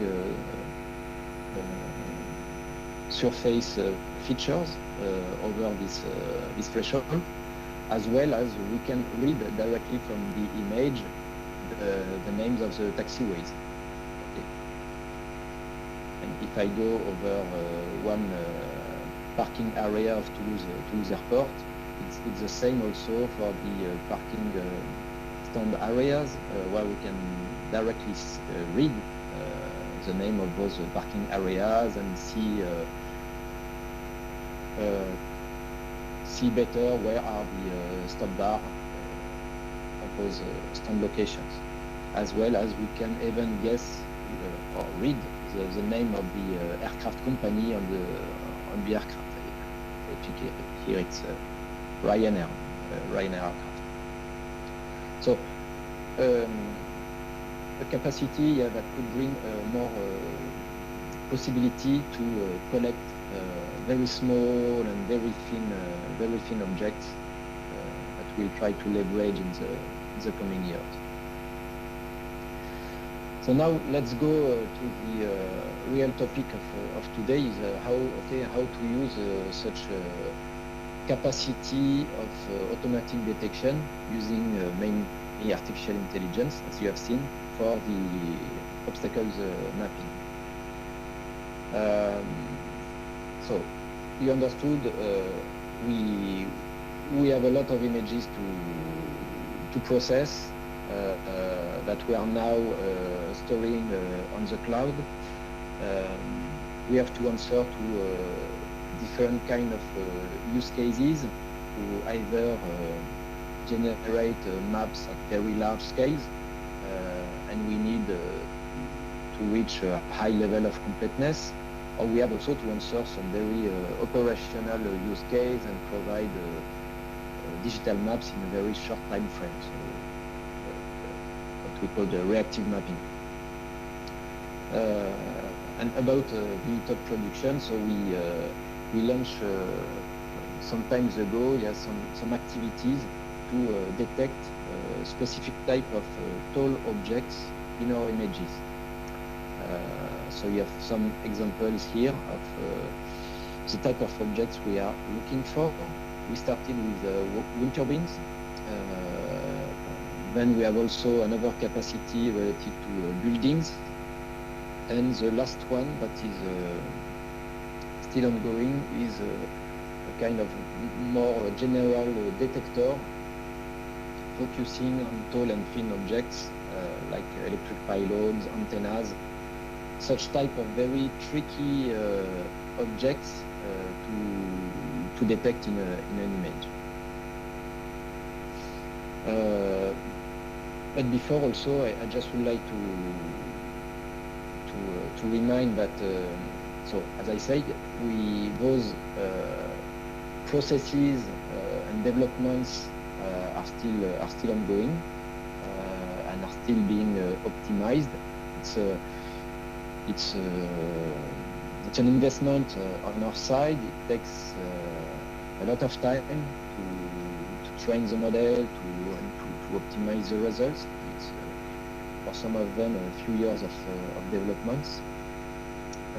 And those detectors have also different levels of maturity. And I'm talking here only about detectors using optical satellite images. But as you may have seen this morning, we are also operating radar satellites, and we are also exploring how radar images, SAR images, could also help us to improve our performances. And those algorithms, those models are still not integrated into a fully into an industrial chain for computation at scale, but which is in the roadmap and planned for end of this year. This is here a close collaboration with our R&D team, research and development, to implement those models. And also, it's not only about aeronautical data generation, but it's also integrated into let's say the strategy of for developing digital maps in the future to change the way to do it.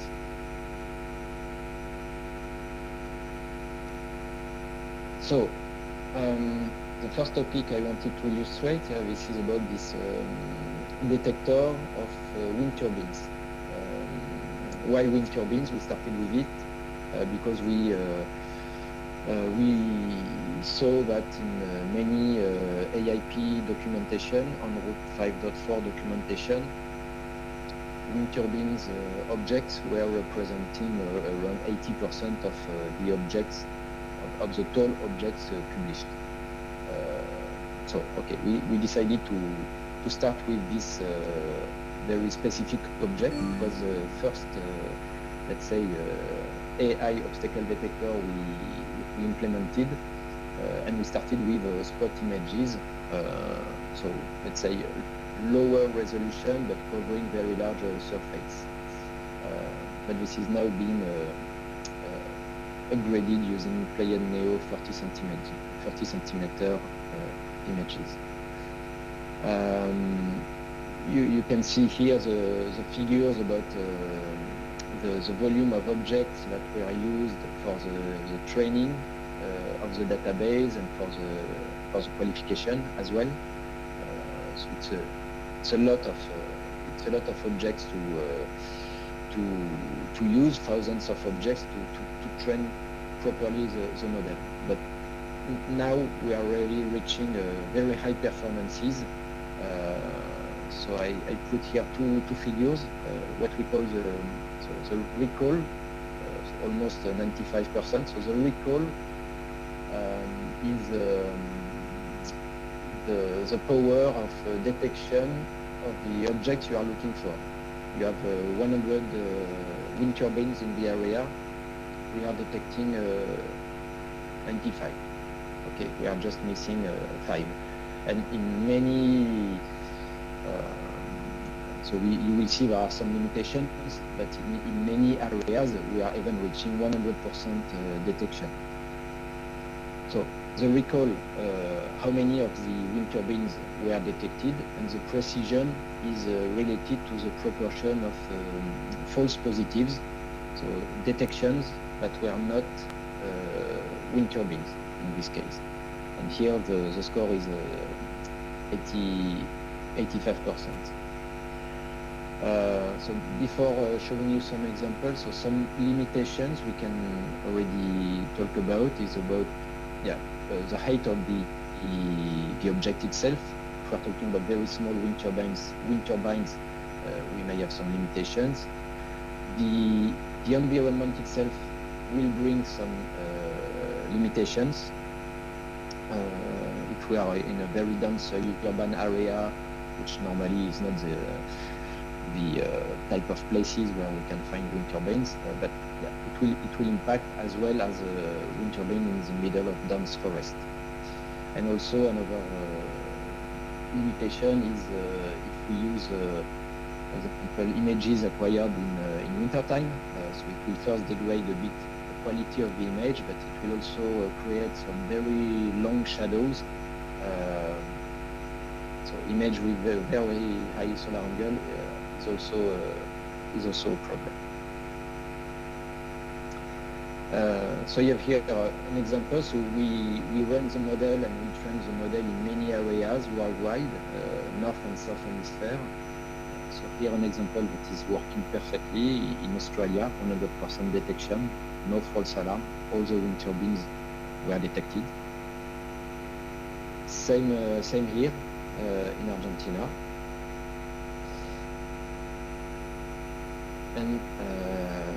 And here an example also in an area offshore in Denmark, where it's working also pretty well.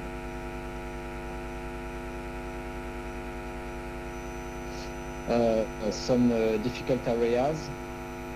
Okay, as I told you, in industrial or dense forest, we are missing some of them because of low contrast. And here illustrating two use cases. So it seems I have to hurry up. Well, here it's for reactive mapping. So we did it over Ukraine for low-level flight or potential application. So we processed with spot images 15,000 square kilometers. We processed in less than 3 hours using one single CPU, and we were able to detect several wind turbines that were actually not published in Ukrainian AIP. Plus, we detected also some useful obstacles. Another use case, which is really about ETOD production, so ETOD Area 2 production, with a very fresh production we made for CGX in the region of Dakar in Senegal, in Africa. And we ran the model and it detected perfectly a field of 47 wind turbines in the north of the area. You can see the detection and the wind turbines in the image. So we are talking about objects measured, because the algorithm is also integrating a height estimation, and those objects were estimated at 100 meters and 160 meters. And all those wind turbines were not available in AIP. And another, so the second topic I wanted to illustrate is about the building detection. So it was not done specifically for the origination of aeronautical data, but mainly for standard, let's say, land use mapping. So here we are using 30 centimeter per year new images. The goal is to detect automatically 2D footprints of buildings. It was trained of over hundreds of thousands of buildings, over 35 cities all over the world. One of the limitations for our application, we link it to ETOC production, is that unfortunately there is no height estimation that was implemented. But it's anyway, it can be anyway very, very useful. Here an example over Sanaa, Yemen, 200 square kilometers, where we were able to detect more than 300,000 buildings in half an hour. And you have here the details without any QC, and well, it's working pretty well and segmenting, sorry, each individual roof compared to its neighbors. Another area closer to us here in Toulouse, Perpignan area, more than 2,000 square kilometers, and using 11 player new images, where many thousands of buildings were detected in a very short time frame.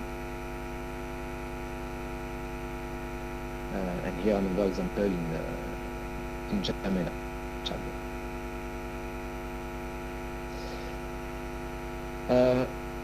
And the last detector I wanted to talk about is the last one we started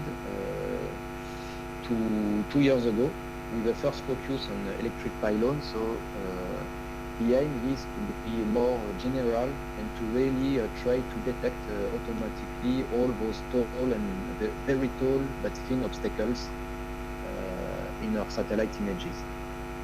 The training was done here directly on Pleiano images with as well still a lot of objects in the training database and in the qualification database.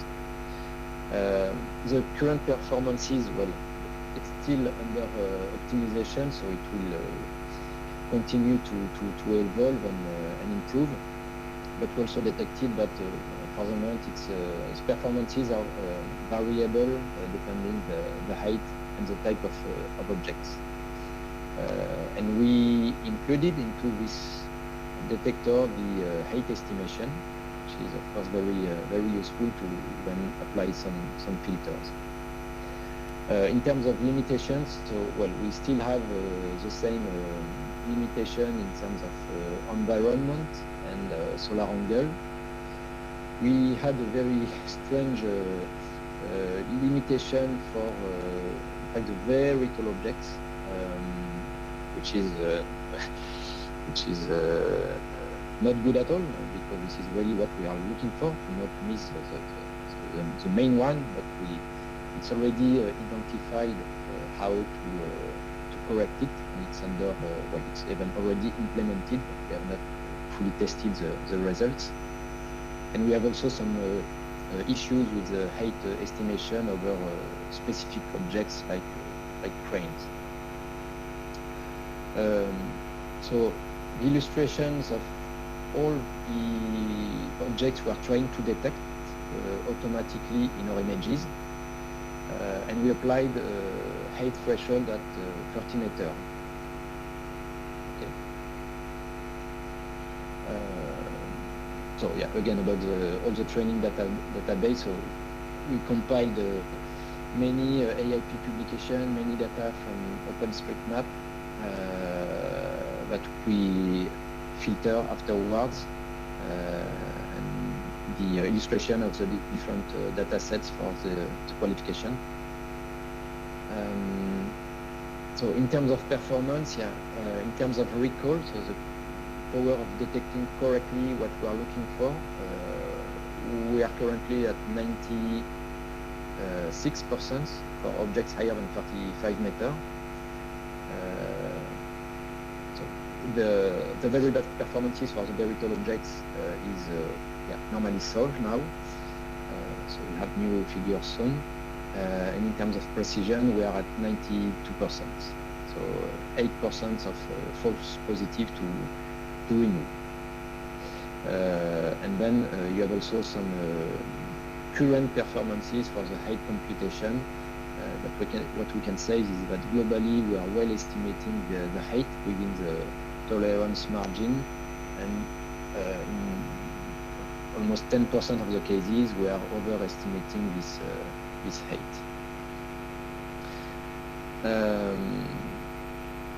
I will also illustrate, so we applied this detector over the region of Dakar, where we did this recent ETOD production. Here I only took a part of the area 2. We processed 8 Pleiad Neo images covering more than 2,200 square kilometers. And you can see all the dots below related to the objects that were detected automatically. Here it's the raw result without any filtering. What is also included into the model is a score of confidence. So we filter the previous result using this score of confidence and setting at 75%, and also adding a threshold regarding the height to limit at every object estimated higher than 25 meters. And you see all the objects that were detected, and you have the display of the ETOD area to ABCD with Dakar Airport here. So a lot of objects, and we had here a specific problem with the baobab trees that were being confused with electric power pylons. You have here some screenshots of the objects that were automatically detected using Pleiad Neo images. So baobab is a problem in this region, so we have to correct and improve the results. But we have a lot of electric pylons and antennas that were detected fully automatically. But if we filter a bit more the data set, now I set the threshold at 30 meters, so we reduce the number of detections from 1,500 to 900 detections. And one thing that for me was very surprising or very evident is the capacity to detect very quickly the location of the power lines. So we can see them here very clearly. But it's also a kind of regarding the limitation, it's also a kind of bias in the model, as it was ingesting a lot of power line pylons during the training, and the same for antennas. This is something that has to be improved to ingest more rare type of objects, like a very tall TV mast or cranes or industrial chimneys as well. And then I continue to filter, raising the height at 50 meters, and you see that the volume of objects is decreasing very quickly. And so it's becoming very close to what we are looking for in terms of tall objects to detect for area 2D, or even think about area 1 detection. And here you have the representation of some typical detection made over antennas. We got a lot of antennas, electric pylons, and even cranes, and you have the picture of the real features on the ground. Unfortunately, there was not a lot of correlation because this job was also done using the standard process with human operators who scan all the area. There is a very low correlation between what was detected by humans and what was detected by the automatic detection because of, at the end, finally, the volume of objects above 100 meters is very limited. And we had this issue with the very tall objects, as I told you. So the correlation is low, and the same into the area 2 ABC, where the algorithm were able to detect a lot of things, but finally, with a height either not sufficient regarding the height threshold, or because those objects were not intersecting the obstacle collection surface. So I think it's close to the end. So this is my last slide. So regarding this specific model that we hope we'll be able to use it and deploy it industrially in few months for ETOD origination at very large scale. We will integrate, because currently I hope you have understood that the wind turbines is working separately from this last tall and thin obstacle detector. So we will integrate the wind turbines into the set of obstacles we are trying to detect. It's ongoing. We will clean also, I didn't mention it, but we have also a problem of multiple detections for the same object. So we have several duplications. So we are, it's ongoing for the cleaning of those multiple detections. And later on, we will work to add also other confusers to really focus on what we are looking for.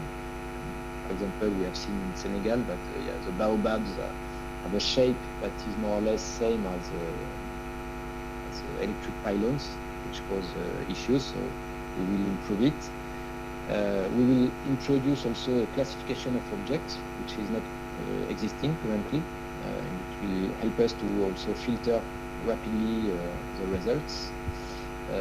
And as for the radar images I was talking before, we will also explore how infrared channels could also help us to support, to improve our current performances. So yeah, it was my last slide. I hope you were able to hear me well, but I was not too fast. No, thank you very much, David.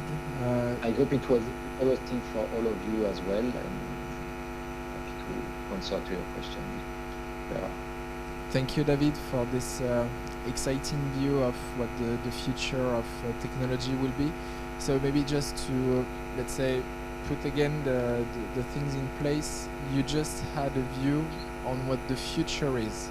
So it was a very hard exercise for Airbus, and really I would like to thank them to just show the result as is. So it is not yet completed, that this is why the results are not, let's say, that good. They are already really impressive for artificial intelligence, sorry.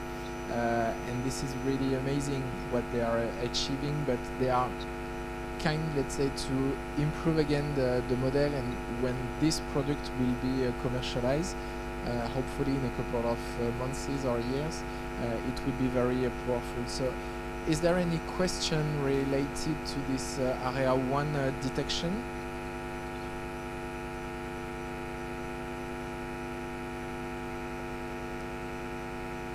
Nobody?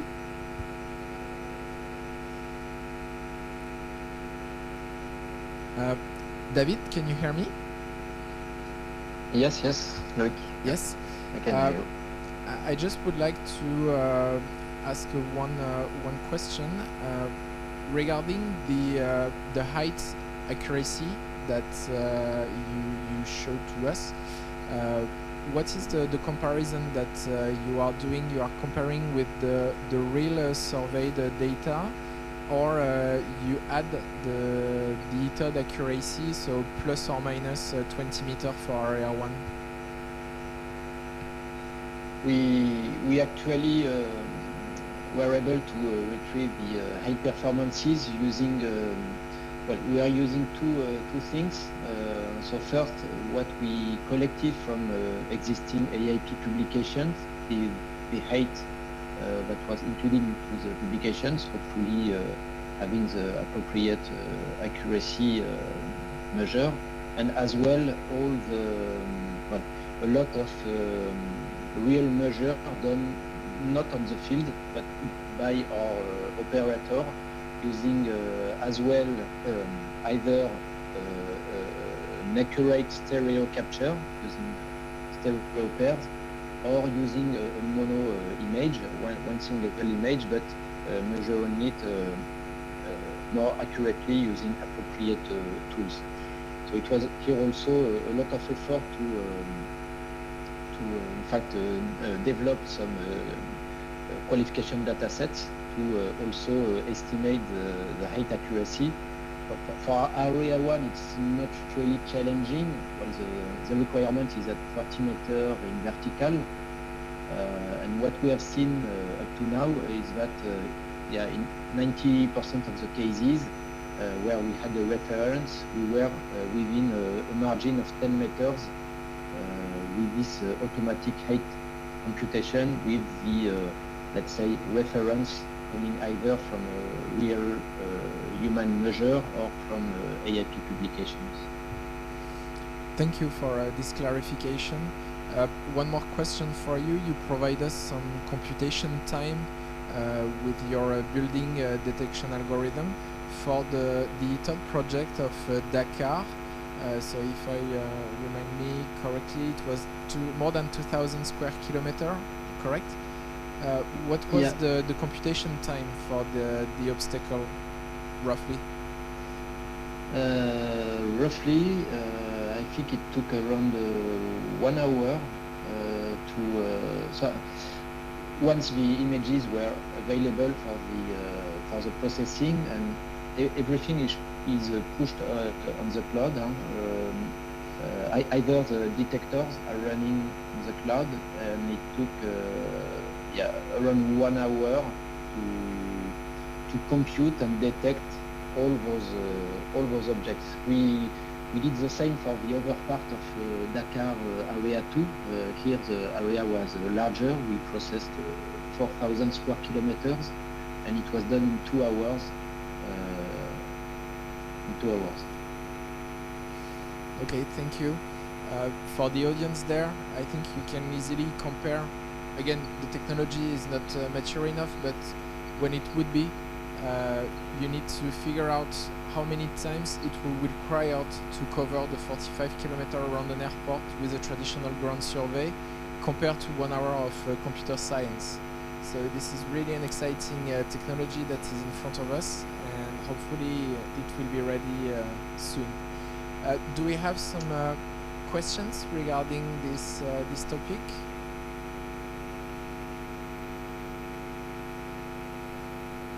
All right, so we have still a couple of minutes on the initial planning.